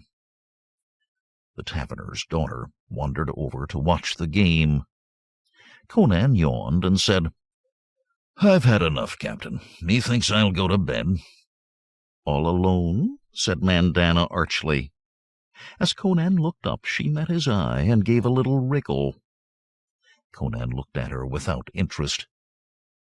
"Smithery is hard work," he grunted. "Hammering out a sword blade is no less laborious than wielding that sword in battle. My trade has sapped my strength." "Pooh," retorted Mandana. "It would take more than that to tire a man of your thews. Your head is turned by that dancing girl from the temple. Think not that I did not know her when you brought her thither, for all her mummy wrappings. At least I do not prance indecently around, naked but for a string of beads." A choking sound came from across the table, where Cadogan was valiantly trying to restrain his mirth. Conan glowered at the captain, then at Bartacus's daughter, growled a curt good night, and departed. After Conan sought his pallet late that night, he could not sleep. All he could think of was Rudabeh. Her image utterly possessed him. Although he told himself time and again that he should have nothing more to do with her, that she posed a dire threat to the freedom and independence he prized above all. Still, her face floated before him. She would, he reflected, ruin him as a fighting man. She would trap him in a sticky web of domesticity, whence he could never honorably escape. Was not the spider-web the very symbol of Yuzud? He would be tied to one place and some dull trade all his life, until he was old and gray, living on soup for want of teeth to chew with. And all this when there were so many places he had not seen, and so many adventures yet untried. But though he recoiled with horror from the thought of spending the rest of his life as Yuzud's blacksmith, an even stronger urge impelled him, a fiercely burning desire to see Rhoda again, to gaze on her handsome face, to hear her gentle voice, to admire her proud dancer's carriage, to hold her hand. It was not mere lust, albeit he had a plenty of that. Nor was his obsession merely a hunger for a woman, any woman. He could have enjoyed a night with the silly wench Mandana any time he chose to pay her father's toll. But he wanted just one woman, no other. This need, this dependence, was new to Conan's experience, and he did not altogether like it. Time and again he told himself to break out of this invisible web before it was too late. But every time he thought thus, he felt himself weakening, knowing that he could no more brusquely cast Rhoda aside than he could bring himself to rob an old beggar. Furthermore, he had agreed with Parvez to rescue Jamila in return for access to the temple, where he hoped to steal the eyes of Zath. But if he took the eyes, he would have to flee from Yuzud as fast as a horse could carry him. If Rhoda would flee with him, but suppose she refused, would he give up his quest for the eyes to settle permanently in Yuzud? If he did, would either he or the girl survive Faradun's doom? It would be absurd to undertake the toil and risk of freeing Jamila and then make no use of the clavis of Gazrik. His thoughts whirled round and round, like milk in a butter churn, without coming to a conclusion. At last he gave up trying to sleep, and got up. Some time after midnight, Captain Cadogan inspected his Brythunian sentries. As he walked the wall of Yuzud, his eye caught a distant movement on the Shadazar road. Then he sighted a man running through Carrjon and up the path to the hilltop stronghold. Cadogan turned sharply to the lieutenant in command of the watch, saying, "Who's that?" "A messenger from the king?" "Nay," replied the lieutenant, "unless I mistake me, 'tis none but Niall the blacksmith. He went forth an hour since, saying he needed a good hard run." Conan, gasping, waited for the door in the gate valve to open. Then, still panting, he trotted through the gap, flung a surly greeting to the Brythunians, and disappeared. "I wonder," mused the lieutenant, "has our blacksmith gone mad? Never have I seen a man run so, save to escape enemies." Cadogan chuckled. "Aye, he's mad, right enough. Mad for a wench. Love has made men do stranger things than run a league by the light of the stars." Chapter 9. The Powder of Forgetfulness. During his courtship of Rhoda, if such it could be called, Conan made preparations for sudden flight, despite the fact that he had not yet fully decided to flee. He, long accustomed to making his mind up quickly and following through his decision, right or wrong, found himself vexatiously balanced on a knife-edge of indecision. Every day he took an hour or so off from his smithery to exercise his horse. He sharpened his sword. He mended and polished his boots, saddlery, and other equipment. He laid in a supply of durable foodstuffs, salted meat, hard biscuits, and a bag of dates brought north by traders from the Zuagir country. He borrowed Parvez's map of Zamora and studied it. If he fled from Yezud with the eyes of Zath, which way should he turn? To make his way back to Turan was out of the question, so long as Tughril maintained his feud. He did not underestimate the sorcerous powers and lust for revenge of the high priest of Erlik, whose son he had slain. West of Yezud, the central ridge of the Karpash Mountains snaked north and south for many leagues. As a born hillman, Conan was sure he could cross the cliff-sided main ridge on foot, but equally sure he would have to abandon any horses he brought. He did not care to flee beyond the mountains, only to find himself afoot in a strange land. Besides, if Rudabad decided to come with him, she also would need a mount. He could go north to the end of the central ridge and strike west into Upper Brithunia. From all he had heard, this was a poor, sparsely settled land where, though he carried the wealth of ages, there would be nothing to spend it on. In that country he could only buy a farm and settle down to till it. To become a yeoman farmer was the least of Conan's desires. He had seen enough of peasant drudgery in his native Cimmeria. He could push south to the other end of the Karpashes and strike west into Corinthia, or south into Carrjon. That route would take him through Shadazar, where a friendly fence would give him a handsome sum for his loot. On the other hand, too many Zamorians, from King Mithridates down, remembering his former depredations in their land, were whetting their knives for a slice of Conan's flesh. Zamora was a poor country to hide in, because Conan's very size, a head taller than most Zamorians, made him all too visible to those who sought him. A few days after his midnight run, following a 3-day absence from his smithy, Conan rode up the valley below Yezud. He was returning from the village of Karshoi with a coil of rope tied to his saddle. He jogged peacefully along the narrow, winding route that snaked along the side of the narrow gulch below the wider valley in which Kestron lay. The rocky sides of the valley rose steeply on either hand, carved by erosion into a confused corrugation of pinnacles and detached blocks piled helter-skelter. A fine sight for an ambush, he thought, sweeping the tumbled slopes with a wary glance. The stony chaos presented an infinitude of hiding places, while no horse could negotiate such a slope without a broken leg. Even as this thought crossed his mind, he was jerked to full alertness by a sound that his services in the Turanian army had made all too familiar. The flat snap of a bowstring, followed instantly by the whistling hiss of an arrow in flight. Instantly Conan threw himself forward and to the offside of the horse, since the sound came from his left across the ravine. Holding on with one leg over the saddle and one arm around Ymir's neck, he presented but little target to the unknown archer. As he did so, the arrow sang past the place where his body had been, to shatter against the rocks on his right. Furiously, Conan whipped back into his saddle and swept out his sword. He turned the horse, glaring at the stony slope, as if by the very intensity of his blue-eyed stare he could melt the rocks that concealed his would-be assassin.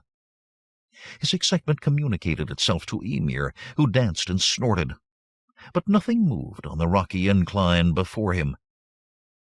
He could force the horse down the short slope to the bottom of the valley and across the brook, but then he would have to dismount and climb the facing slope afoot. For a single man to charge uphill on foot, with neither shield nor armor, against a well-placed and competent archer was equivalent to suicide. His own bow was back in its case, in Yezud. For a few heartbeats he swept the rocks with his probing vision, but no sign of his attacker could he see. At last he turned Ymir's head northward and spurred the animal toward his original destination. If he could not bring his assailant to book, he must quickly get out of range. Hardly had the horse broken into a canter when the bow twanged again.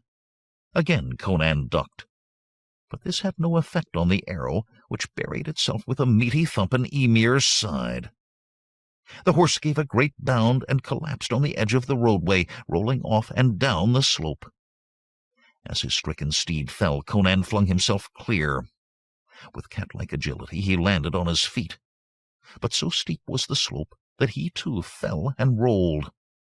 Halfway down the slope he scrambled to his feet, snatched up the scimitar he had dropped, and covered the rest of the slope in 2 bounds. At the bottom he jumped across the gurgling run and pounded up the other side, leaping from rock to rock. As rage was replaced by calculation, his ascent became more deliberate, taking cover behind boulders and pinnacles, scanning the slope above him, and then making a quick dash to the shelter of the next prominence. Soon he had climbed to a level higher than that from which he had started on the other side. He could now look down upon the domes and towers of the craglets that had concealed his assailant. But no sign of his attacker could he discern, even when he had climbed to the top of the valley. At the top he reached a small grassy plateau, which ran horizontally for a bow shot before rising into further slopes and peaks of the rugged Carpash foothills. He walked about the flat, frowning. Presently he sighted something that made his breath quicken, the print of a horse's hoof in a patch of sandy soil. Casting about, he found more hoof prints, and a stake driven into the ground. Evidently someone had recently ridden up to this plateau, bringing the stake with him. At the top he had dismounted, driven the stake into the ground, and tethered his horse while he went about his business, probably trying to put an arrow through Conan. Failing to do so, he had returned to his mount, departing in too much haste to take the stake with him. Conan cast about, like a hound on the scent, for a clue as to his murderer's direction. But the plateau's surface was either too grassy or too stony to hold the spoor of Conan's unknown foe. At length Conan gave up and returned down the slope to where, across the little stream, his horse lay dead. He unfastened the saddle and bridle and grimly set out afoot, up the slope to the road, and then north toward Yezud, with rope and saddle slung over one shoulder. As he plodded, he wondered how the assassin could have reached the top of the slope without Conan seeing him, unless magic were involved. This, Conan suspected, was indeed the explanation. It would not have been magic of the most fell and powerful kind, to strike Conan dead by force of a spell alone. Rather, it was the magic of a petty illusionist, a spell related to the hypnotic suggestions of the vicar. For the actual killing his attacker depended upon material weapons, using unnatural means only to keep himself hidden from Conan's sight. Back in Yezud that evening, Conan's fury at the loss of his horse and his failure to exact payment from his attacker was mitigated by his pleasure in finding Rudabeh at her mother's house. But Rudabeh did not look happy.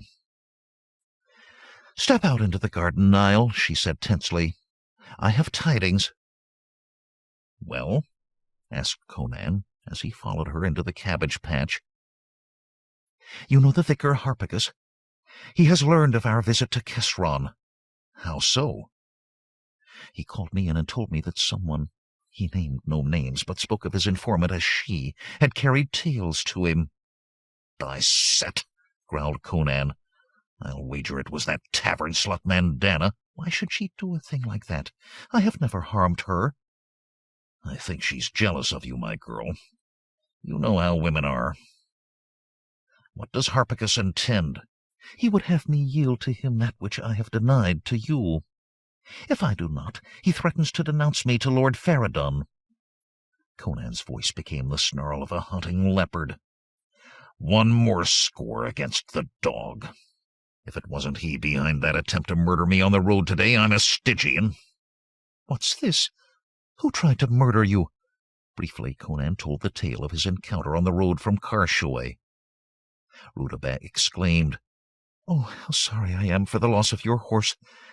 But at least you survived, which is more important." "Never mind that. What will Harpagus do if you resist?" "It would mean death by the spider god," said Rudabeh somberly, blanching in the ruddy light of the setting sun. "Or at least a flogging and reduction to the lowest rank in the temple service. As I see it, my choices are these. I can give in to Harpagus, and if that issues badly, end up in Zath's belly anyway. I can defy the vicar, threatening to tell the high priest of his lubricity, or I can go forthwith to Faradon with my tale. But it were my word against the vicar's, and I am sure his would prevail. You haven't mentioned a fourth choice. To run away with me, rumbled Conan. She shook her head. We have been all over that. I had almost as lief face Zath as plunge into the life you envision, and you too are caught in this cleft stick. For if Faradon thought you had debauched a temple virgin, your fate would be as mine. Debauched, snorted Conan. A pretty tame sort of debauchery. Your priests, like other rulers, are wont to lay down strict rules for their subjects, but themselves to do as they please. The rules had fallen into abeyance under Faradon's predecessor, a gluttonous voluptuary. But Faradon is a man of such stern morality that the sight of another enjoying life offends him. But about Harpagus, have you decided whither your own future lies? She meant, are you ready to become my prudent, unadventurous husband? Conan clenched his fists and ground his teeth with the passions that were tearing him apart. Then he had a thought that might put off the fatal decision. He said, Do you know of the Powder of Forgetfulness? Nay, what is it? A magical stuff. A witch of my acquaintance gave me some.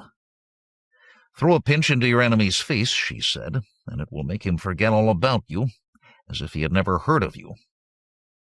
If you will step around to my chamber— He checked himself as she began to protest. Nay, I understand. We cannot be seen entering my place together. Wait here. He soon returned with the pouch he had received from Nyssa. Handing it over, he sighed. I truly love you, girl. I could show you such loving as these local clods never dreamed of. And what of me, when you gallop off to new loves and wilder adventures, perchance leaving me with a fatherless child? Conan snorted. You, mistress, should debate with philosophers in the temple courtyards and put them all to shame. I'm no match for you in argument. You have a keener mind than you think. You do but lack for schooling. I'm schooled in handling swords and bows and horses, not in polite arts like literature. That can be remedied. Darius, the young priest, conducts a school for children, and he could teach you. Conan growled. Crumbs devils, girl. Are you trying to make me over? I won't have it. When they tired of argument, Conan escorted Rudabad back to the temple door. Seeing that the nighted streets were deserted, Conan seized her, crushed her to him, and covered her with burning kisses. Come with me, he murmured in a voice thick with passion. When he released her, she said gently, I confess, Nile, that I could learn to love you, but only if you would, as you say, permit me to make you over. That would mean giving up your wild ways to settle in Yazud as a proper householder and husband. Conan grunted. I wouldn't even consider such thing for any other woman. But for you, I'll think on it. At his smithy the following morning, Conan gave Lar the day off, and began work on a new project, which he preferred not to have the boy know about. By afternoon he had a foot-long grapnel ending in 3 hooks. He was securing the grapnel to his new rope by threading the rope through the eye at the other end of the grapnel and making a splice, when a tense voice called, Nile! A woman stood before the open front of the smithy. Conan recognized Rudabad despite her heavy veiling. He dropped his work and threw open the door to his private room. Step in, he said. We cannot talk here where everybody can see us. Fear not for your cursed virtue. When both were in the room, he closed the door. Now, what's happened? There is such confusion at the temple that I knew none would miss me. Yes, but what's up? Your powder worked, if anything, too well. Harpagus came to my cubicle today, bolted the door, and began his advances by threats and wheedling intermixed. When he laid lustful hands upon me, I raised the pouch and threw the contents in his face. A pinch would have sufficed. The girl shrugged. Doubtless, but in the excitement I could not measure out the dose with such nicety. He sneezed and coughed and wiped his eyes, and when he had finished he gazed upon me blankly, with no more guile in his face than a babe's. Then he asked me who and where he was. "Here's your empty pouch." Crom, the powder seems to have blasted his mind for fair. What then? I pushed him out of the room, and he wandered off muttering. I heard that other priests found him thus and took him to the high priest, who tried by his arcane arts to restore the vicar's memory. But at last accounts he had not succeeded. "I am truly grateful, dear Niall," Conan interrupted. "Then there's a favor you can do me in return. Oh, not what you're thinking," he added as she shrank away. "Although I hope we shall come to that, too. Right now I must know where the Turanian woman is kept captive." "I must not reveal the temple's secrets," began Rudabat. "Nonsense," growled Conan. "Haven't you learned that priests are as avid for their own selfish pleasure as other men? The lady is but a pawn in Feridun's play for unlimited power, and I must learn where she abides. Besides, I'm not a stranger. I work for the temple just as you do. Now, will you tell me, girl?" "Well, know you the second story at the north end of the temple?" "Aye. From a distance I have seen windows high up all the way round the temple." "The lady is in a chamber on that level, betwixt the northernmost of the west wings and the wing next to it." "Like this?" Conan squatted on the floor and drew lines in the dust with his finger. "Exactly. The wall runs from one wing to the other, enclosing a three-sided space below the chamber."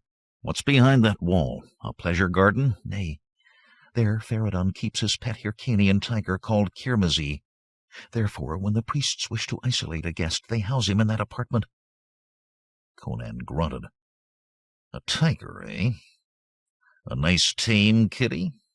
"Nay, he's a fierce creature who can be governed only by the high priest. Lord Feridun has magical powers over animals. It may be merely a coincidence, but when he and the priest Zeriadris were competing for the post of high priest, and Feridun was elected, Zeriadris set out for Shadazar to protest to the king that the election had been fraudulent. He was dragged from his horse by wolves and devoured. Surely you do not plan—" "Never mind what I plan," grunted Conan. "You'd better start for your mother's house. I'll join you there."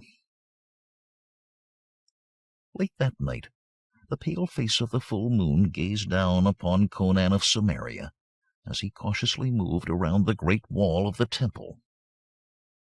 When he came to the section enclosing the area beneath Jamila's chamber, he uncoiled the rope he carried and tossed the grapnel over the top of the wall. On his second try, the hooks caught. It was but the work of a moment for the Cimmerian to clamber up the rope and balance himself on the top of the wall. He glanced down into the thoroughfare. But the streets of Yezud were deserted. With no alehouses or other places of public entertainment, most of the citizens retired early. The town watch had already made its nightly sweep of the streets and had disbanded and gone home, while Cadogan's Brythunians on night duty were posted around the city wall or else inside the temple. Yezud had so little crime that no massive precautions against it were deemed necessary. Conan then studied the triangular area bounded by the wall and the adjacent wings of the temple. Trees and shrubs cast velvety shadows, black pools in the moonlight. Conan's keen vision roved the ground until it lighted upon a bulk lying stretched out beneath a tree. As if sensing Conan's gaze upon it, the beast heaved itself to its feet and took a step toward the wall which Conan straddled. From the tiger's throat issued a prolonged grunt, a sound like that of a saw cutting through a log. An upward glance told Conan that the window of Jamila's room was thrice man-height above the ground of Kirmesi's enclosure. As the tiger advanced, Conan wrenched his grapnel out of the masonry and leaped to the ground outside the wall. Coiling his rope again, he headed back toward the smithy. Chapter 10. The Tiger's Fang. The following noon, Conan strode into Bartakis's inn.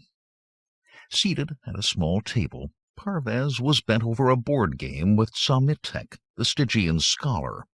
Save for two of Parvez's Turanian retainers and a trader from the south, the common room was otherwise deserted. As Conan approached, the diplomat and the scholar looked up. "Greeting, friend Nile," said Parvez. "You have been exercising your steed?" "I would have been, but 2 days since some swine shot the poor beast dead under me. That's not what I came to tell you, though." He looked significantly at Samitek. "You must excuse us," said Parvez to the Stygian. "Let Chagor take my side of the game." Samitek rose, bowed, murmured an apology, and carried the game board away, holding it carefully level so that the pieces should not slide off. Presently he and Chagor had their heads close together over the board, scowling at the pieces and occasionally making a move. Conan sat down on the vacant stool, and in a low voice said, "I have found out about your captive princess." He told the Turanian of his cursory investigation of the night before. "A tiger, eh?" mused the Turanian. "To one of your thews, slaying such a beast were not impossible." "No, thank you," growled Conan. "I once slew a lion under similar circumstance, on the grounds of a sorcerer who used such cats as watchdogs. But my success was more one of luck than of skill.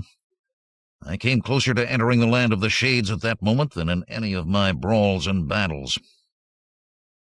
"What then do you propose?" asked Parvez. "To seek the lady's chamber through the interior of the temple?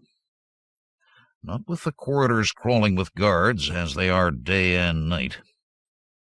Have you some magical means to slay this tiger, or at least cast it into a deep slumber?" "Alas, no. I do not traffic in magic, save for that silver arrow you extorted from me. Now that I think, I do have a means for immobilizing Faradon's striped pet." He fumbled in his scrip and brought out a phial containing a greenish liquid. "An accessory of my trade. 3 drops of this in a man's drink will waft him to dreamland for hours. But I know not how we shall persuade the tiger to consume the stuff." "That's easy," said Conan. "Wait here." He pushed through the door of the kitchen, where he found Bartakis laboring over provisions for the evening's cookery. When the innkeeper looked up, Conan asked, "Mine host, have you a stout roast of beef, uncooked, that you will sell?" What in 9 hells do you want with—" began Bartakis, but under Conan's baleful glare he changed his tune. "Well, yes, I have. It will cost—" "The Lord Parvez will pay you," said Conan, jerking his thumb toward the door to the common room. "Fetch it. He and I are planning a surprise party for a friend." Bartakis disappeared, and shortly returned bearing a platter, on which reposed a haunch of beef large enough to feed a score of warriors. He set it on a vacant table and went out to collect the price from Parvez. Drawing his scimitar, Conan made a series of cuts into the beef, as deep as the width of his blade. Then he sprinkled the contents of the phial into the cuts.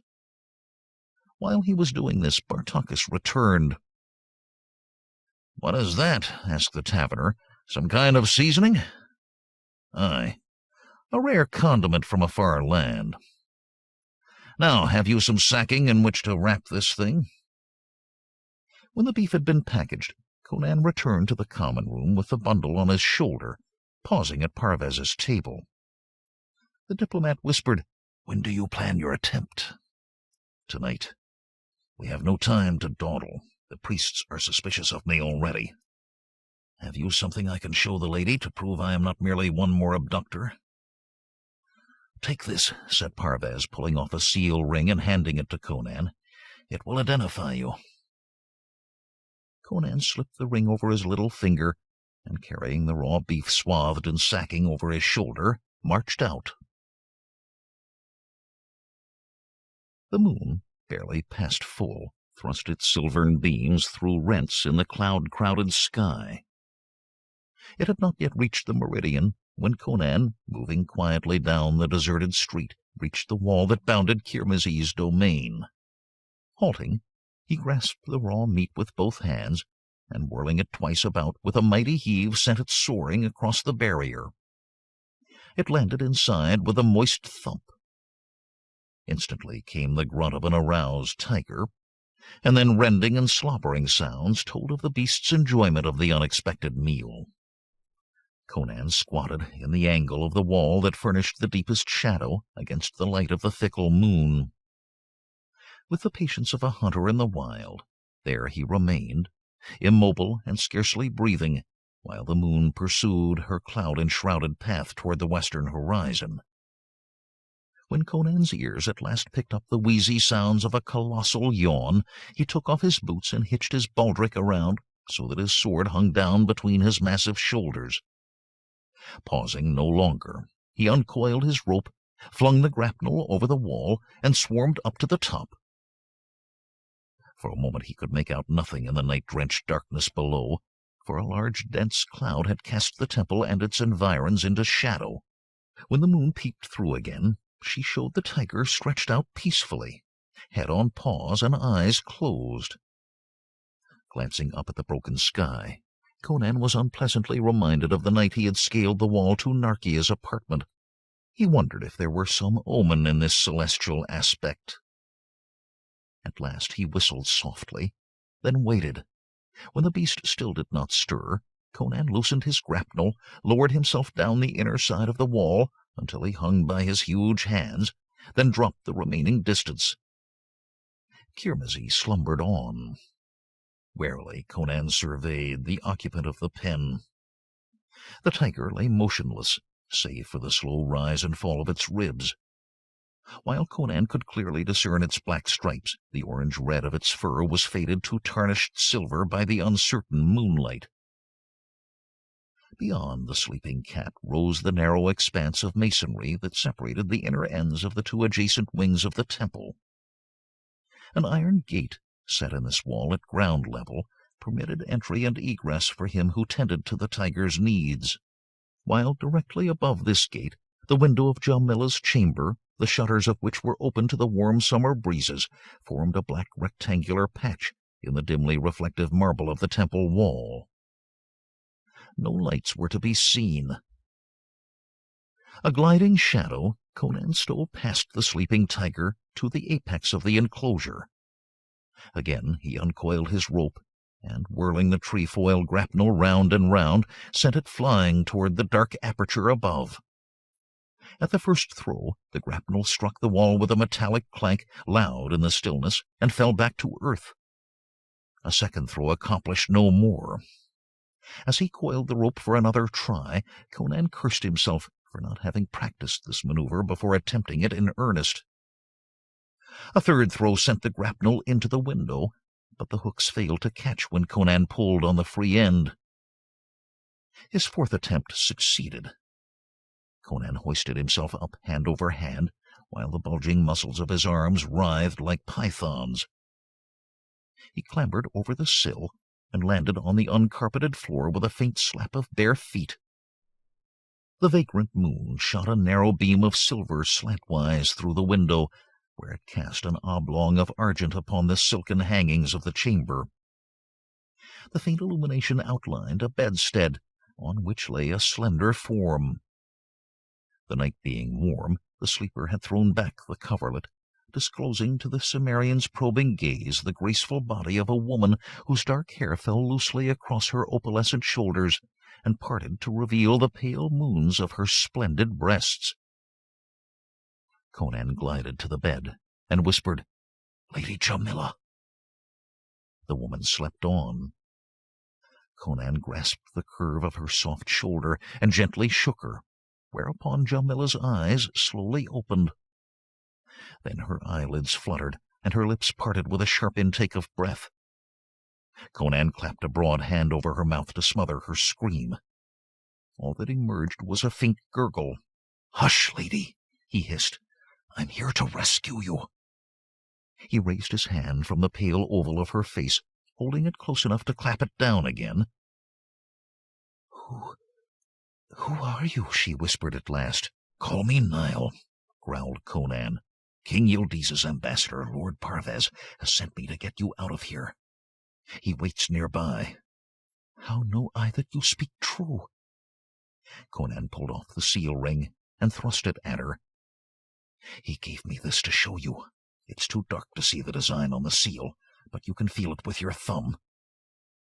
She fondled the ring. How did you enter here? Through the window. But the tiger? Kirmizi sleeps with a drug in his belly. Come, you'll have to trust me, unless you'd liefer remain a prisoner here. Suddenly conscious of her nudity, Jamila reached for the coverlet. I cannot rise with you staring down at me. Turn your back at least. Women, grunted Conan disgustedly. With our lives hanging on one thread, this is no time for your civilized niceties. But he went to the window and stared out, listening alertly lest Jamila, moved by doubts about the truth of his tale, attempt to stab him in the back. There he heard nothing but the rustle of rich attire hastily donned. At last Jamila murmured, You may turn, Master Nile. What would you now? Conan hauled in his rope, and when it was neatly coiled upon the chamber floor, he tied a loop in the free end and lowered this oval an arm's length down the wall outside. Wait, he said. Have you a proper cloak besides those frilly garments? If you're seen in the street, I understand. She went to a chest and brought out a black velvet cloak with a hood. She handed the bundle to Conan, who tossed it out the window, taking care that it should not strike the sleeping tiger. Come here, he said. Sit on the casement sill, and I'll support you while you place your feet in the loop. Do not look down, but hold my arm while you feel for the rope. There. Now grasp the rope with both hands. The rough rope pricks my fingers, complained Jamila as she lowered herself into position. And heights do terrify me. That cannot be helped, lady. Steady now. Here we go. Hand over hand, Conan paid out the rope until the princess reached the ground. Then he examined the hook of the grapnel, which was firmly embedded in the wood of the window-sill. If he lowered himself by the way he had come up, Conan realized that he would be unable to dislodge the rope by jerking it from below, and he needed the rope to get himself and Jamila over the outer wall of the enclosure. At last he pulled the entire rope back into the chamber, wrenched the hook out of the sill, and dragged the massive bed across the floor to the window.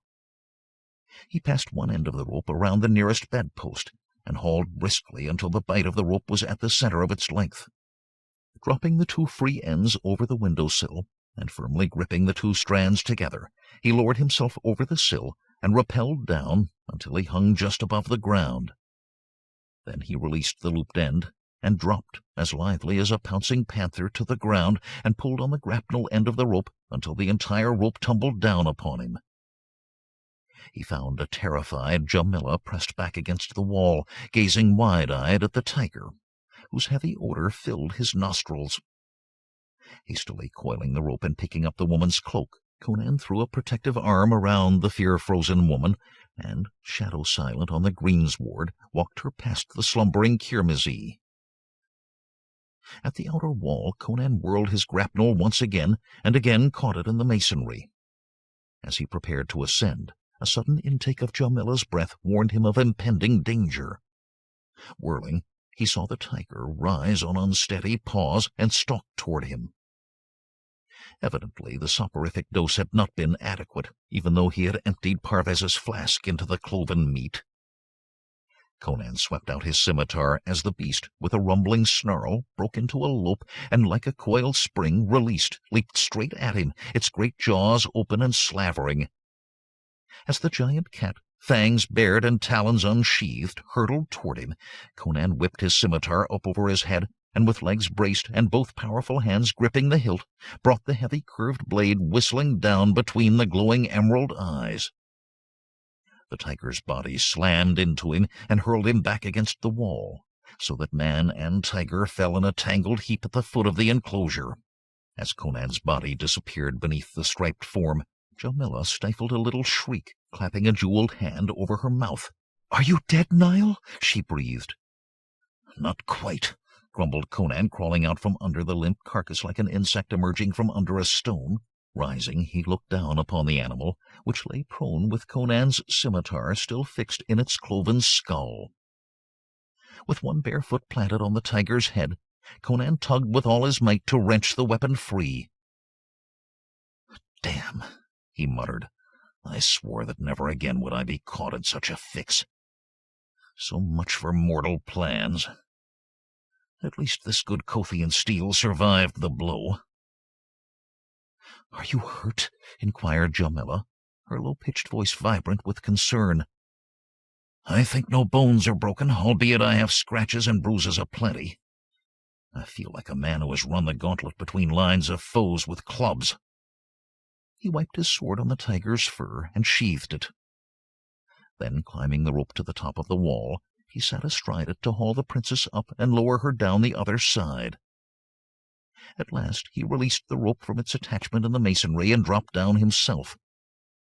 He pulled on his boots, saying, "Put on the cloak and pull the hood well down.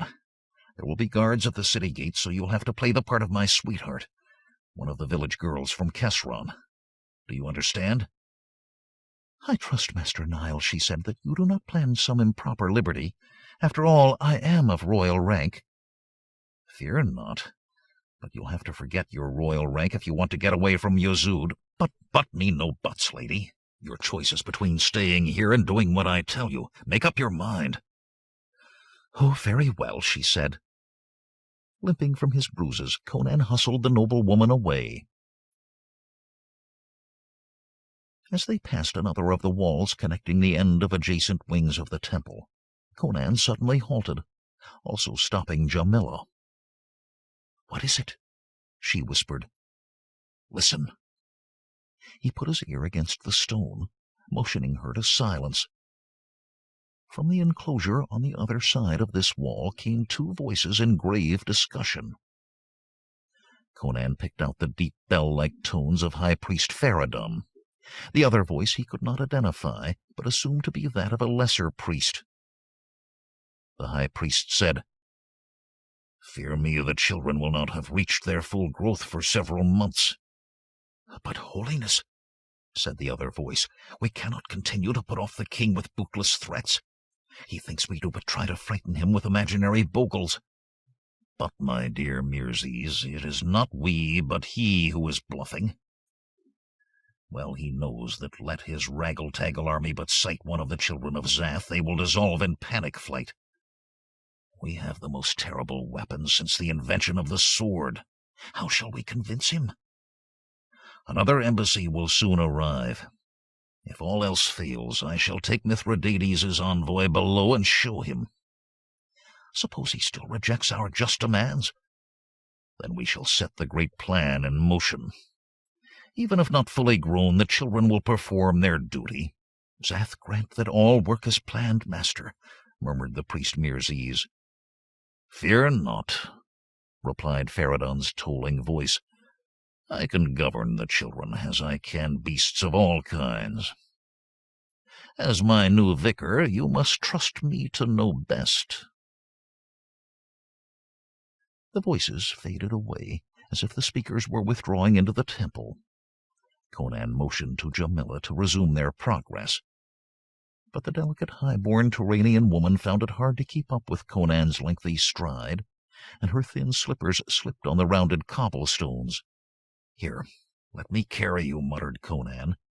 When she uttered some faint protest, he swept her off her feet and pounded toward the city gate. Soon afterward, as the moon hung low over the Carpatches, Conan astonished the Brythunians at the front gate by appearing, carrying the cloak-wrapped form of a woman. He set her on her feet, but kept one brawny arm around her waist. He whispered in her ear, "Now play your part, damn it, but don't speak. They'd catch your accent." "Niall the lady killer at it again," smirked one of the guards. "Keep it quiet, lads," said Conan. "I'm taking her home, but her people are narrow-minded." He tightened his grip on Jamila's waist with a little jerk. She forced a giggle and leaned her head on Conan's shoulder. At a ribald remark from the other guard about what she and Conan had been doing, he felt her stiffen with indignation. But then they were through the small door and moving swiftly down the long incline to the bottom of the crag. A thunderous knocking on the front door of his inn aroused Bartacus. He dragged himself out of bed to shout imprecations down from his bedroom window, adding, "Any fool can see we are closed for the night." Conan roared back, "I don't want you, I want Lord Parvez. Rouse him unless you wish me to tear down your pigsty, board by board. Tell him there's a noble traveler here." Moments later, the yawning Turanian appeared at the door, clutching his flowered night-robe about him. "Here she is," said Conan's rough voice, "sound but weary." Parvez dropped to one knee. "My Lady Jamila," he exclaimed, "come in at once." A tear glistened on his cheek in the moonlight, so strong was his emotion. Rising, he said to Conan, "You have done the miraculous, young man. May I have my seal ring back, pray?" "Oh, I forgot about it," said Conan, slipping off the ring and handing it over. "And one more thing. Have you seen my servant Chagor?" "No, I have not. What of him?" "The fellow has vanished with his horse. No explanation." "Ah, well, I must now bid you a hasty farewell, for it would not do to be here when the priests discover their captive has been enlarged. Bartacus, be so good as to rouse my retainers. We must be on the road ere dawn." "Permit me to thank you, Master Nile," said Jamila. "If ever you come to Turan, feel free to ask a boon of me, and if possible, I will persuade the king to grant it. Farewell." She disappeared into the inn. Back at his quarters, Conan caught a little sleep, and was lustily banging away at his anvil next morning when a party of 4 priests and 2 Brythunian soldiers appeared before his smithy. A priest in a scarlet turban and a dark blue robe stepped into the smithy, and raising his voice above the clang of the hammer, said in a sharp, abrupt manner, "You are Nile the blacksmith, are you not? A lady has been abducted. Hast seen such a person?" "What sort of lady?" growled Conan, keeping his eyes on his workpiece. After a few more blows he returned it to the furnace and turned to face his questioner. "Tall, black-haired, and fair to see," said the priest, "albeit past her 30th year." Conan shook his head. "I know naught of such a woman. Moreover, Ambassador Parvez and his Turanians hastily departed from Carrjon last night. What know you of that?" "Again, naught. I knew the man. We sometimes drank together of an evening." "What did you and he talk about?" "Horses and swords and such things." "Someone," persisted the priest in a hectoring tone, "slew the high priest's tiger with a single mighty blow of a sword or axe. Who but you has the thews for such a blow?" Conan shrugged. "Many Brythunians are large, strong men. To you Zamorians, anyone else looks like a mountain of muscle. As for me, this is the first I have heard of it." "All barbarians are liars," sneered the priest. "Fear not, we will get to the bottom of this, and you had better be ready to prove your innocence." He took a step forward and thrust his face close to Conan's. Conan picked his workpiece out of the furnace with tongs and held the ruddily glowing iron before him. "Be careful around a forge, friend priest. If you get too close, this may set your whiskers afire." When the priest hastily backed away, Conan laid the piece on the anvil and resumed his pounding. The priest turned and rejoined his group, who marched away. Lar, who had watched the exchange big-eyed, said, "Oh, Master Nile, you all but defied the priests of Zath. They can call upon divine powers to blast you if you use them with insolence." "What's the name of the one who questioned me just now?" growled Conan. "That is the Holy Father Mirzes." "I thought I knew the voice," mused Conan. "He's the new vicar, I hear. Come on, lad. Put some fuse into working the bellows. Your fire is barely hot enough to boil water." Chapter 11. The Stench of Carrjon. For several days Conan did not see Rudabeh, save when she danced during a service to Zath. He entered the temple early, so as to stand in the front row, whence he had the best view of the spider idol. Since this was a fair day, and sunlight came through the clerestory windows above, Conan could clearly make out the 4 eyes across the front of the creature, even at a distance of 20 cubits. The barbarian's keen vision caught sight of a thin ring around each eye, lighter in color than the black stone of the statue. This, Conan reasoned, must be a ring of metal or cement let into the stone to hold the gem in place. To remove the eyes, he would have to dislodge these retaining rings, and do so very gently, so as not to crack the jewels. Conan had a good working knowledge of gems from his days as a thief, and he knew the fragility of opals. Meanwhile, his passion for Rudabeh, instead of subsiding, tormented him more and more. When Amethyst told him that she expected her daughter home for supper, he impatiently awaited her in the garden, brooding. On one hand, a fierce desire, like a tornado whirling along its serpentine path of destruction, surged up within him to give up his rootless adventurous life to wed Rudabeh according to the laws of Zamora, and to become as best he might a solid citizen who cherished his growing family, joined the municipal watch, worshipped at the temple, and paid his tithes. Yet, on the other hand, Conan's wild, free, undisciplined spirit recoiled from this tableau as from a venomous serpent. But his other choice was to forget the girl and flee instanter, with the eyes of Zath if he could obtain them, without them if he could not. If Feridun loosed his promised devastation upon the land, he might have to flee anyway, with or without Rudabeh. When she appeared, he held out his arms. She shook her head, saying, "Do not torment me, Niall.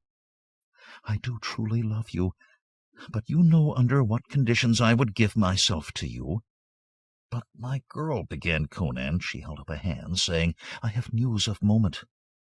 You've heard of the disappearance of the Princess Jamila?" "Aye. Some such gossip has smitten my ears." "The high priest is furious, as you might expect. Some of the priests suspect you of complicity." "Who, me?" said Conan with an air of injured innocence. "What have I to do with a Turanian noblewoman?" "They know you were thick with that diplomat at Bartakis's inn, who vanished the same night as Jamila. You would have been seized already, but that Feridun insists to have solid evidence against you ere he acts. I must say the old man tries to live up to his principles. Furthermore," continued Rudabeh, "if gossip be true, the high priest has advanced the date of his revolution. He held Jamila as a hostage for the good conduct of the king of Turan. Now he must needs move quickly ere the Turanians learn of the princess's escape. So he has warned all the temple folk to hold themselves ready 7 days hence. When the alarm gong sounds, we must all go to our quarters and bolt ourselves in." Conan grunted as he digested this information. He must, he thought, get rid of that telltale coil of rope before some snooping priest stumbled upon it. Amethyst called, and they went in for supper. Afterwards Conan escorted Rudabeh back to the temple and took his way to Kesron. He would have to plan his raid on the temple quickly, and he thought he could map his campaign best sitting alone with a stoup of wine before him. "Hail, Niall!" At the inn, Cadogan's booming voice jogged Conan's elbow. "How about a game?" The Brythunian rattled a pair of dice in his fist. "I thank you, but not tonight," said Conan. "I need to be alone." Cadogan shrugged and went off to seek other companionship. Conan resumed his broodings. Several jacks of wine later, another voice, with a slight lisp and a guttural accent, invaded his musings. It was Psamnitek, the Stygian. "Master Niall," said the slim, swarthy scholar, "someone wishes to see you beyond the inn."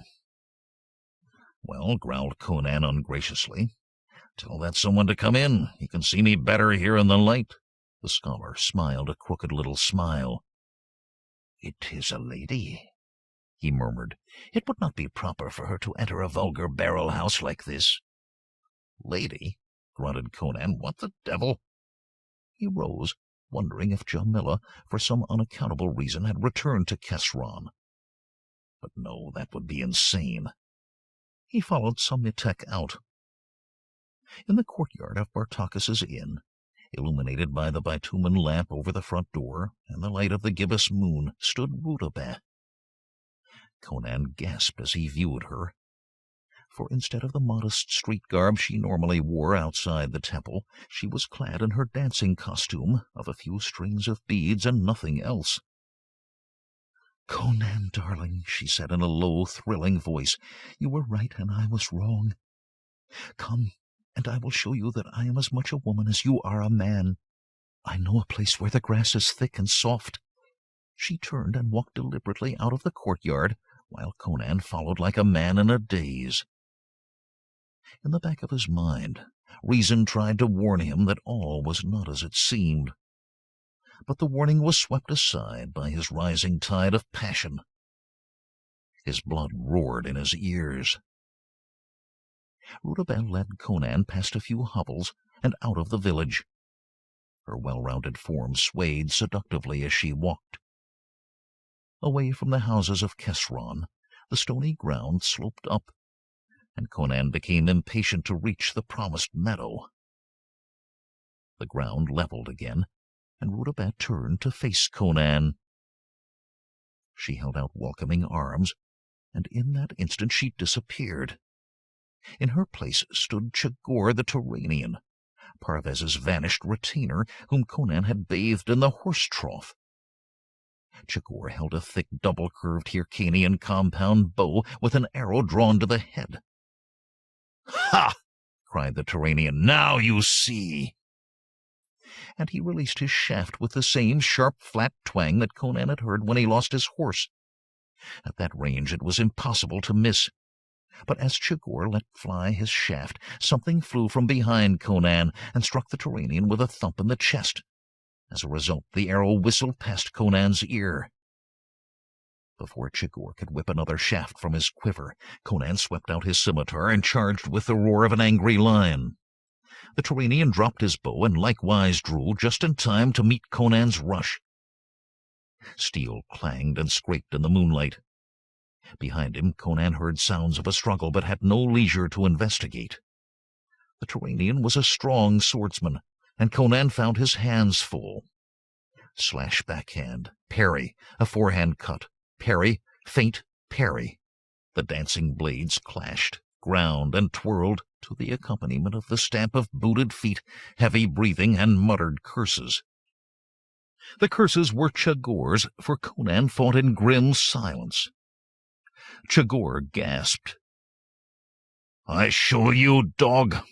Your head go to priest of Erlik, then me rich, you dead." Once Chagor was a fraction slow in bringing his blade to a proper parry. Conan's heavier sword sliced into his forearm. Uttering a yell of dismay, Chagor dropped his scimitar. With a cat-like leap, Conan sprang forward, and with the power born of frenzy swung his sword in a wide horizontal arc. The blade sheared through the Turanian's thick neck. His head flew off to land like a thrown melon in a nearby clump of shrubbery. The body, spouting a fountain of blood black in the moonlight, tumbled to earth like a felled tree. At the continuing sounds of struggle behind him, Conan whirled and perceived a tangle of limbs, which resolved itself into Captain Catigern struggling on the ground with Samyatek the Stygian. Conan seized one of the Stygian's arms with his free hand and twisted.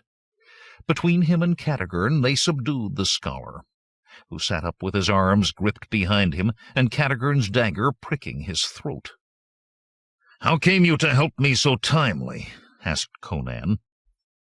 "I saw you follow this dog out," explained Catigern, "after you said you wished to be alone, so I became suspicious.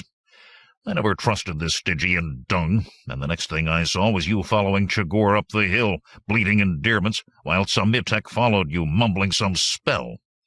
Since this did not sound like you, Nile, I followed Samitek. When the Turanian drew an arrow on you, I cast a stone to spoil his aim and went for the Stygian. Have a care with this devil. He's stronger than he looks. He bit me. All right, Samitek, said Conan. Explain this business. There's a small chance that if we like your explanation, we'll let you live. You heard Chigurh, said Samitek. He overheard Ambassador Parvez address you as Conan, and I knew about Tugril's offer for Conan's head, so we put our heads together and arranged that he should desert Parvez's escort, and we should divide the reward betwixt us. Even your limited minds could grasp this simple scheme. Samitek's hypnotic voice so absorbed the attention of Conan and Catigern that they relaxed their grip upon him. Instantly the Stygian, lithe as an eel, squirmed out of their grasp and sprang to his feet. Conan leaped up, swinging his scimitar in a blow that would have cut the slender Stygian in two. But the blade only swished through empty air. Samitek had vanished like a blown-out candle flame. "Come back here!" roared Conan, rushing this way and that with his blade bared and crashing through thorny bushes. The only reply was a peal of cynical, mocking laughter. "You have your tricks, Conan," said the lisping voice, "but I have mine also, as you shall yet see. Farewell, barbarian lout!" Conan dashed toward the voice, his sword cleaving the air, but he found nothing. Catigern said, "Save your breath, Nile. The fellow is evidently an expert caster of illusions, and he has made himself invisible.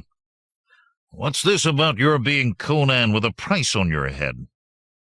"You should know better than to ask a fellow mercenary about his past," growled Conan. "True. Forget what I said. We had better drag the Turanian's remains back to the village. The priests will want another report." "Why not leave him for the hyenas? His ghost would haunt us." "Oh, very well," said Conan, grasping one ankle of the corpse and dragging it. "You can carry the head, though I'd rather send it as a gift to Tugril. And thanks for saving my life." As the festival of all gods approached, the temple of Zath hummed with activity. Udabaz's time was taken up with her duties, so Conan had no more personal meetings with her. Bartakis's inn filled up with the retinues of priestly parties from far parts of Zamora, and latecomers were obliged to rent space in the cramped houses of the villagers or pitch tents in the surrounding fields. The festival began 3 days after the slaying of Chigurh.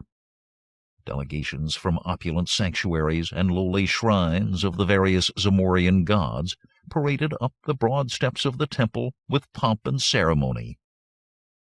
Catigern's Brythunians, their polished mail flashing in the sun, stood facing one another in 2 lines at opposite ends of the temple steps. As each pontiff, in glittering robe and jewel-bedight headdress, marched slowly up the stairs, the soldiers raised their pikes and halberds in salute, then grounded their weapons with a thunderous crash. The priesthoods of the different deities were riven by venomous rivalries, Conan knew, and ceaselessly intrigued to damage one another. But for today each legate beamed upon his fellow clerics and bowed benignly to the assembled priests of Zath. During the procession of the priests, Conan stood in an inconspicuous corner of the square that fronted the temple. But after the entrance of the last delegation, when the folk of Yezud and the spellbound pilgrims streamed in to honor the assembled gods of the Zamorian pantheon, Conan mingled with the motley crowd. In the vestibule he thought of slipping away for another attempt to explore the corridors. But this was impossible with the Brythunian firmly planted in front of the entrance to each hallway, so Conan resigned himself to standing through one more endless suite of rituals. He took a place at the rear of the naos and stood through 3 hours of ceremony, in which the high priests of the other gods took turns invoking their deities and begging them for favors.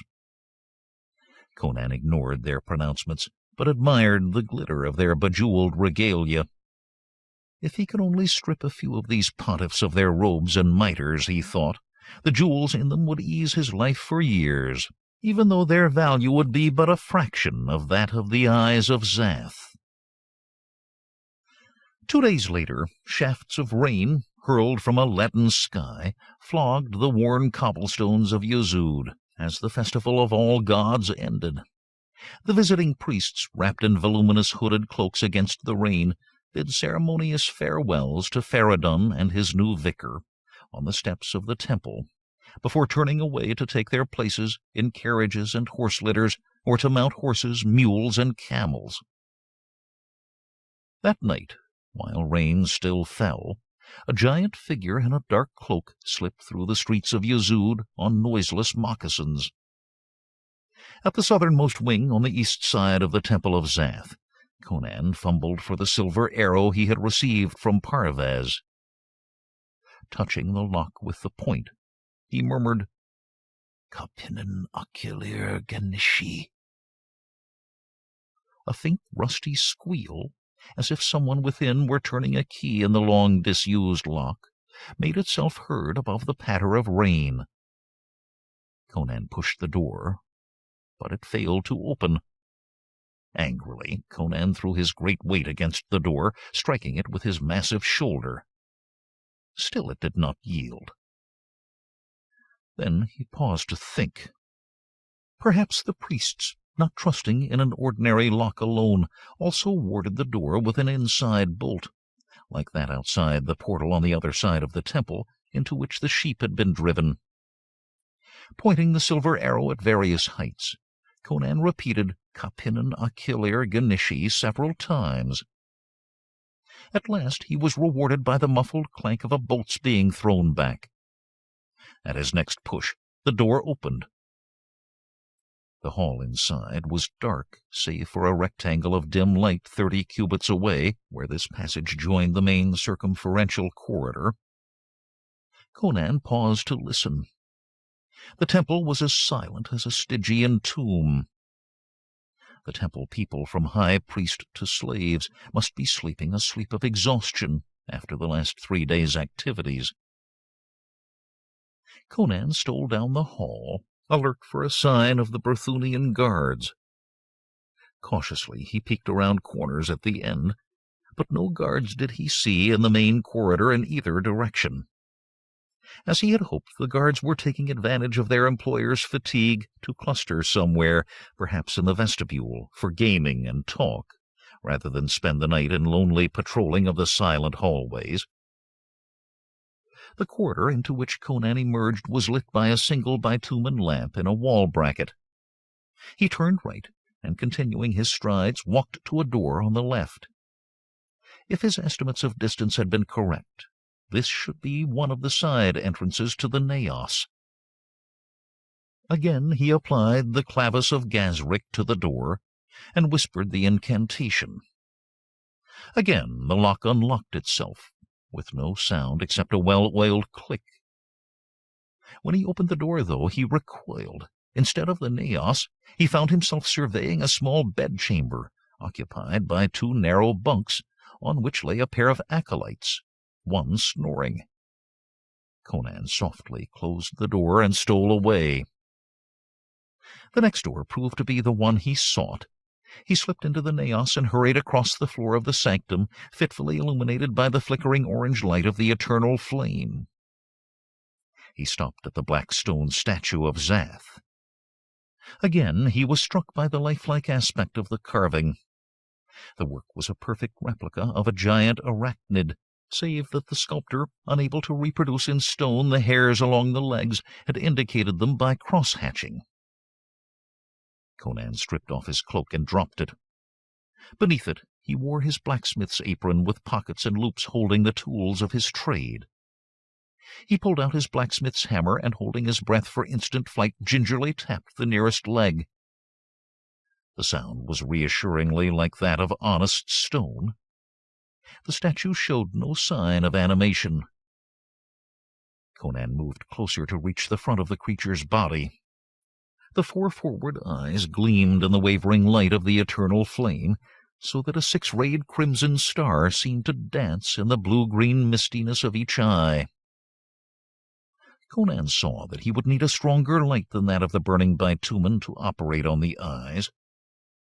Reaching under his apron, he brought out a stick of wood, a cubit in length, one end of which was wrapped in an oil-soaked rag. Moving to the luminous bowl that sheltered the eternal fire, he held the unguent-coated cloth on the end of his torch above the lambent flame until the oil caught fire and blazed up.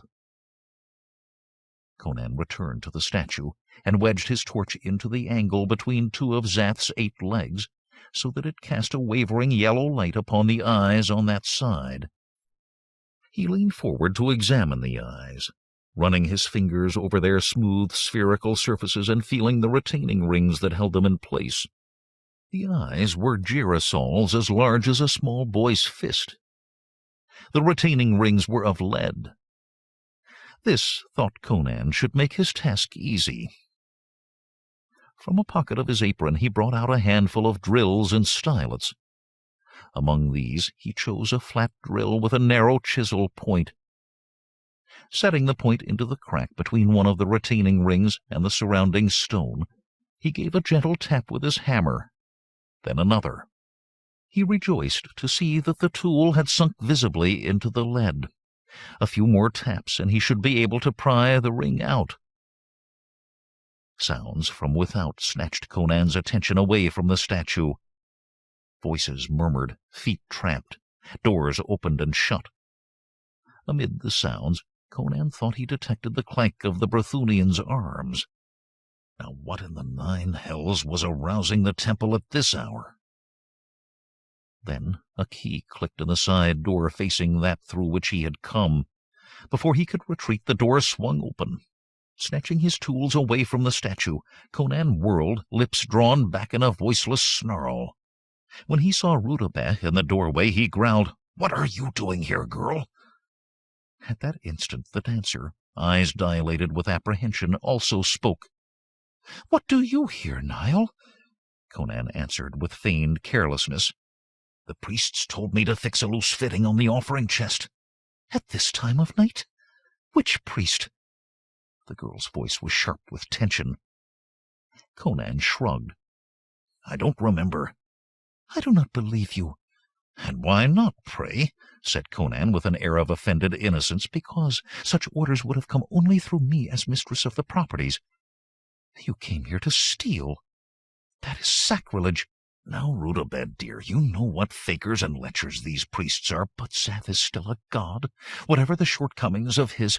But, Niall, darling, whatever you came for, you must get you hence at once. The priests from Orengen have just arrived.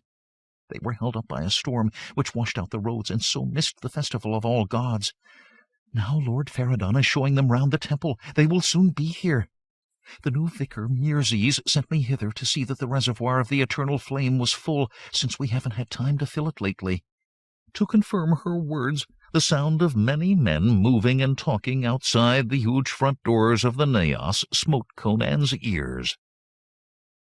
"Go quickly," cried Rudabeh, "or you will be lost." "I'm going," growled Conan.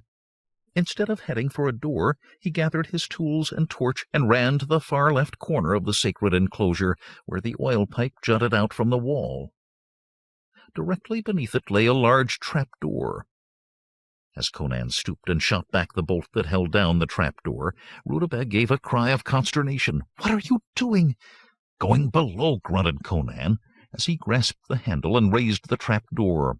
An overpowering stench of carrion wafted up out of the square black opening. "Do not go there!" cried Rudabeh in anguished tones, her voice rising with terror. "You know not what you— Oh, gods, here come the priests!" The handles of the great bronze front doors clanked, and the doors themselves began to creak open as a confabulation of voices reached the chamber from the vestibule. With a rush of feet and a slam of the side door, Rudabeh dashed out of the naos. Conan, glaring about like a hunted animal, bounded down the stair that descended from the temple floor into the reeking darkness below. He dropped the trapdoor into place over his head, leaving himself in darkness, save for the flickering orange light of the small torch. The massive doors groaned open, and the swell of conversation rolled across the marble floor and through the thin planking of the trap-door. Conan caught the deep bell-like tones of High Priest Faradon, but he could not distinguish words through the babble. At least the murmur of conversation, bland and unctuous, betrayed no excitement, which it surely would have if any of those entering had caught sight of Rudabeh or himself. Cautiously, Conan felt his way down the stone stair, peering ahead as far as the torch could throw its feeble beams. He found himself in a spacious passage, higher than his head and wider than his outstretched arms. No sound save the hiss of the flaring torch, so faint as to be barely audible even to his keen ears, dispelled the sepulchral silence. The smell of carrion rowled his nostrils. As Conan prowled along the rock-hewn floor of the passage, he stumbled over a large object of irregular shape. It proved to be the skull of a bovine, or rather such a skull to which scraps of flesh still adhered. Conan kicked this noisome bit of carrion aside and plodded on, stepping over more fragments of kine, legs, ribs, and other parts. Although no stranger to the stink of corpses and cadavers, the soft squelch of a patch of rotting entrails on which he stepped so revolted him that for an instant he almost vomited, and fought down a panicky urge to run screaming. Coming to a cross-tunnel, Conan turned left, and walked a few steps along that corridor, which sloped sharply up. He was, he reckoned, still beneath the temple. At the top of the slope, he thought, he would find the door on the west side, through which he had seen the flock of sheep driven. He went back to the crossing and took the branch that ran straight from the steps down which he had come. This passage, he found, sloped down. Conan continued for some moments, spurning desiccated animal fragments with his moccasins. When the tunnel turned this way and that, and sent out branches, so that Conan feared getting lost in the maze, he retraced his steps to the first crossing. Then he tried the remaining passage, which had been the right-hand branch when he first reached the intersection. The corridor ran straight for a bow shot, then wavered and sent out side passages, as the downward-sloping tunnel had done. Conan began to worry about his torch. It would not last much longer, and to be lost in this catacomb in utter darkness might prove fatal. He had a spare torch thrust through his belt under the apron, but if he let the first torch die completely before lighting the second from it, he would have the devil's own time igniting the other with flint and steel in darkness. On the other hand, if he lit the second torch sooner than necessary, it too would be exhausted that much sooner. Conan continued warily, thrusting the weak amber glow of the torch into openings in the sides of the tunnel, and peering as far as the feeble light allowed his vision to range. He still came upon bones and other fragments of animals. Above the reek of carrion, another smell assailed his keen barbarian nostrils, the scent of a living creature, but one completely alien to him. The odor emanated from no beast or reptile that he knew of, nor yet from any plant or foodstuff with which he was familiar.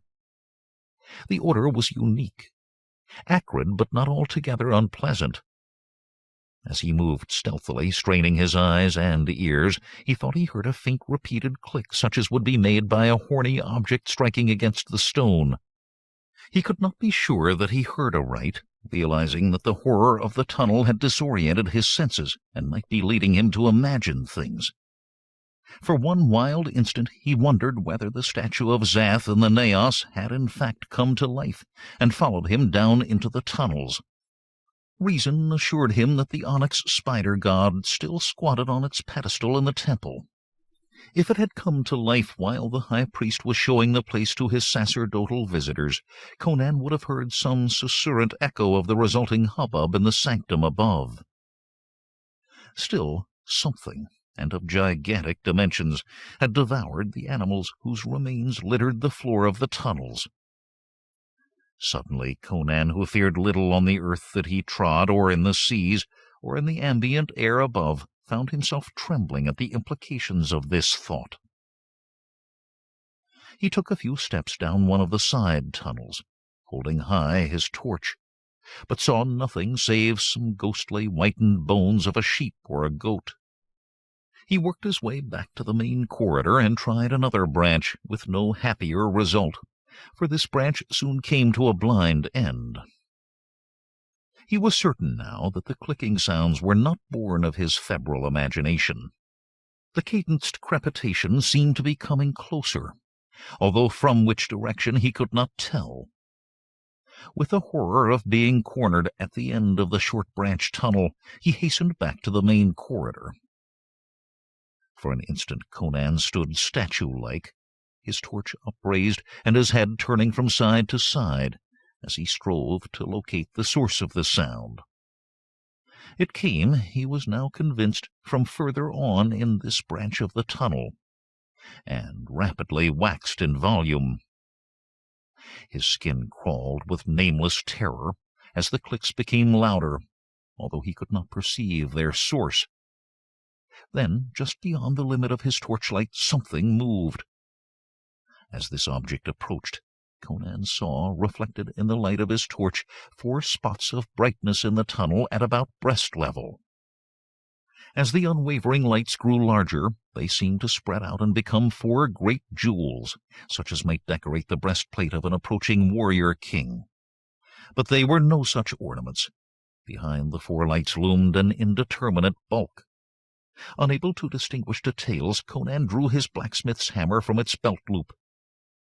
Because of the need for silence, he had left his sword back in his quarters. The lights seemed to halt at the periphery of his torchlight. The clicking stopped, then resumed. The lights drew closer, and behind them Conan caught a nightmarish impression of a vast hairy bulk propelled by many legs. Conan whirled and ran, the wind of his motion causing his torch to flare up to a bright golden flame. Behind him came the relentless clicking of colossal claws on the stone, closer and ever closer. Before he realized it, Conan had crossed the main intersection of the tunnels, the one he had first come upon after entering the subterranean system. Too late, he decided that his best chance for escape would have been to go back to the trap-door, burst out, and, if the priests were still in the naos, to confront them openly. The next best alternative would have been to turn to the right and take the downward-sloping tunnel, on the chance that it would issue into the outer world beyond the bounds of Walgurt Yezud.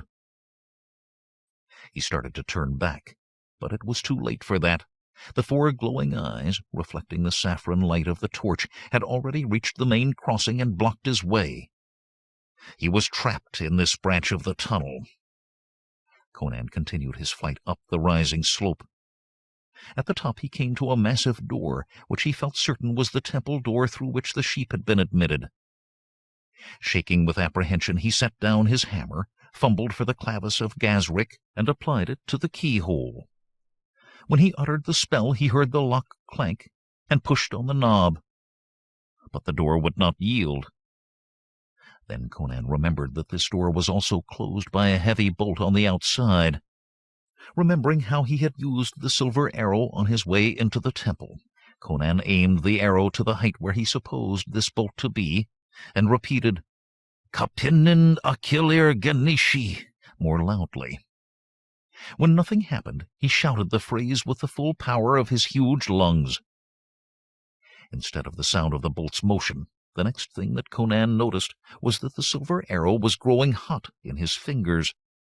When it became too hot to hold, he dropped it. As he did so, it glowed briefly, dull red.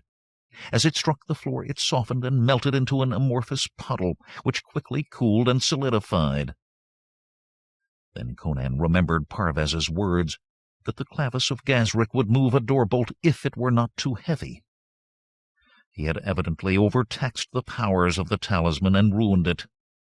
It served him right, he thought, for using magic. Conan pulled out his hammer and gave the door a furious blow. The portal boomed, but remained immobile. Conan could see where he had dented the tough ironwood without affecting the door's security. With such hard wood it would take him an hour with hammer and chisel to force his way through the barrier. He would have struck again, in a frenzy of desperation, but clickings behind him warned him to turn. As he did so, he found that the colossal spider, a living duplicate of the statue in the temple, save that this creature was covered with stiff hairs as long as a man's fingers, was upon him. Reflections of the flame of his torch danced in the 4 great round eyes across the creature's front. Below these eyes, a pair of hairy, jointed appendages extended forward like arms. As these organs reached out for Conan, he smote one of them with his hammer, feeling the horny integument yield as it cracked. The spider recoiled a step, folding its injured limb beneath its hairy body. Then the monster advanced again. It reared up on its 6 hindmost legs and spread the first pair together with the uninjured palm to seize its prey. Conan felt like a fly caught in a web, awaiting its fate. Below the palps he could see the spider's fangs, a pair of curved, shiny, sharp-pointed organs, like the horns of a bull, curving out and then inwards, so that the points almost met. They, too, now spread horizontally to pierce Conan's body from opposite sides. Green venom dripped from their hollow points. Between and below the fangs, the jointed mouthparts worked hungrily. For a heartbeat, the pair confronted each other, Conan with his hammer raised to deliver one last crushing blow before he died, the spider with its monstrous hairy appendages spread to grip the man in a last embrace. From behind Zath, Conan heard Rudabaz's voice, raised in shrill tones of terror. "Niall! Dearest! I have—" At this anguished cry, the spider backed away from Conan. It turned so that one of its lateral eyes flashed briefly in the torchlight. Its great sack of an abdomen brushed against the wall of the narrow space, and Zath started toward the voice. Conan heard one frightful shriek, then silence, save for the diminishing click of horny claws on stone. At that instant Conan's torch went out. With a yell of fury, Conan started to run after the spider in total darkness, but he missed his direction and crashed into the wall of the tunnel. Getting shakily to his feet, he pulled the second torch from his belt. He cursed like a madman. The rag at the end of the first torch still glowed a dull red, like a lump of lava spat from a volcano. Conan touched the ends together and blew frantic breaths until the second torch flared up. Dropping the exhausted torch, Conan ran down the ramp in pursuit of Zath. At the main crossing he slowed, as his torch illumined something sprawled on the floor of the tunnel, something that was not the putrid remains of a cow or a sheep. Dreading what he knew he would find, he approached Rudabaz's body. She looked as if she slept, but when he knelt and pressed an ear to her breast, he could detect no heartbeat.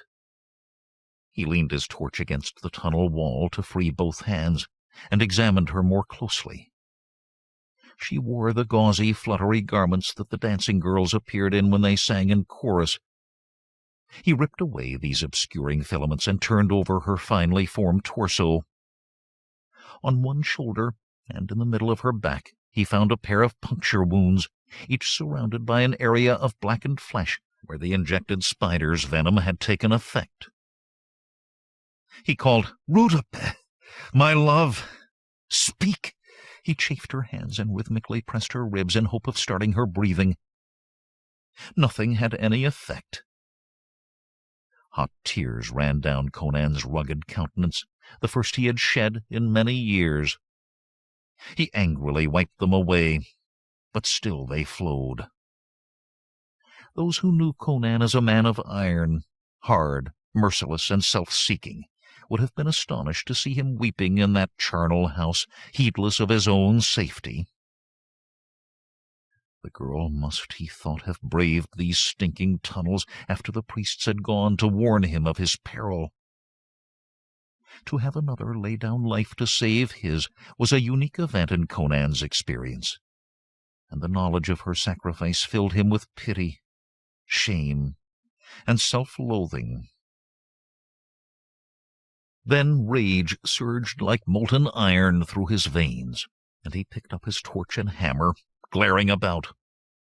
The spider, he thought, must have dropped its burden when the light of Conan's torch alarmed it, and then retreated to that part of the tunnel where he first had met the brute. With a yell of uncontrolled fury, Conan ran headlong down the tunnel branch where he had first encountered Zath, his torch flaring up with the fetid wind of his motion. He must have run a quarter of a league, shouting, "Zath! Show yourself and fight!" But no sign of the giant arachnid did he see. Breathing heavily, he gave up the chase. If Zath were in this branch of the tunnel, he would surely have by now overtaken it in its lumbering flight. Perhaps it was hiding in one of the many cross-passages and side chambers, but to explore them all would require days. He retraced his steps until he found himself back at the main crossing. Now cold to the touch, Rudabeh lay where he had left her. He would not abandon her in this stinking hellhole for Zath to consume, because he had a barbarian superstitious fear of failing to bury the body of one of his kith and kin. Such a person's ghost, he had learned as a boy, would haunt him in revenge for his neglect. Since he had few friends and no kinsmen in civilized lands, he had not felt compelled to bury any of the many corpses that he had seen in late years. Besides, Rudabeh had been the one human being whom he had truly loved, and who had loved him in return since he had left his bleak homeland, and he would not desert her now. He would somehow get her out of the tunnels to some lonely place where he would dig a grave with his bare hands if need be, and lay her in it. He would pile rocks on the grave against wolves and hyenas, place a single wildflower atop the stones, and go his way. He picked up the girl's body, slung it over one massive shoulder, and started back along the tunnel that led to the trap door. Surely, he thought, the priests would have retired by this late hour, leaving the naos deserted. At the end of the corridor he set down the cold corpse, climbed the steps, and listened against the underside of the trap door. To his surprise, the sound of voices filtered through to him. He made out the deep tones of the high priest, the higher ones of Mirzes, and a third voice he did not know. Feridun's leonine roar came through to him. "Zath, curse your eyeballs, Darius! You promised us fair weather for the 3 days of the festival, instead of which you allowed our guests to depart in a downpour. Where is the skill at commanding the spirits of the air whereof you have boasted? If you cannot do better than that, we shall have to give the task of weather magic to another." Darius mumbled something apologetic, but then Mirzes, the new vicar, spoke. "I suspect, Holiness, that Darius did it a purpose to diminish your repute and thus further his own political designs." "Not of the sort," protested Darius. "I have never—" Then all three spoke at once, so that Conan could no longer distinguish words. Conan thought of bursting into the naos, laying Rudabeh's body on the offering chest, chiseling out the eyes of Zath, and fleeing. This was obviously impractical while the chamber was occupied. A wild idea crossed his mind, of pushing up the trapdoor and confronting the priests with the body. But Conan had no sword, and the priests had only to shout to bring the Brythunian guards on the run. He quickly abandoned this suicidal idea. If the priests discovered, as they surely would, that Rudabeh had been in collusion with Conan, they might not bury her properly either. Nor could he pry out the eyes with one hand while fighting off Cadogan's mercenaries with the other. There was nothing for it but to manage the burial himself, and come back later for the jewels, when the naos was vacant. With a heavy sigh he descended, picked up the body, and set forth. At the main crossing he continued straight on, down the slope of the central passage. Where the tunnel branched, he followed what seemed to be the main corridor. Chapter 12. The Children of Zath. Suddenly the tunnel opened out into a vast cavern, where stalactites hung from the roof over stalagmites that reared up from the floor to meet them. Directly before Conan, 6 stone steps led down to the floor of the cavern, so that he had a clear view across to the further wall. The feeble light of his torch could not throw its amber beams so far, but in the midst of the distant blackness appeared an opening to the outer world. Through this aperture Conan sighted a patch of night sky in which a star glimmered. Evidently the rain clouds of the previous day had rolled away. Within the cave entrance, below the actual aperture, was another patch of dim luminescence. Conan's keen vision identified this as a circular pool of water, reflecting the night sky outside and blocking the entrance to the cave. The strange odor which he had sensed before his encounter with Zath assailed his nostrils with nauseating intensity. All about the floor of the cave, the flickering orange light showed large, lumpish things scattered here and there among the stalagmites, like giant mushrooms of mottled gray and brown coloring. As Conan began to descend the steps, intending to pick his way among these obstacles to the exit, motion caught his eye. When he looked more closely, he saw that one of the supposed fungi was coming to life. It unfolded jointed legs, raised its body from the ground, and turned 4 gleaming eyes on Conan. The thing was a duplicate, in miniature, of Zath, although its dimensions were only half those of the original spider god. Still, it was larger than the giant spider that Conan had fought in the Tower of the Elephant years before. One such monster could easily kill Conan, and there must be hundreds in the cavern. The first spider to awaken started toward Conan, while on all sides other giant spiders were coming to life and rising to their clawed feet. Within a few heartbeats of Conan's first appearance in the cave, the monster arachnids were streaming toward him. The click of their claws on the stone rose to a continuous rattle. Wherever Conan looked, quartets of gleaming eyes caught the light of his torch. Conan whirled and ran back up the long slope of the tunnel, while his hearing told him that the entire swarm was crowding into the tunnel behind him and racing after him like a jointed-legged flood. On he went. At first, to judge from the diminishing sounds behind him, he gained on his pursuers. But heavily burdened, he was forced to slow down, while his heart labored and his breath came in gasps. Then the castanet-like sound of hundreds of horny claws on the stone came closer. These, he realized, must be the children of Zath, of whom the high priest had spoken. Ever the rough walls of the tunnel fled past. Without the body, Conan was sure he could outrun the spiders, but it inevitably slowed him down. Still, he would not abandon it. He had the feeling of being in a nightmare, where one runs and runs through darkness while an unseen menace comes ever closer behind. He feared that he must have taken a wrong fork and would be lost forever in this maze. When he was almost in despair, he found himself at the main crossing. He kept straight on, and soon reached the stair to the trap door. At the end of the tunnel, Conan climbed the steps and listened. He heard no sound from above, no talking, shuffling, or other indication of human activity. Perhaps the accursed priests had gone to bed at last. In these hours between midnight and morning, all in the temple, save the Brythunian guards on night duty, should be sound asleep.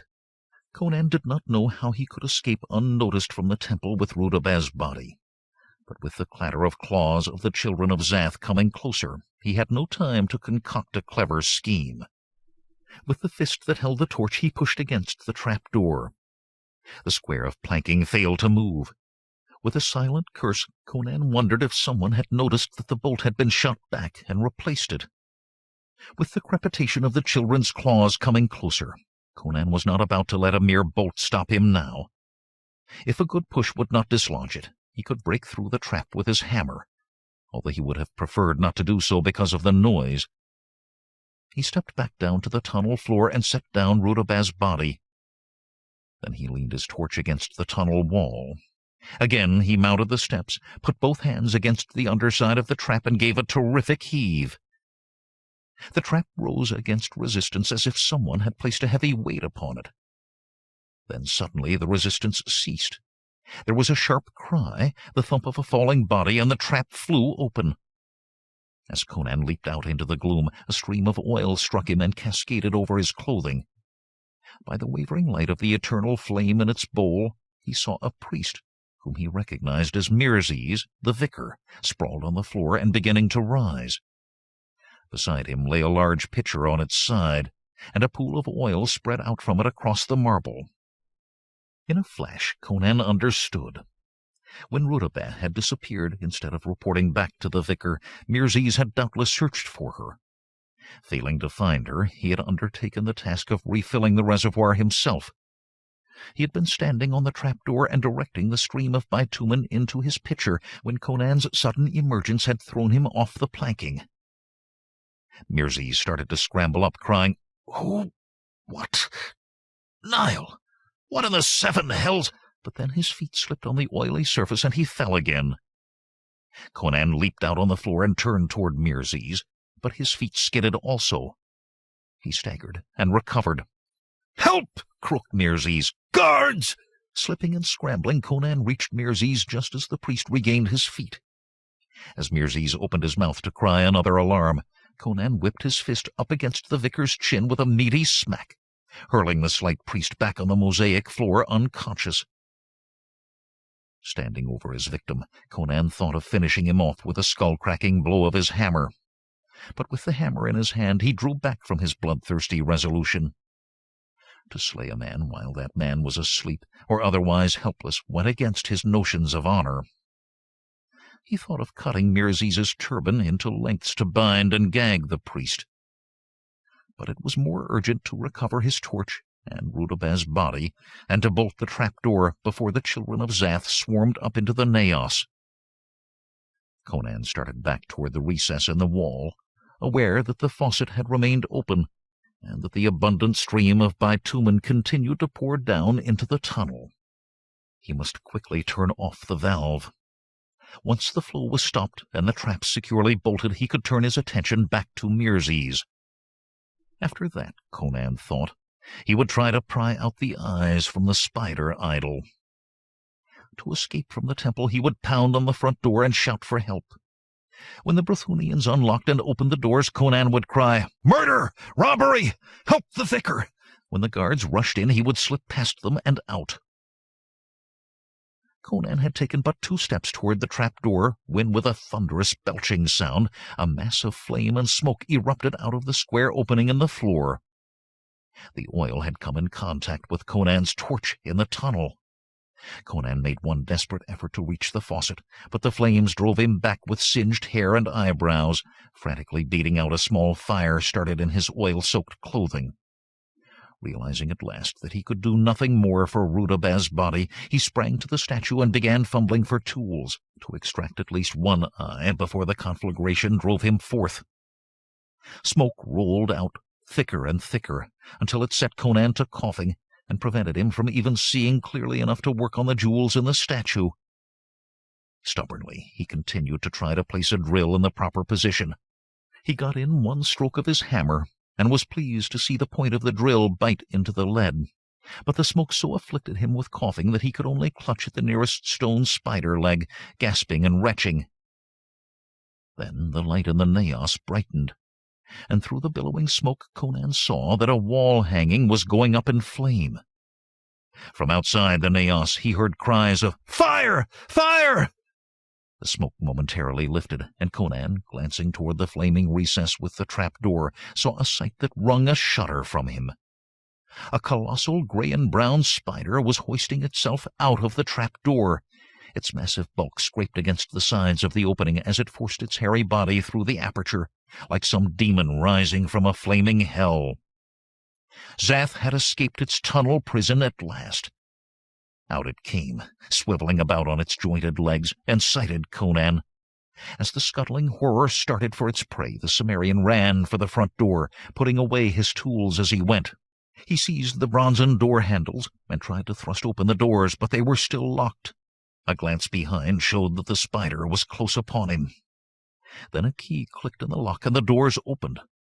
Conan found himself facing the startled countenances of 2 Brythunians, one of whom held a large key. Others crowded behind the mercenaries. Smoke had already seeped out the cracks around these doors, alerting the people of the temple. Conan staggered, coughing, out of the naos and into a scene of wild confusion. Priests of Zath, Visiting priests from Orengen, acolytes, dancing girls, mercenaries, and slaves ran in all directions. Priests bawled commands. Through the smoke loomed Zath in the doorway.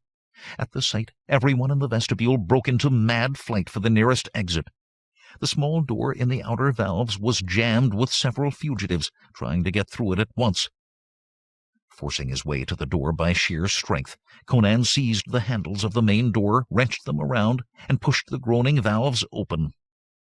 Those clustered against the door boiled out, falling, tripping over one another, and scrambling up to run. Conan glimpsed a pair of acolytes hustling the former vicar out of the temple, while Harpagus stared about in childlike wonder. Conan bounded down the front steps 2 at a time. Halfway down he turned to snatch a look back. Thick smoke poured out of the open portal. Overhead the night was clear and star-dusted, while a half-moon stood high in the eastern sky. In the open front portal stood 2 figures. One was the giant spider. Its long hairs had been mostly singed off, but it seemed otherwise uninjured. The other, almost within arm's length of the monster, was the lean, hawk-nosed figure of High Priest Faradun, in his white robe and black turban. The priest was making passes with his hands, and chanting some rigmarole. With its forelegs raised as if to seize Faradun, Zath paused. The priest continued his incantation, raising his voice to a shout and frantically gesturing, so that his long white beard lashed the smoky night air. The 2 grotesque figures were silhouetted against the lurid glare of the fire behind them. The spider retreated a step, back toward the naos. Then another step. The priest's fabled control over animals could even force this monster to immolate itself in the blaze. Then Faradun got a lungful of smoke and went into a spell of coughing. Instantly, the spider, no longer constrained by its master's voice, darted forward. Its great jointed limbs enfolded the priest, who screamed once. A burly figure in mail dashed past Conan up the steps, waving a sword. From the flowing red hair, Conan recognized Captain Cattagurn. Reaching the top, the Brythunian took a cut at the spider's body, opening a gash from which a dark fluid seeped. Zath, who had issued from the portal and now stood on the topmost step, dropped the priest's body and turned upon its new adversary. As it spread its appendages, Cattagurn backed away, swinging his sword right and left. The spider followed, keeping just beyond reach of the blade. "Hold on, Cattagurn!" shouted Conan between coughs. He had sighted, lying on the steps, a halberd belonging to one of the guards on duty at the main entrance. The Brythunian had dropped it when he fled. Pounding up the steps, Conan snatched up the pole arm. Coming up on the side of Zath, he swung the halberd high over his head, and with every ounce of power that he possessed, brought it whistling down on the forward segment of the monster. The axe blade sank deeply into the spider's leathery flesh, and such was the force of the stroke that the shaft broke off midway from butt to head. Ponderously, Zath turned toward Conan. Running in from the other side, Cattagurn drove his sword in deeply above the base of the second leg and wrenched it out. Zath began to turn back toward the Brythunian, but it moved more and more slowly. Before it completed its turn, its legs gave way, dropping its body to the marble steps, which became fouled with the dark ichor that dripped from its wounds. Its sprawling legs continued to twitch, but these movements slowly dwindled. Zath was dead. Cattagurn seized Conan around the shoulders in a fierce hug. "Thank all the gods you came along. Any time you want a lieutenancy in my company, do but ask." "I'll think about it," said Conan, coughing. Another Brythunian approached. "Captain, the priest Danok wants our help in fighting the fire." Seeing the spider dead, Yazudites began crowding back into the square before the temple. The citizens boiled out of their houses, some in nightwear and some in hastily donned work garments. The priests dashed about, organizing firefighting. Thick, oily smoke continued to roll out the doors of the temple. "Bear a hand," shouted Carrjon in Conan's ear, shoving a bucket into his grip. "Get into yonder line." Conan had been about to turn away and go to the smithy, collect his gear, and shake the dust of Yezud from his feet. The Temple of Zath was an evil fane, even more obnoxious than most Zamorian cults. He cared nothing for its architectural splendor, and if more priests were destroyed in the conflagration, that was all right with him. If he could not bury Rudabeh, to burn the temple for her funeral pyre was the next best thing. With her gone, there was no one in Yezud for whose fate Conan cared. Well, that was not quite true. Captain Carrjon had become a friend, and each had saved the other's life. If the Brythunian were locked in battle with the fire, it behooved Conan to give him a hand. The sky had begun to pale with the approach of dawn, but then it suddenly clouded over. A small but very black cloud formed over Yezud. A flash of lightning paled the flames licking out around the base of the central dome, and a roll of thunder drowned out the roar of the flames. Down came rain, but such rain as Conan had never seen. It was like standing under a waterfall. Conan took his place in the bucket line, and with rain running down his face, handed buckets back and forth in a steady rhythm. The buckets were filled at the fountain in the temple square, and were passed back to Yezudites around and within the fane. With a roaring crash, the central dome collapsed and disappeared. A cloud of sparks, smoke, and dust billowed up from the gap. Rain poured into it. Little by little, between the firefighters and the rain, the fire was beaten back. It had been confined to the naos. The Yezudites were still battling the flames, and the sun, though not yet visible, was tinging the scattered dawn clouds crimson when Conan slipped away from the temple. Soon after, somewhat cleaned up and booted, he appeared at the stable with his saddle over one shoulder and a blanket roll over the other.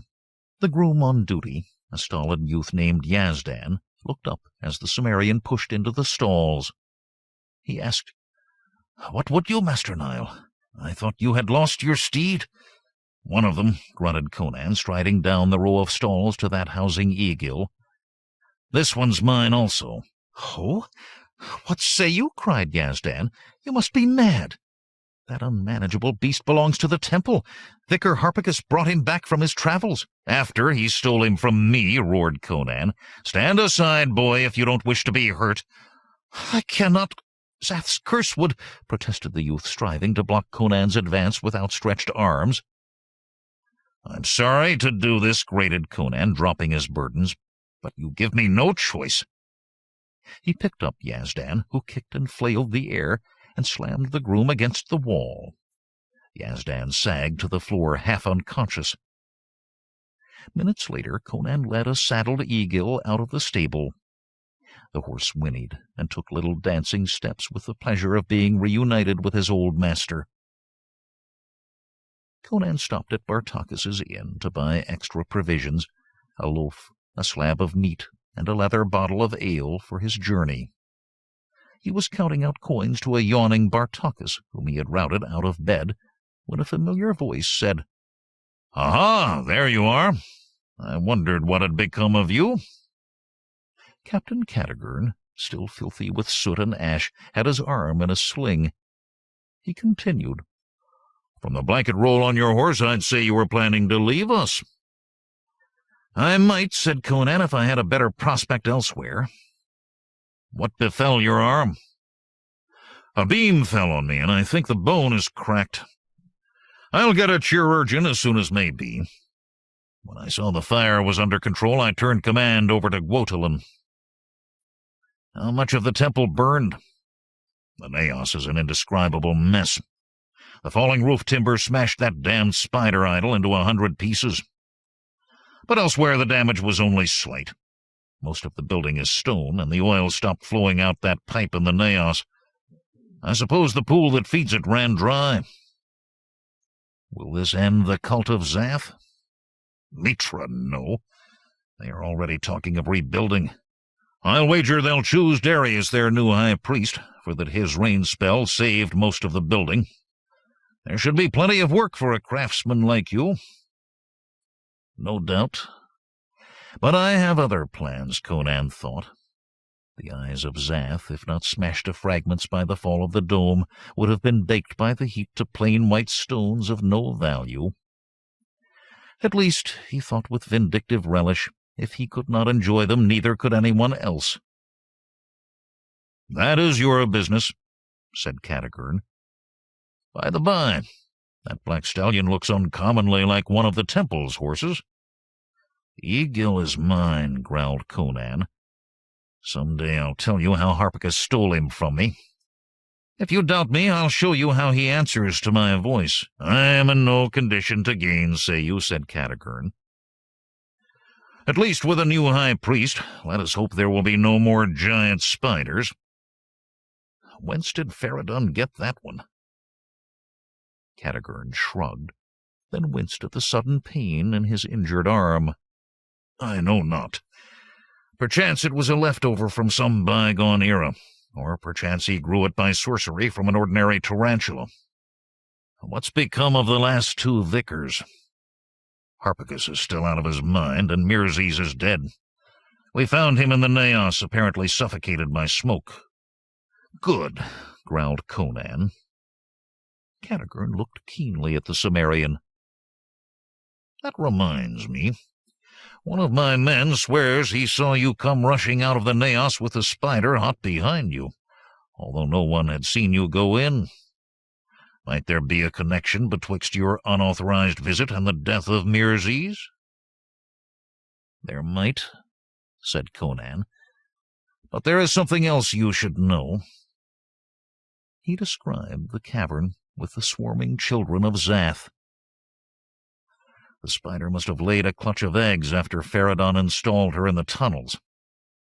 If the king didn't give in, Faradun would unleash the horde on Zamora.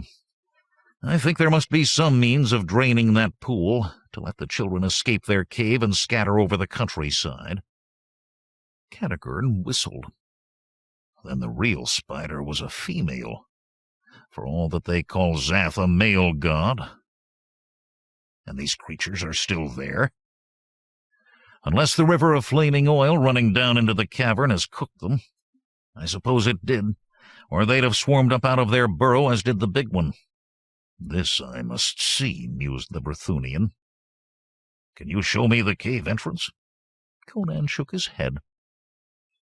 "It is somewhere in these hills, but you could search for a month without finding it. You'd better go down through the trap door as I did." Cadogan shuddered. "I must lead my men into that hole with pikes and torches to make sure all those vermin are dead," he muttered. "Faradun was honest in his way, but the gods preserve me from fanatics." "I'm told he controlled beasts of all kinds," said Conan, yawning prodigiously. "If he'd lost his spiders but survived, he might have set wolves or lions or eagles on the Zamorians. Well, I must away."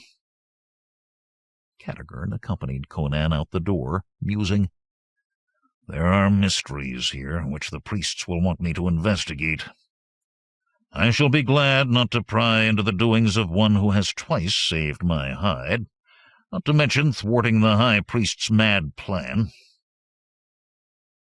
Conan wrung the hand of the Cadogan's uninjured arm and began to unhitch his horse when he spied the barrel of bitumen for Bartakis's lamps standing around the corner of the inn.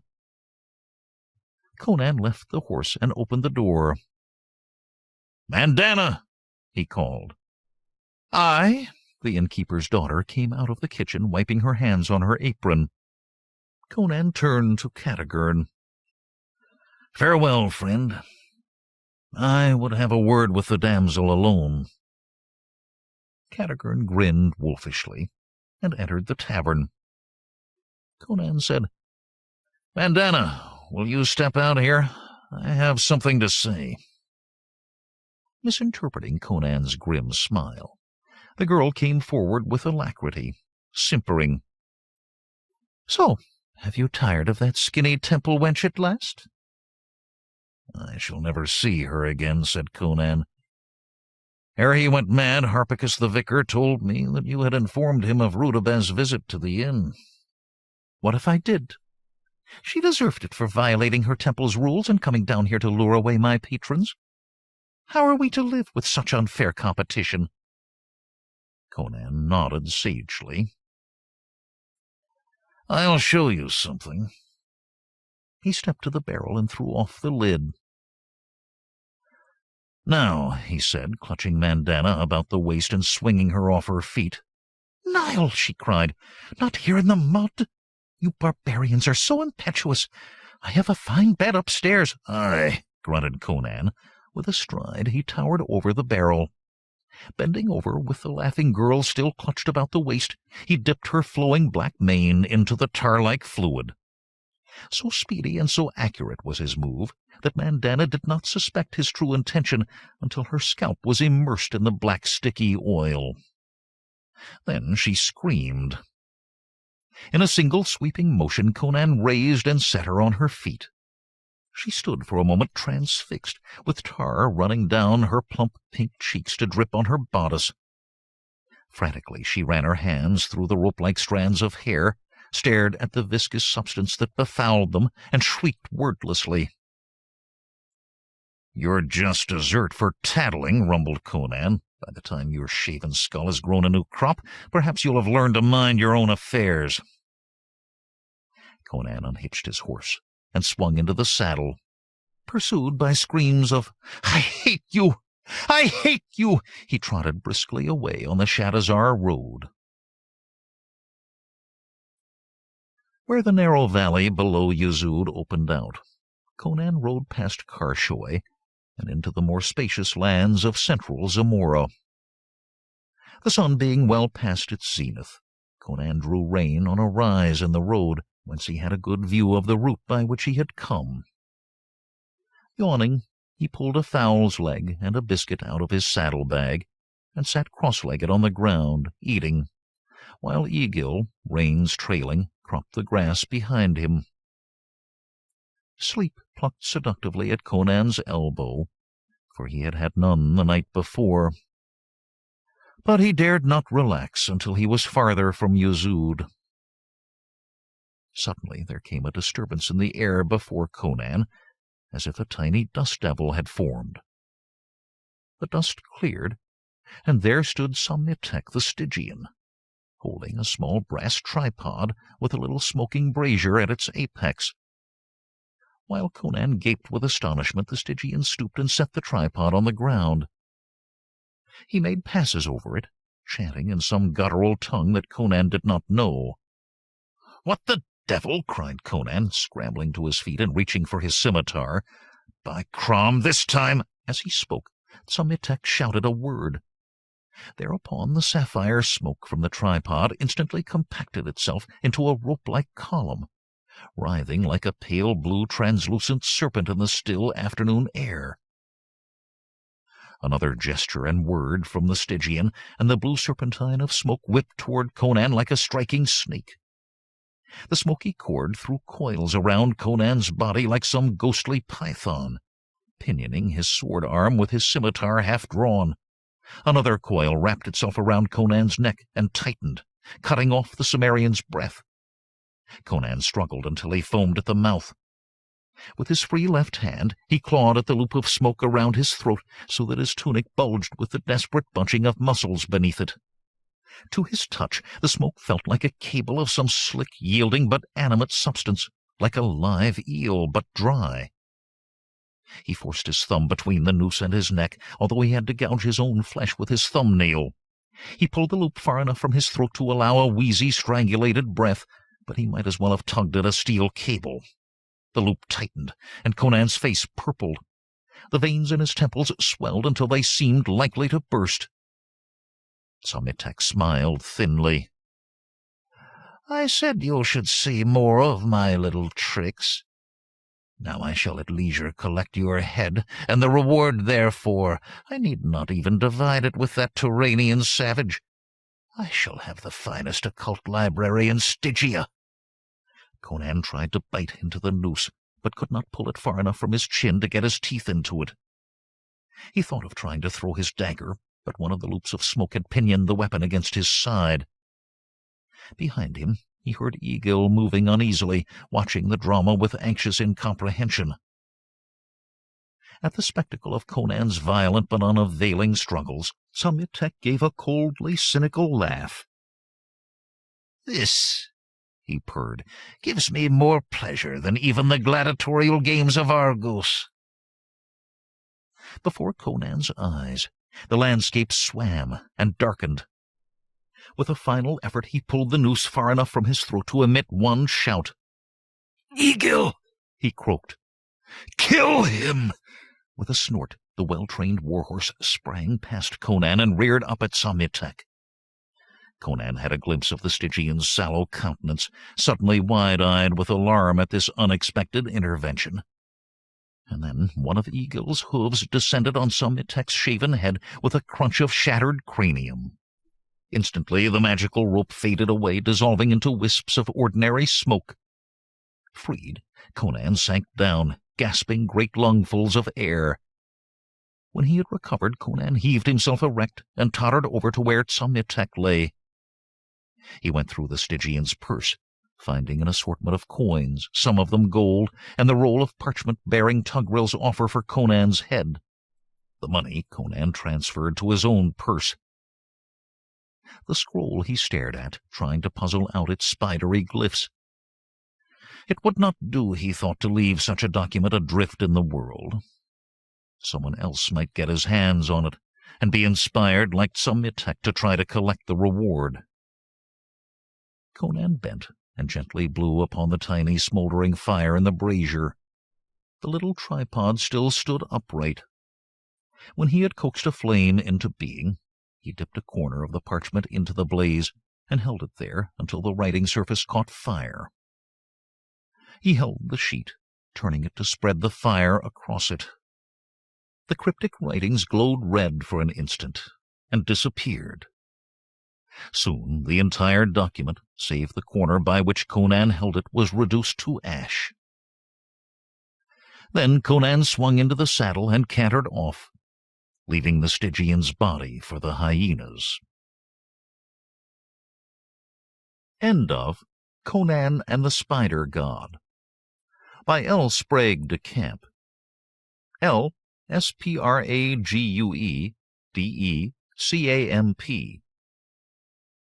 Read by John Polk in the studios of the American Printing House for the Blind, Louisville, Kentucky, for the Library of Congress, February 2005.